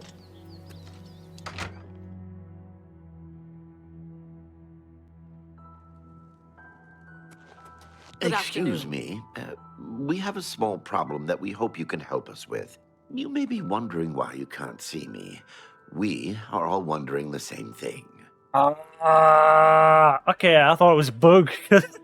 Only because of the wolf. Because the wolf was invisible nearby that I killed. What happened? Everyone in Ayleswell suddenly became invisible several weeks ago. It was sort of fun at first, but the novelty is definitely worn off now. You can imagine how difficult it is to run an inn while invisible. Once you get a reputation as a haunted inn, you can just forget about it. So we've all been keeping quiet, hoping the spell will wear off. But we're running out of patience. We're sure it was Ankatar's doing. We can't find him. If you can help us, we will be extremely grateful. Who's Ankatar? He's a wizard who took up residence in the ruins of Fort Caractacus a couple of years ago. He's caused us no end of trouble with his magical experiments, but nothing as bad as this. We've tried to find him, but had no luck. If he's still living in the fort, he's hiding from us, and no wonder. If you could find him and get him to remove this cursed invisibility, we will all be in your debt. Tell me more of Ankata. We're pretty sure he's still hiding out in Fort Caractacus, although he never answers when we've tried to find him. Fort Caractacus? It's just to the southeast of here. Follow the path down the hill, but watch out for the invisible monsters that infest the ruins. Goodbye. What's new with you? I ran across a couple of mud crabs not long ago. Why isn't it marked as a quest? Oh, it has. 0 invisibility. That's what Madero south of Ayleswell. Though I haven't actually seen him, he's explained that all of the residents are invisible. He suspects a wizard named Ankata is to blame. I should look for Ankata at the ruins of Fort Caractacus. Not disgusting creatures. I hope to never see another. Good day. Take care. Have you talked to Ankata yet? Can he make us visible again? Can I Good day. pay for an in-room? What is it? Sometimes people who are invisible are trying to get some privacy. Dirham will be glad to talk your ear off about the whole mess. What is it? Oh, really? I'm invisible, you say? Thanks for letting me know. Talk to my brother Dirham if you want to know all about it. I want a room for the night if I can. Am I not allowed one until I help you? Greetings, my Dunmer sister. What's new with you? I heard there were some goblins around here recently. Awful creatures. I can't stand the sight of those creatures. See you. I'm done talking to you. So, can I not pay for an in-room?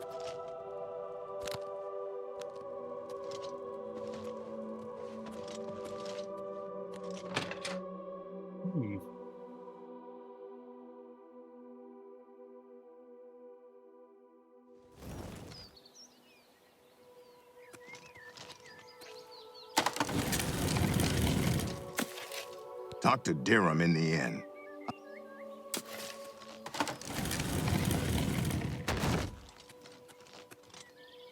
Water Shaggle, Shaggle Grobump.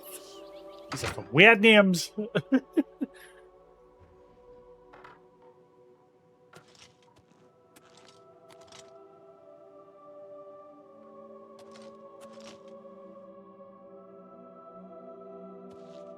Why was that scythe, like, just moving?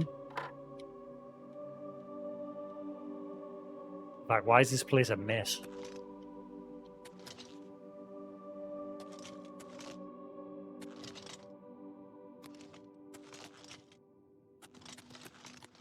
Really wish I had a torch.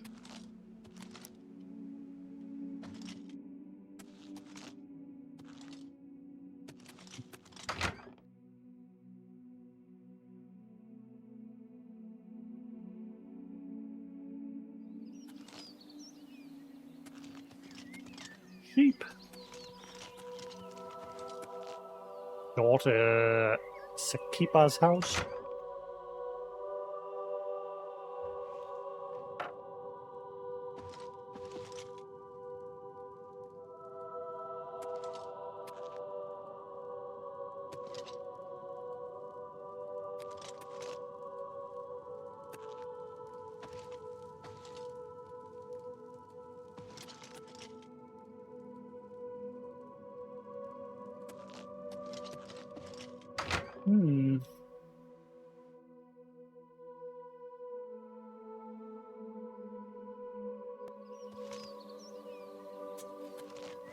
Oh well, I guess we'll crack on and go find him. I wanted to like see if I could pay for a room and possibly somewhere to store me stuff.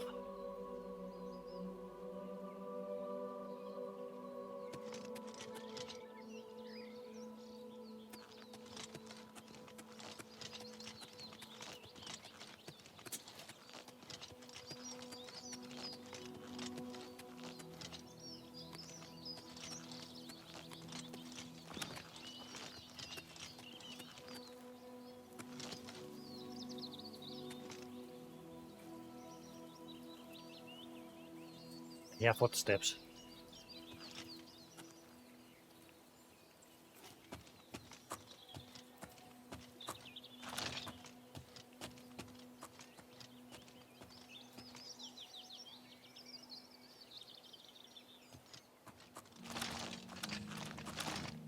Ah, careful. Don't want to fall.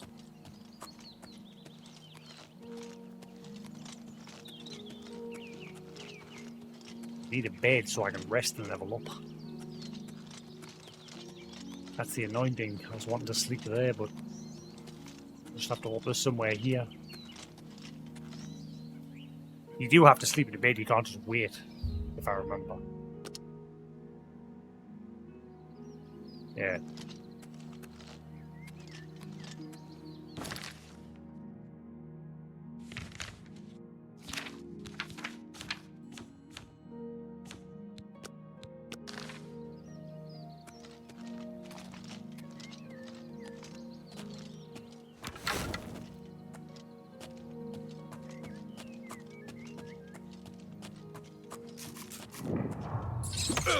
What the fuck?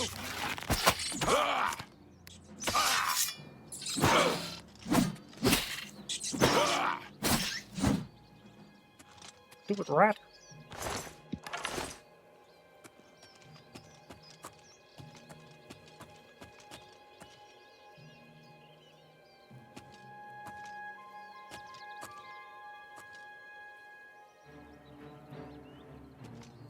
Where? Ah.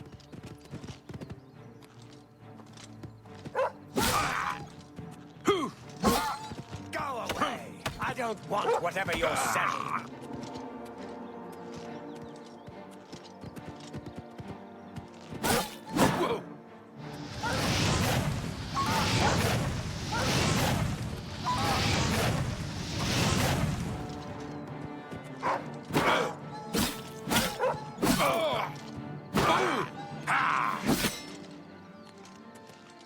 Ooh.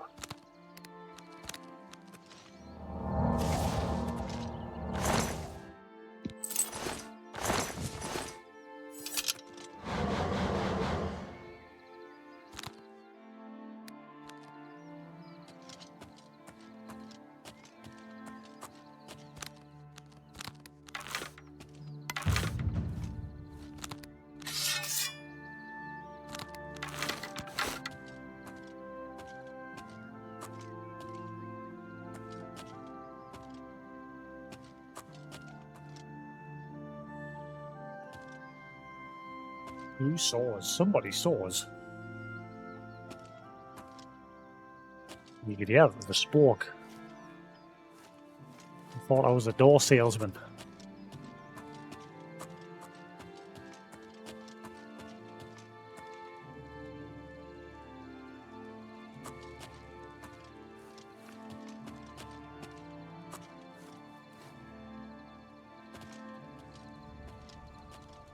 Ah, there you are.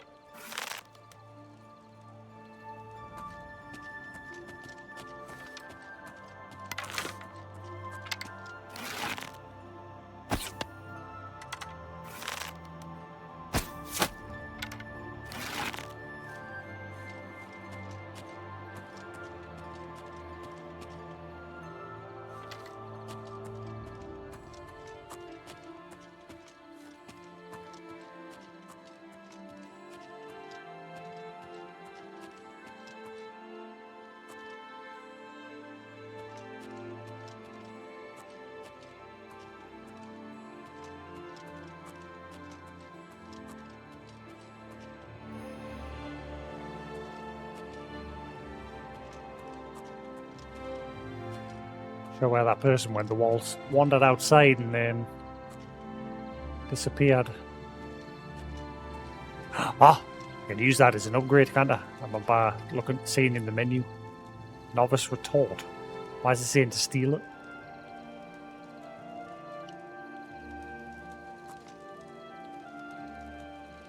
Fundamentals of alchemy. Often overlooked by aspiring mages, alchemy is a time-honoured, rewarding discipline that can change the lives of those who master it.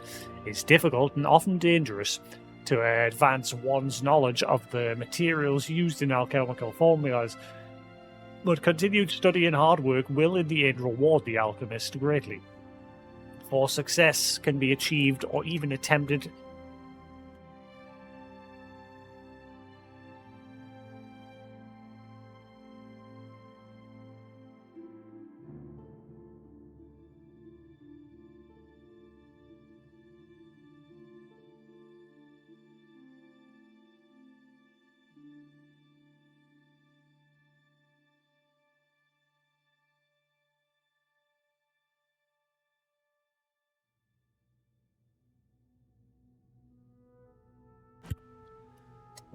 before success can be achieved or even attempted, the beginning alchemist must understand the basic principles. Behind his craft, many items in our world, mostly organic in nature, can be broken down into more fundamental essences with magical properties. The more skilled the alchemist, the more properties of an ingredient that can be harnessed. Combining the essence of 2 or more ingredients can result in the creation of a potion, which anyone may drink. Legend has it that a truly great alchemist can brew potions from a single ingredient, a feat well beyond the capabilities of most. The alchemist's potion can have several effects depending on the ingredients used, and not all effects are beneficial. In many cases, recipes result in a potion with a mix of positive and negative effects. It's up to the alchemist to determine which recipes yield the best results. It's worth noting that potions can be created to have only negative effects and be used as poisons. This practice is not recommended by the author, and this text shall not discuss such potions further. Wardcraft is, in fact, amateur alchemy. Eating an ingredient requires grinding it against the teeth, which occasionally releases its simplest essence and results in a fleeting effect of the eater. Wardcraft never has as strong a result as a potion created using the proper tools, an alchemist's tools. The mortar and pestle alchemist's most important and essential tool. Without it, no ingredient can be correctly prepared for use in a potion. The budding alchemist is advised to keep a mortar and pestle on hand at all times and become comfortable with its use early on. Simplest grinding of an ingredient is the most fundamental step in brewing potions. When properly ground, the petals of the red wort flower yield a powerful powder that can, when mixed correctly with another ingredient such as ginseng, create a potion to cure poisons. This is one formula many alchemists are quick to learn and retain, as mistakes in potion mixing often requires its use. The advanced alchemist has other tools at his disposal to improve the quality of his potions. A retort can be employed to purify the mixture, improving the positive effects of a potion. Washing the mixture through alembic helps to distill the potion, reducing any negative effects, and a calcinator can be used to burn away impurities in the mixture, increasing the potency of all the potion's effects. While these apparatus are not necessary to create potions, it is advised that they be used whenever possible. Ingredient combination. A potion is only as good as its ingredients. Only those with identical effects may be combined to make potions. Up to 4 ingredients may be successfully used in a single potion. As the alchemist gains skill in preparing ingredients, new properties may be discovered and can be used in creating potions. While this can be an exciting time expanding the alchemist's repertoire, he should take care to check carefully which effects his potions will contain when he is done brewing. Many established recipes may have new results, not all of which are beneficial.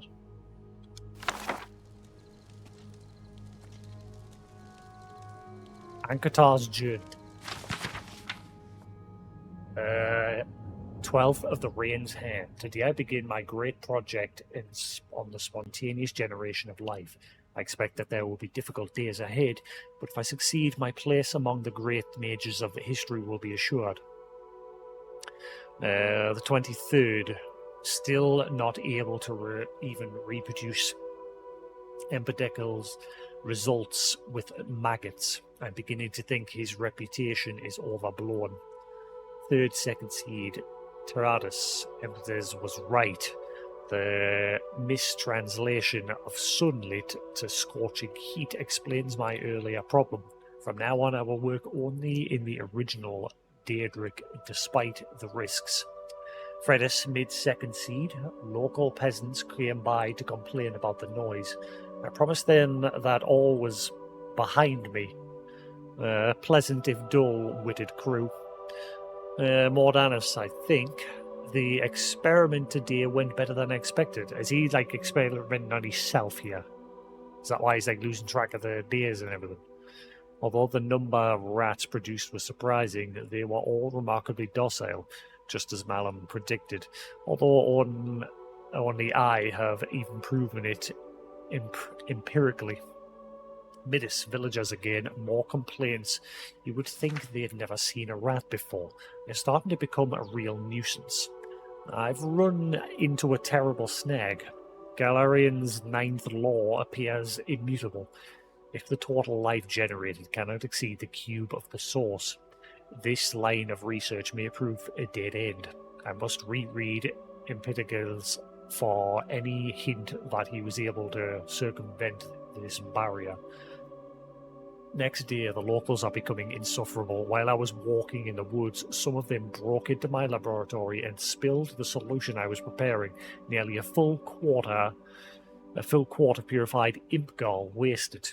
They did not seem to grasp the absurdity of a crowd of unwashed peasants with dung on their boots complaining about the smell. It's well past time I did something about this problem. 2 days later, I dug up the notes from my permanent invisibility thesis. No time like the present to put theory into practice. The spell worked. Not perfect invisibility, of course. Vanto's third law. But it was more powerful than I expected, and there was none of the side effects that Professor Terran had predicted. Even in my youth, I was already outstripping my elders. Now I can get back to my real work and practice. So he did it on purpose because they kept coming pestering him.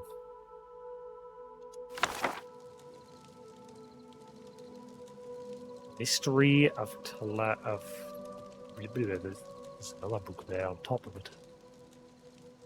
The Doors of Oblivion. Okay, that's a big read. That is a big read.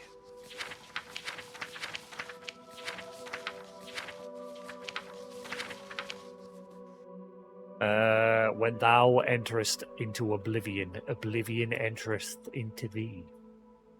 So that's like that saying, when you stare into the abyss stares back. The greatest mage who ever lived was my master Morazan Zenas. You have heard of him as an author of the Book of Oblivion, the standard text for any matter on matters Daedric. Despite many entreaties over the years, he refused to update his classic book with his new discoveries and theories because he found that the more one delves into the realms, the less certain one is. He did not want conjecture, he wanted facts. For decades before and after the publication of on Oblivion, Zenas compiled a vast personal library on the subject of Oblivion, the home of Daedra. He divided his time between the research and personal magical growth on the assumption that, should he succeed in finding a way into the dangerous world beyond and behind ours, he would need much power to wander its dark paths. 12 years before Zenith began the journey he had prepared his life to make. He hired me as his assistant. I possessed 3 attributes he required for the position. I was young and eager to help without question. I could read any book once and memorize its contents. And despite my youth, I was already a master of conjuration. Zenas too was a master of conjuration indeed, a master at all the known and unknown schools, but he did not want to rely on his ability alone in the most perilous of his research. In an underground vault, he summoned Daedra to interview them on their native land, and for that he needed another conjurer to make certain they came, when they came, were bound and were sent away again without incident. I will never forget that vault, not for its look, which was plain and unadorned, but for what he couldn't see. There were scents that lingered long after the summoned creatures had left. Flowers and sulphur, sex and decay, power and madness. They haunt me still to this very day. Conjuration, for the layman acquainted with its works, connects the caster's mind with that of the summoned. This teeniest link, meant only to lure, hold, and dismiss, but in the hands of a master, it can be much stronger. The Jasix and Duema can, in the Duema case, perhaps I should say, could connect with the minds of others and converse miles apart, a skill that is sometimes called telepathy. Over the course of my employment, Xenos and I developed such a link between one another. It was accidental, a result of two powerful conjurers working closely together, but we decided that it would be invaluable should he succeed in travelling to Oblivion. Since the denizens of that land could be touched even by the skills of an amateur conjurer, it was possible we could continue to communicate while he was there, so I could record his discoveries. The doors up to Oblivion, to use Mori and Xenos' phrase, are not easily found. And we exhausted many possibilities before we found one where we held the key.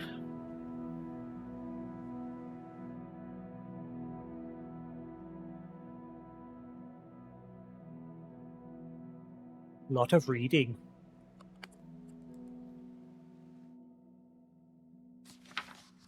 Jasix of Artaeum have a place they called the Dreaming Cave, where it is said one can enter into the Daedric realms and return. Latsis, Sothasil, Nemathai, and many others have been recorded as using this means, but despite many entreaties to the Order, we were denied to use. Solaris, the leader of the Order, has told us it has been sealed off for the safety of all. We had hoped, using the runes of the Battle Spire, to access Oblivion. The Weregate still stands, though the old proving grounds of the Imperial Battle Mage itself was shattered some years ago in Yeagatharn's time.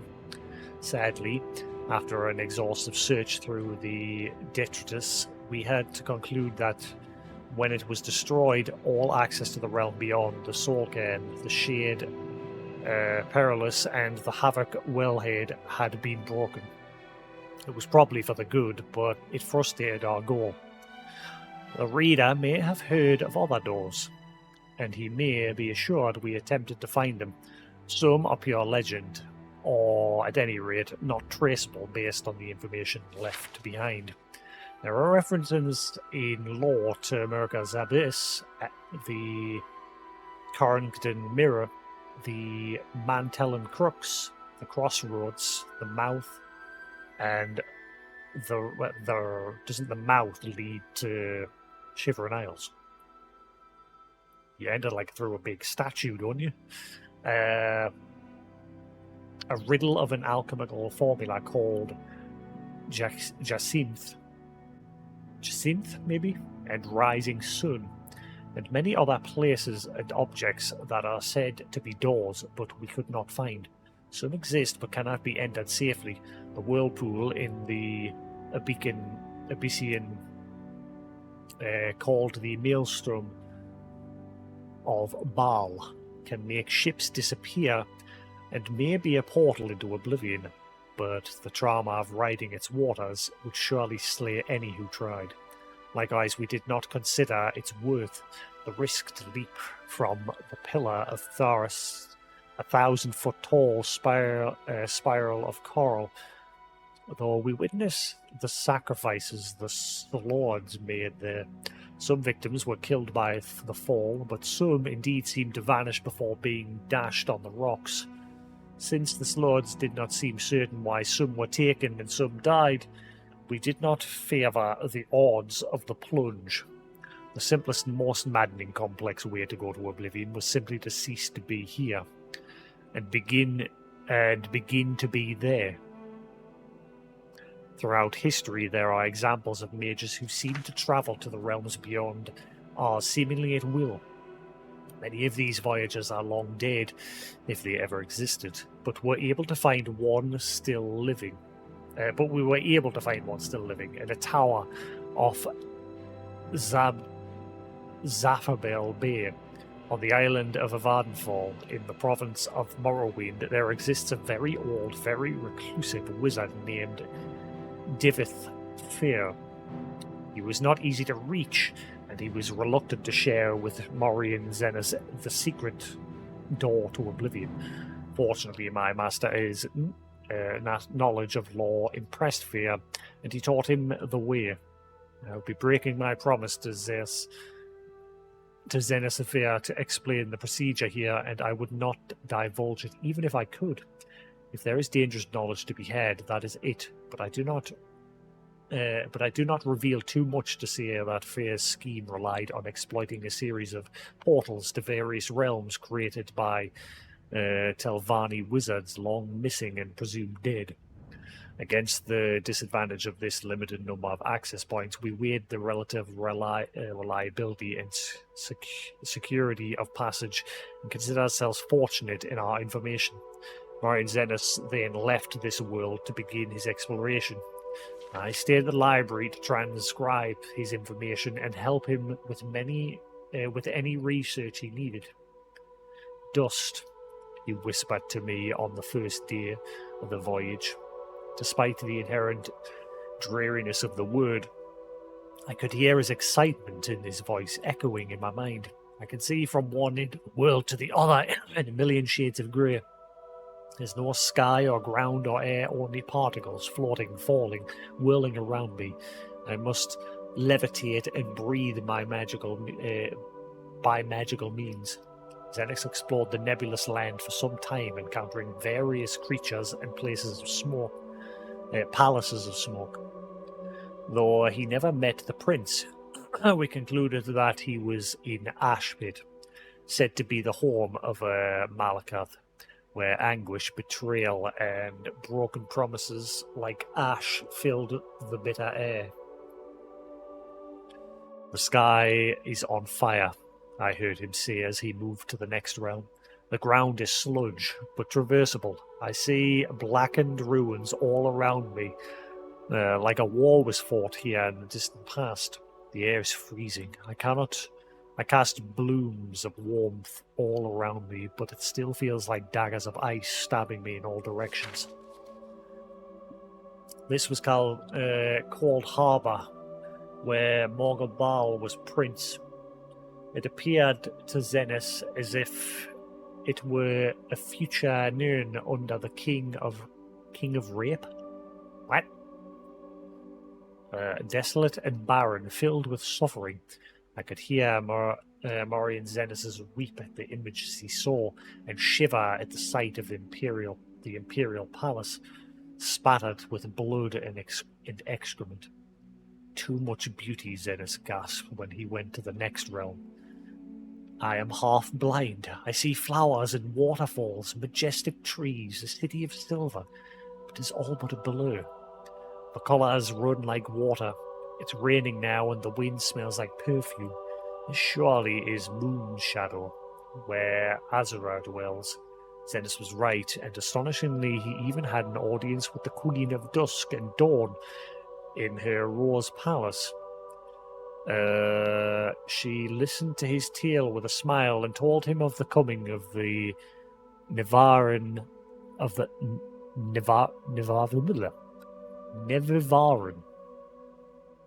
My master found Moonshadow so lovely he wished to stay there, half blind forever, but he knew he must move on and complete his journey of discovery.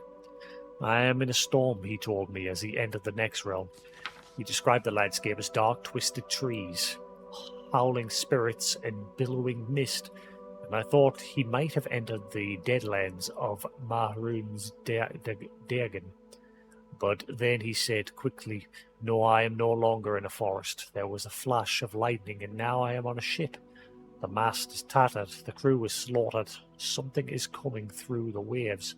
Oh God, wait, now I'm in a dark dungeon in a cell."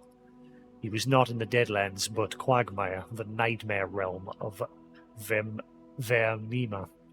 Every few minutes there was a flash of lightning and reality shifted, always to something more horrible and horrifying. A dark castle, the one moment, a den of ravening beasts the next. A moonlit swamp, a coffin where he was buried alive. Fear got the better of my master, and he quickly passed the next realm. I hear him laugh. I feel like I'm home now. Martin Zennis described to me an endless library, shelves stretching in every direction, stacked on top of stacks, pages floating on a mystical wind that he could not feel. Every book had had a black cover with no title. He could see no one, but felt the presence of ghosts moving through the stacks, rifling through the books, ever searching.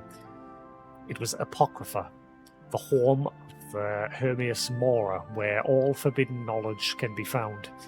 I felt a shudder in my mind, but I could not tell if it was my master's or mine. Morian never travelled to another realm that I know of. Throughout his visits to the first 4 realms, my master spoke to me constantly. Upon entering the Apocrypha, he became quieter, as he was lured into the world of research and study. The passion that had controlled his heart while on Nian. I would frantically try to call him, but he closed his mind to me. Then he would whisper, "This cannot be. No one would ever guess the truth. I must learn more. I see the world, a last illusion's shimmer. It is crumbling all around us." I would cry back to him, begging him to tell me what's happening, what he was seeing, what he was learning. I even tried to using conjuration to summon him as if he were Deirdre himself, but he refused to leave. Morian was lost. I last received a whisper from him 6 months ago. Before then, it'd been 5 years, and 3 before that. His thoughts were no longer intelligible in any language. Perhaps he's still in Apocrypha, lost but happy in a trap he refuses to escape. Perhaps he slipped between the stacks and passed into the madhouse of Sheer Gorath, losing his sanity forever. I would save him if I could, silence his whispers if I could.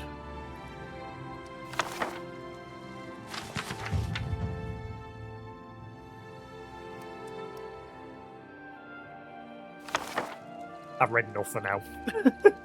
That's enough for now.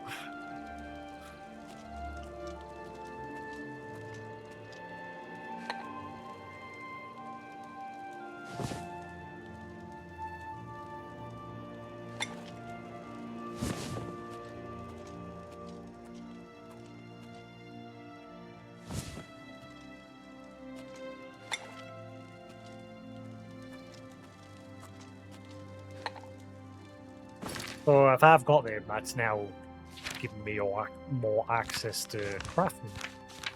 Correct?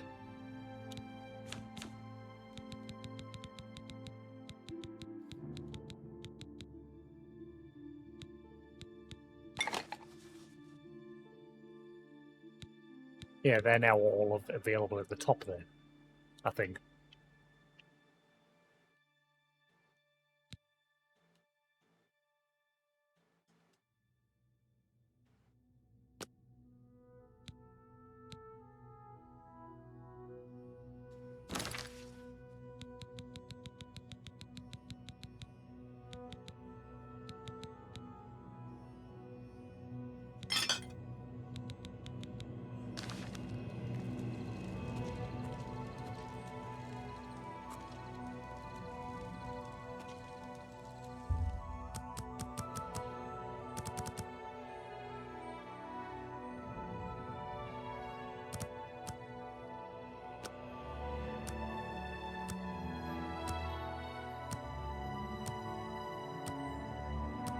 Level up while I'm here.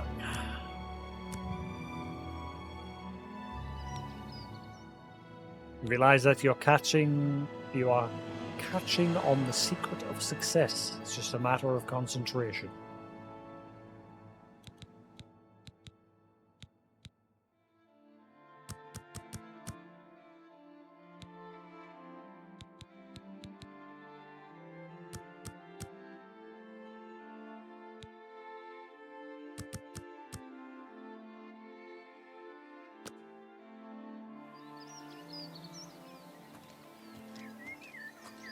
Try a torch.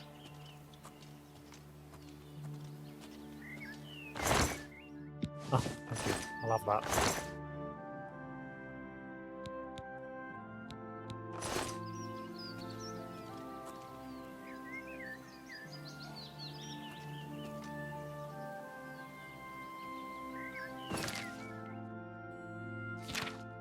Let's see. How badly are we overburdened? Just on the borderline.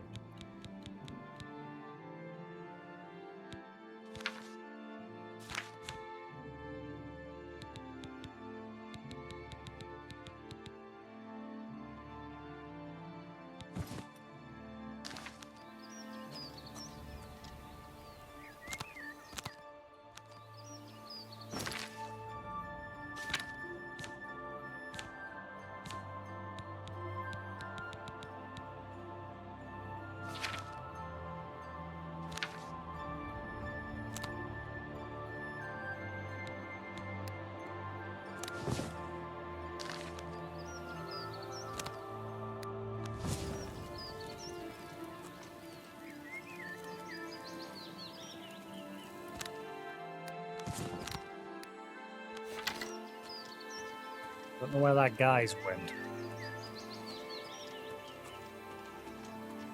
Whether I can speak to him, because he ran away. We did hear him briefly. He told us to go away, but nothing seemed to come of it.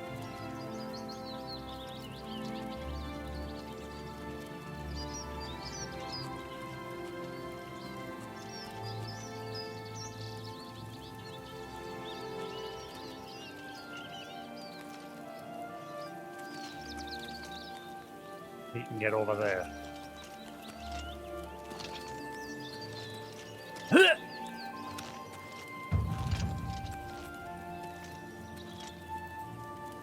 Man, there's not here anymore.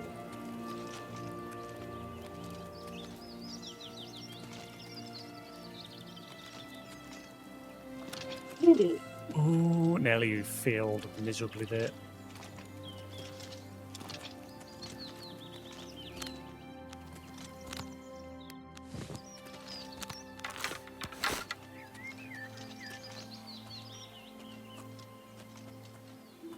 I don't know where that guy went.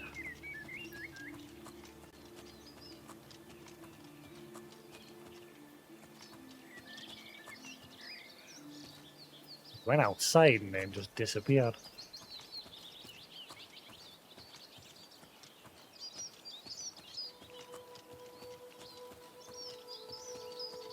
You don't be a good function, just a simple mechanic, like allow you to like set arrows on fire and then fire them into a wall to create like a portable light source.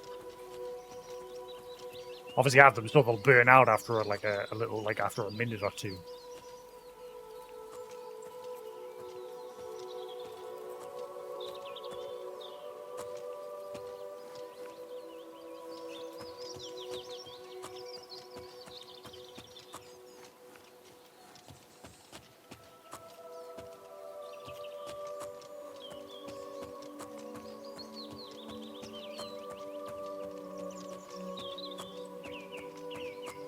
I have no idea where that guy went. I wonder if he ran away. He came out here and then completely vanished. Oh well.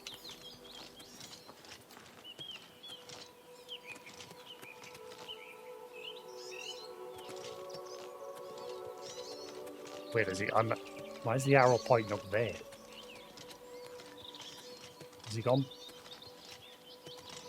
Has he gone in there?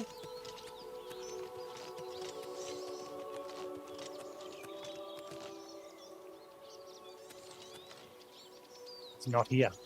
he left. That's weird.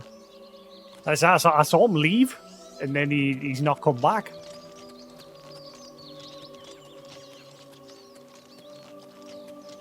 Oh well, let's head inside. There is a door down here. That's not where it wants us to go. Like, the quest wants us to go over there.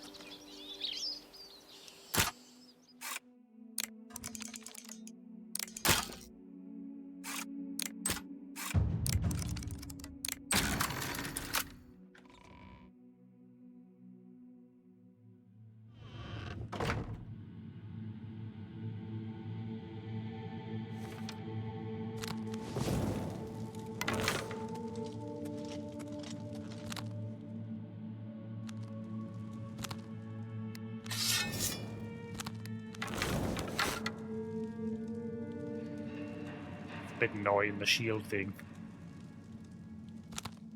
If it didn't do that, that would solve like everything. Like, because obviously I have to like unequip the shield when I want the bow, but then when I want to swap to my sword, I have to then re-equip it. Whereas if I have the torch off, and then I just like swap to that, and then if I swap to that, see, the problem doesn't occur.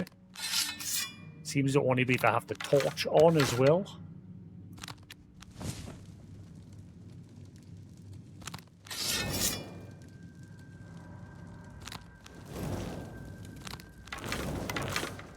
Right. Yeah.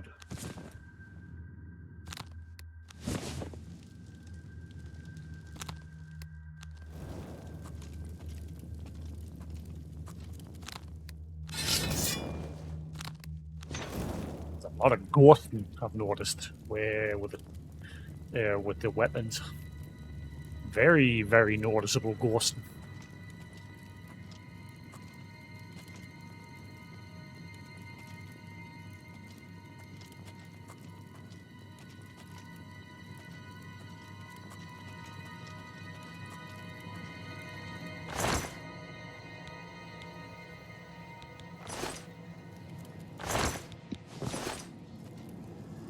This is why I wanted a place to store my stuff. I was hoping at the inn. I can't remember if this game has like a shared chest system or not. Like Kingdom Come Deliverance. I'm not sure if this has a similar sort of thing.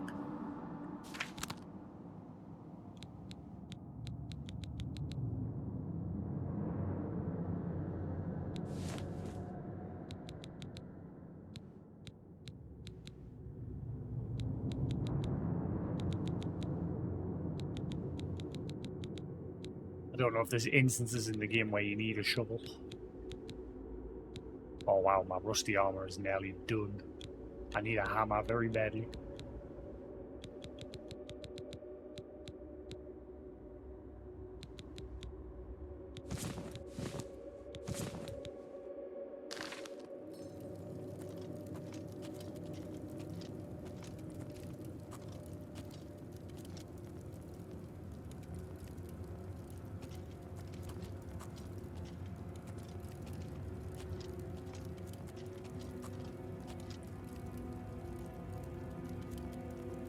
Footsteps.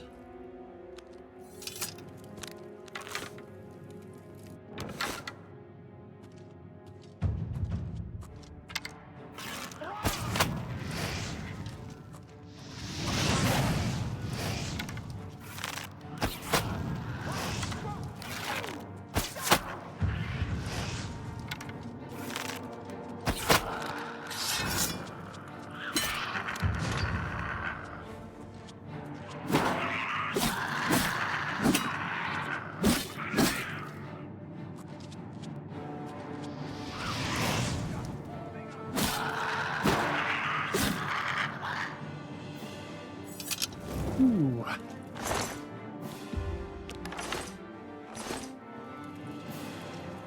Music's still going. Wait. Oh god!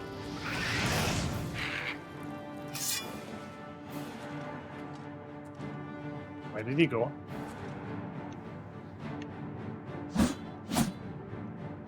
Where the hell did he go?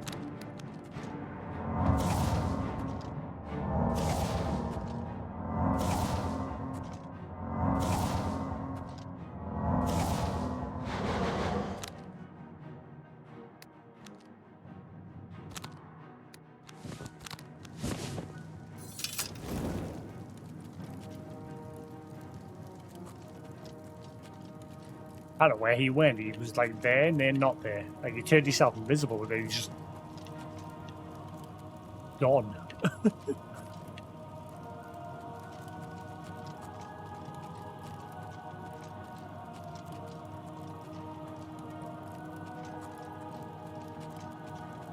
Is it bugged? Like it's permanently got it like someone knows where I am.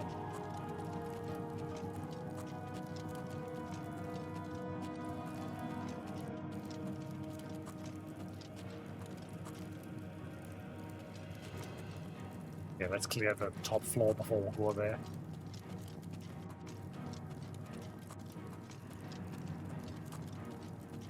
I don't know if that imp, like, fell through the floor or something.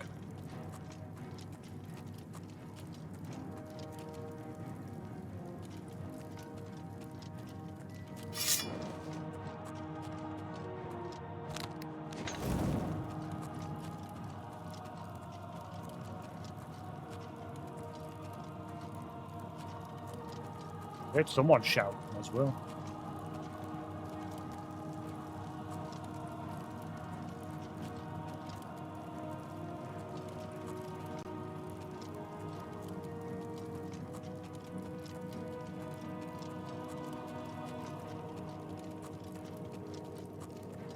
Eh.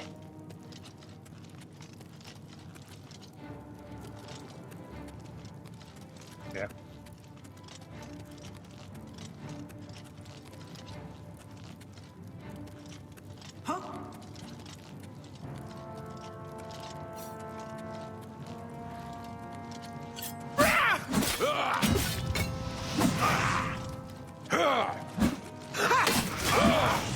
Oh, you hurt. Oh, you hurt a lot.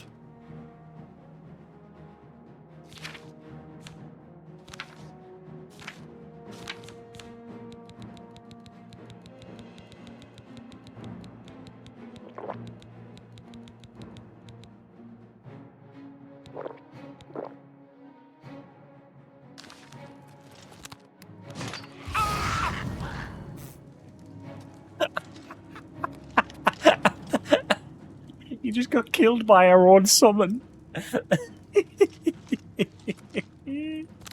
You stupid moron. Our own summon just killed her.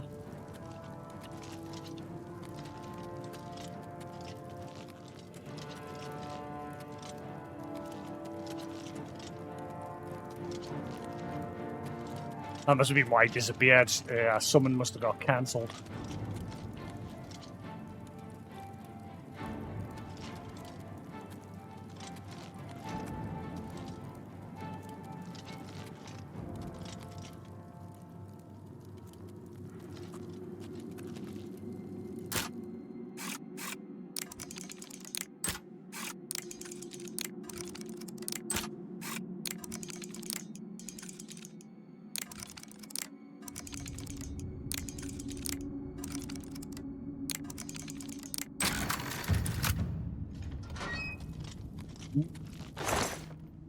Damage, fatigue, and some gold.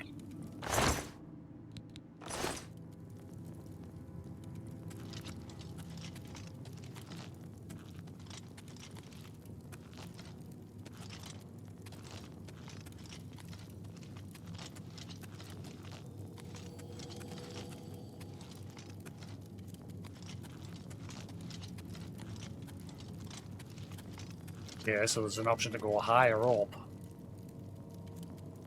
The Heartlands. And there was an option to go lower down.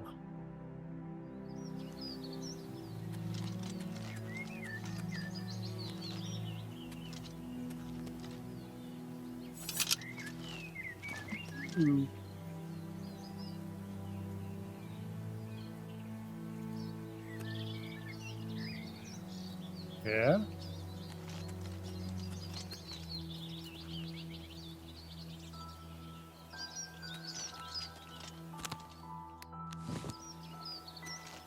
No loot?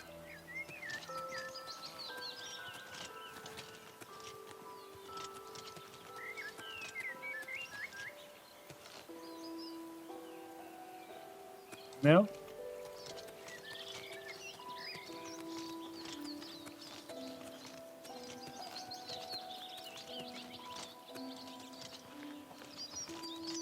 This is just going to take us back to that village.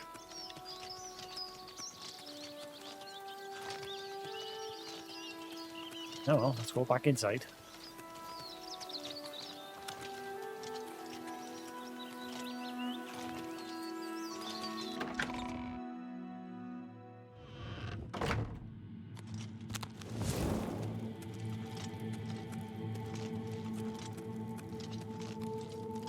I can't believe she got killed by her own summon.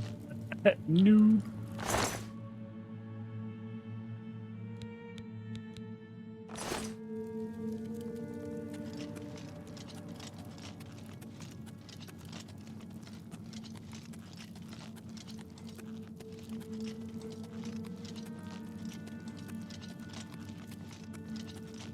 Who's there?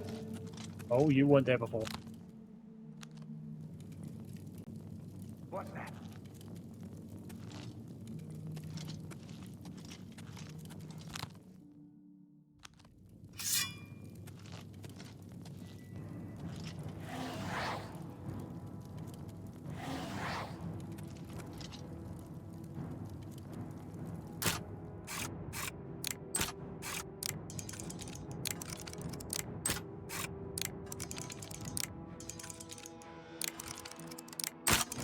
Ah, you son of a...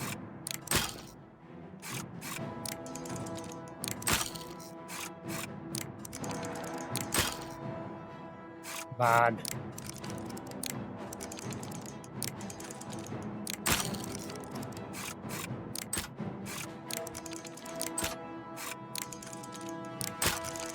What? But that was there. Oh my god. I'm pressing it when it's at the top. That's how this works.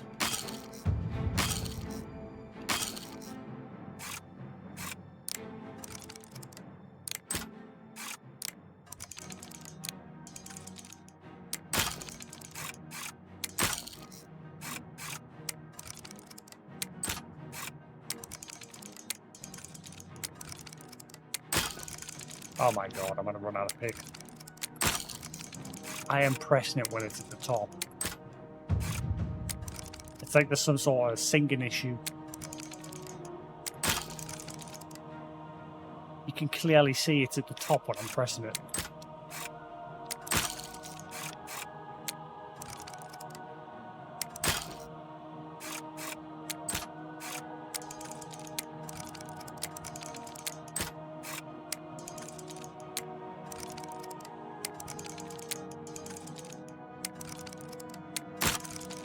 That is bullshit.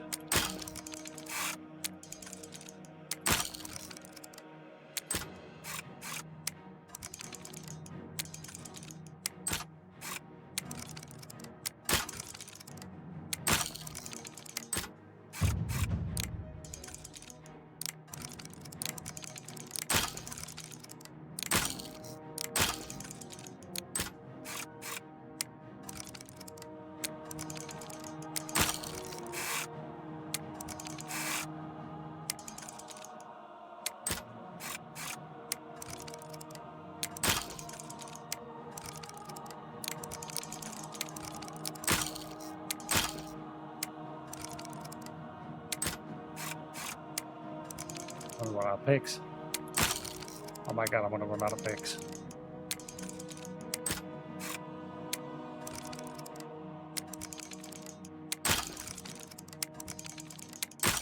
I don't get it.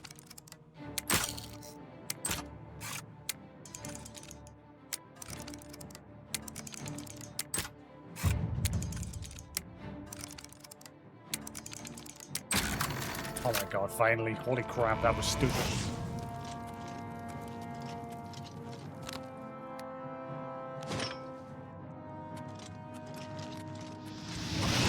Oh god.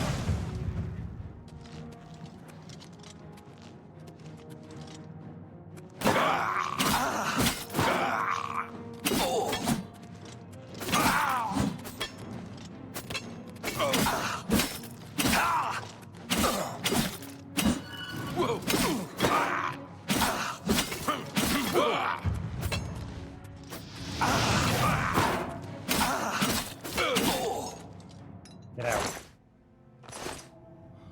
Ooh.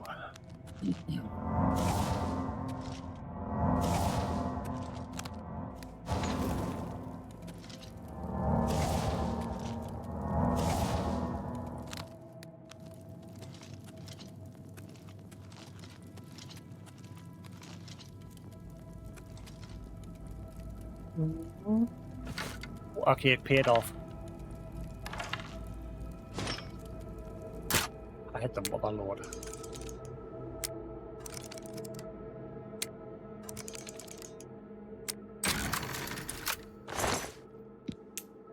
Nice.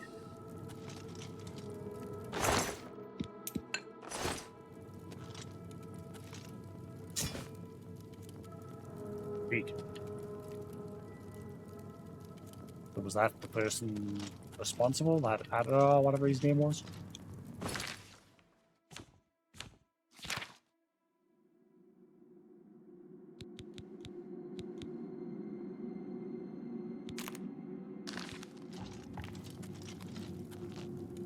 Conjurer. Nah, I think the person I was looking for, they seemed to have disappeared. They were supposed to be in that room outside, but I saw them walk outside the fortress and then that was it. They just vanished. I'm hoping I can still complete this quest. I'm hoping it hasn't like bugged out. That is pretty much the end of this place.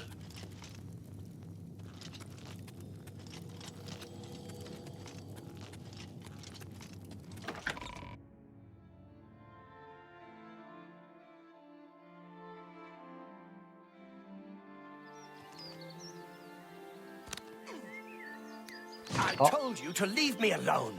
Go and Oblivion take you. What is it you want from me? The invisibility spell. Yes, I have been working on a new invisibility spell. As you can see, it works quite well. Why? You've turned everybody in Alswell invisible also. Oh, really? Everyone in town? That must have been what all the shouting was about a few weeks ago. I'm afraid I was engrossed in an experiment that required my full attention. You see, in order to increase the efficacy of the spell, the radius was likely to approach the... Oh, never mind, I don't mean to bore you. Tell me how to reverse it. You can tell them not to worry. The effect is not actually permanent. It should wear off eventually. Eventually? Well, in a year or two, maybe a bit more. There's no way to be absolutely sure. That's the exciting thing about basic research. Can't wait for a year. Really? I find being invisible quite refreshing. But if it will get everyone to leave me alone, fine. I did work out a counterspell last week. If I can just put my hand to it. Ah, here. Stand in the center of town to make sure you get everyone. Oh, and make sure... Never mind. It should be fine.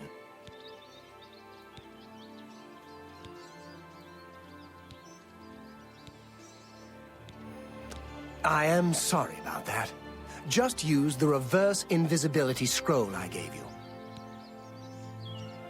Reverse invisibility spell? I've already given you the scroll. Stand in the middle of town, read it, poof! It is exactly like magic. I'm done talking to you. Alright. Thanks for your apparatus. I mean, have a nice day.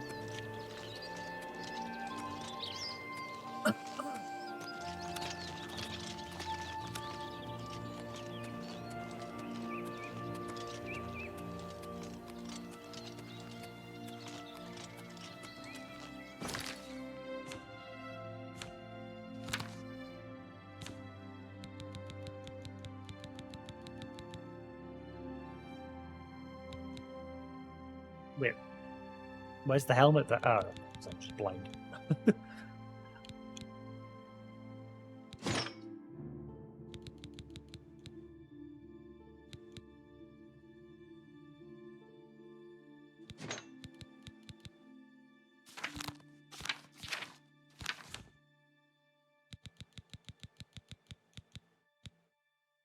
Steel boar. It's the same as the iron boar. As well, just keep a hold of it until the iron boar is useless.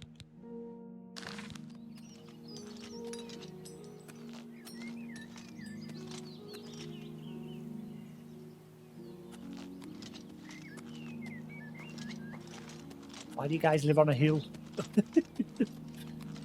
Move.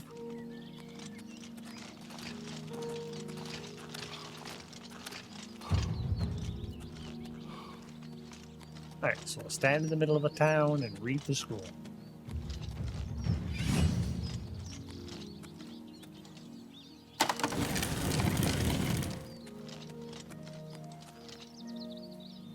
Stand here.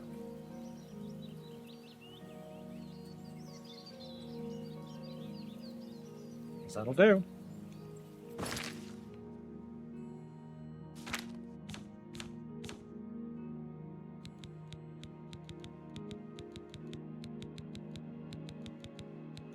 Burst invisibility.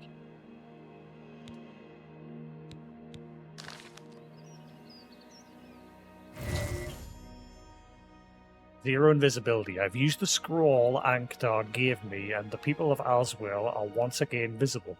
Durham Serth would probably like to congratulate me on my success. Now, what is it that he warned you about, though? Right, he was going to warn you about something, but then he said, never mind, it'll be fine. Guess we'll find out. Thank you, thank you. I can't tell you how good it feels to be able to see myself again. My She's still sisters, on invisible. the other hand, I wouldn't mind if they had stayed invisible. One of them is. Friend, you are welcome at the Ayleswell Inn anytime, free of charge. Wait. Tell me more of Ankator. We haven't seen him since that whole invisibility mess. I hope it stays that way. You got any rumors? An old priest in Kvatch is worried about strange disappearances. He sounded quite depressed. How can we win if even the priests lose their faith? Have you got a bed I could stay in for the night? There's never any charge for you, friend. Upstairs, first door on the left. Thank you. Bye. What about your invisible... You really enjoy this whole hero thing, don't you? Everybody fawning all over you? I'm not like that. I'm done What? talking to you. So, it clearly didn't work on everybody.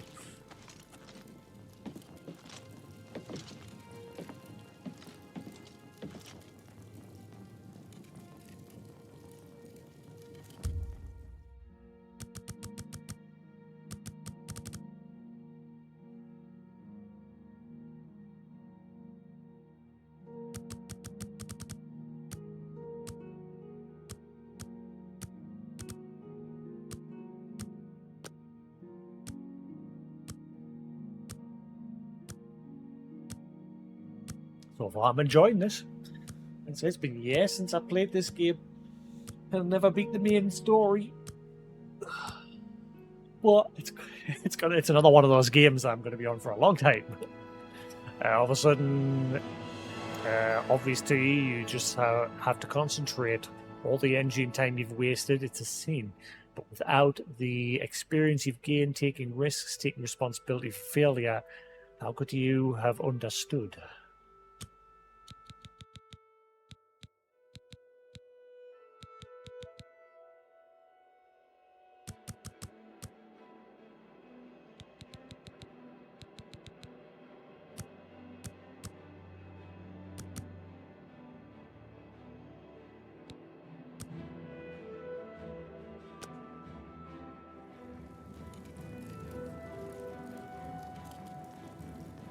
Hello. That's not creepy at all. Someone with red eyes just stands staring at us from out the darkness of the hallway. Go away.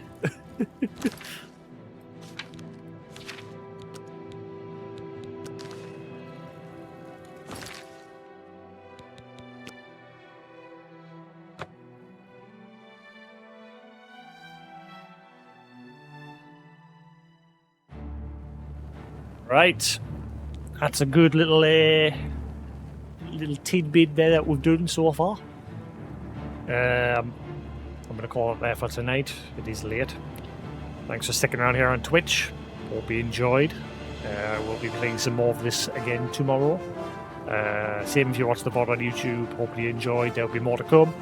But until then, thanks for watching. Have a good night. And I shall see you again later. Peace.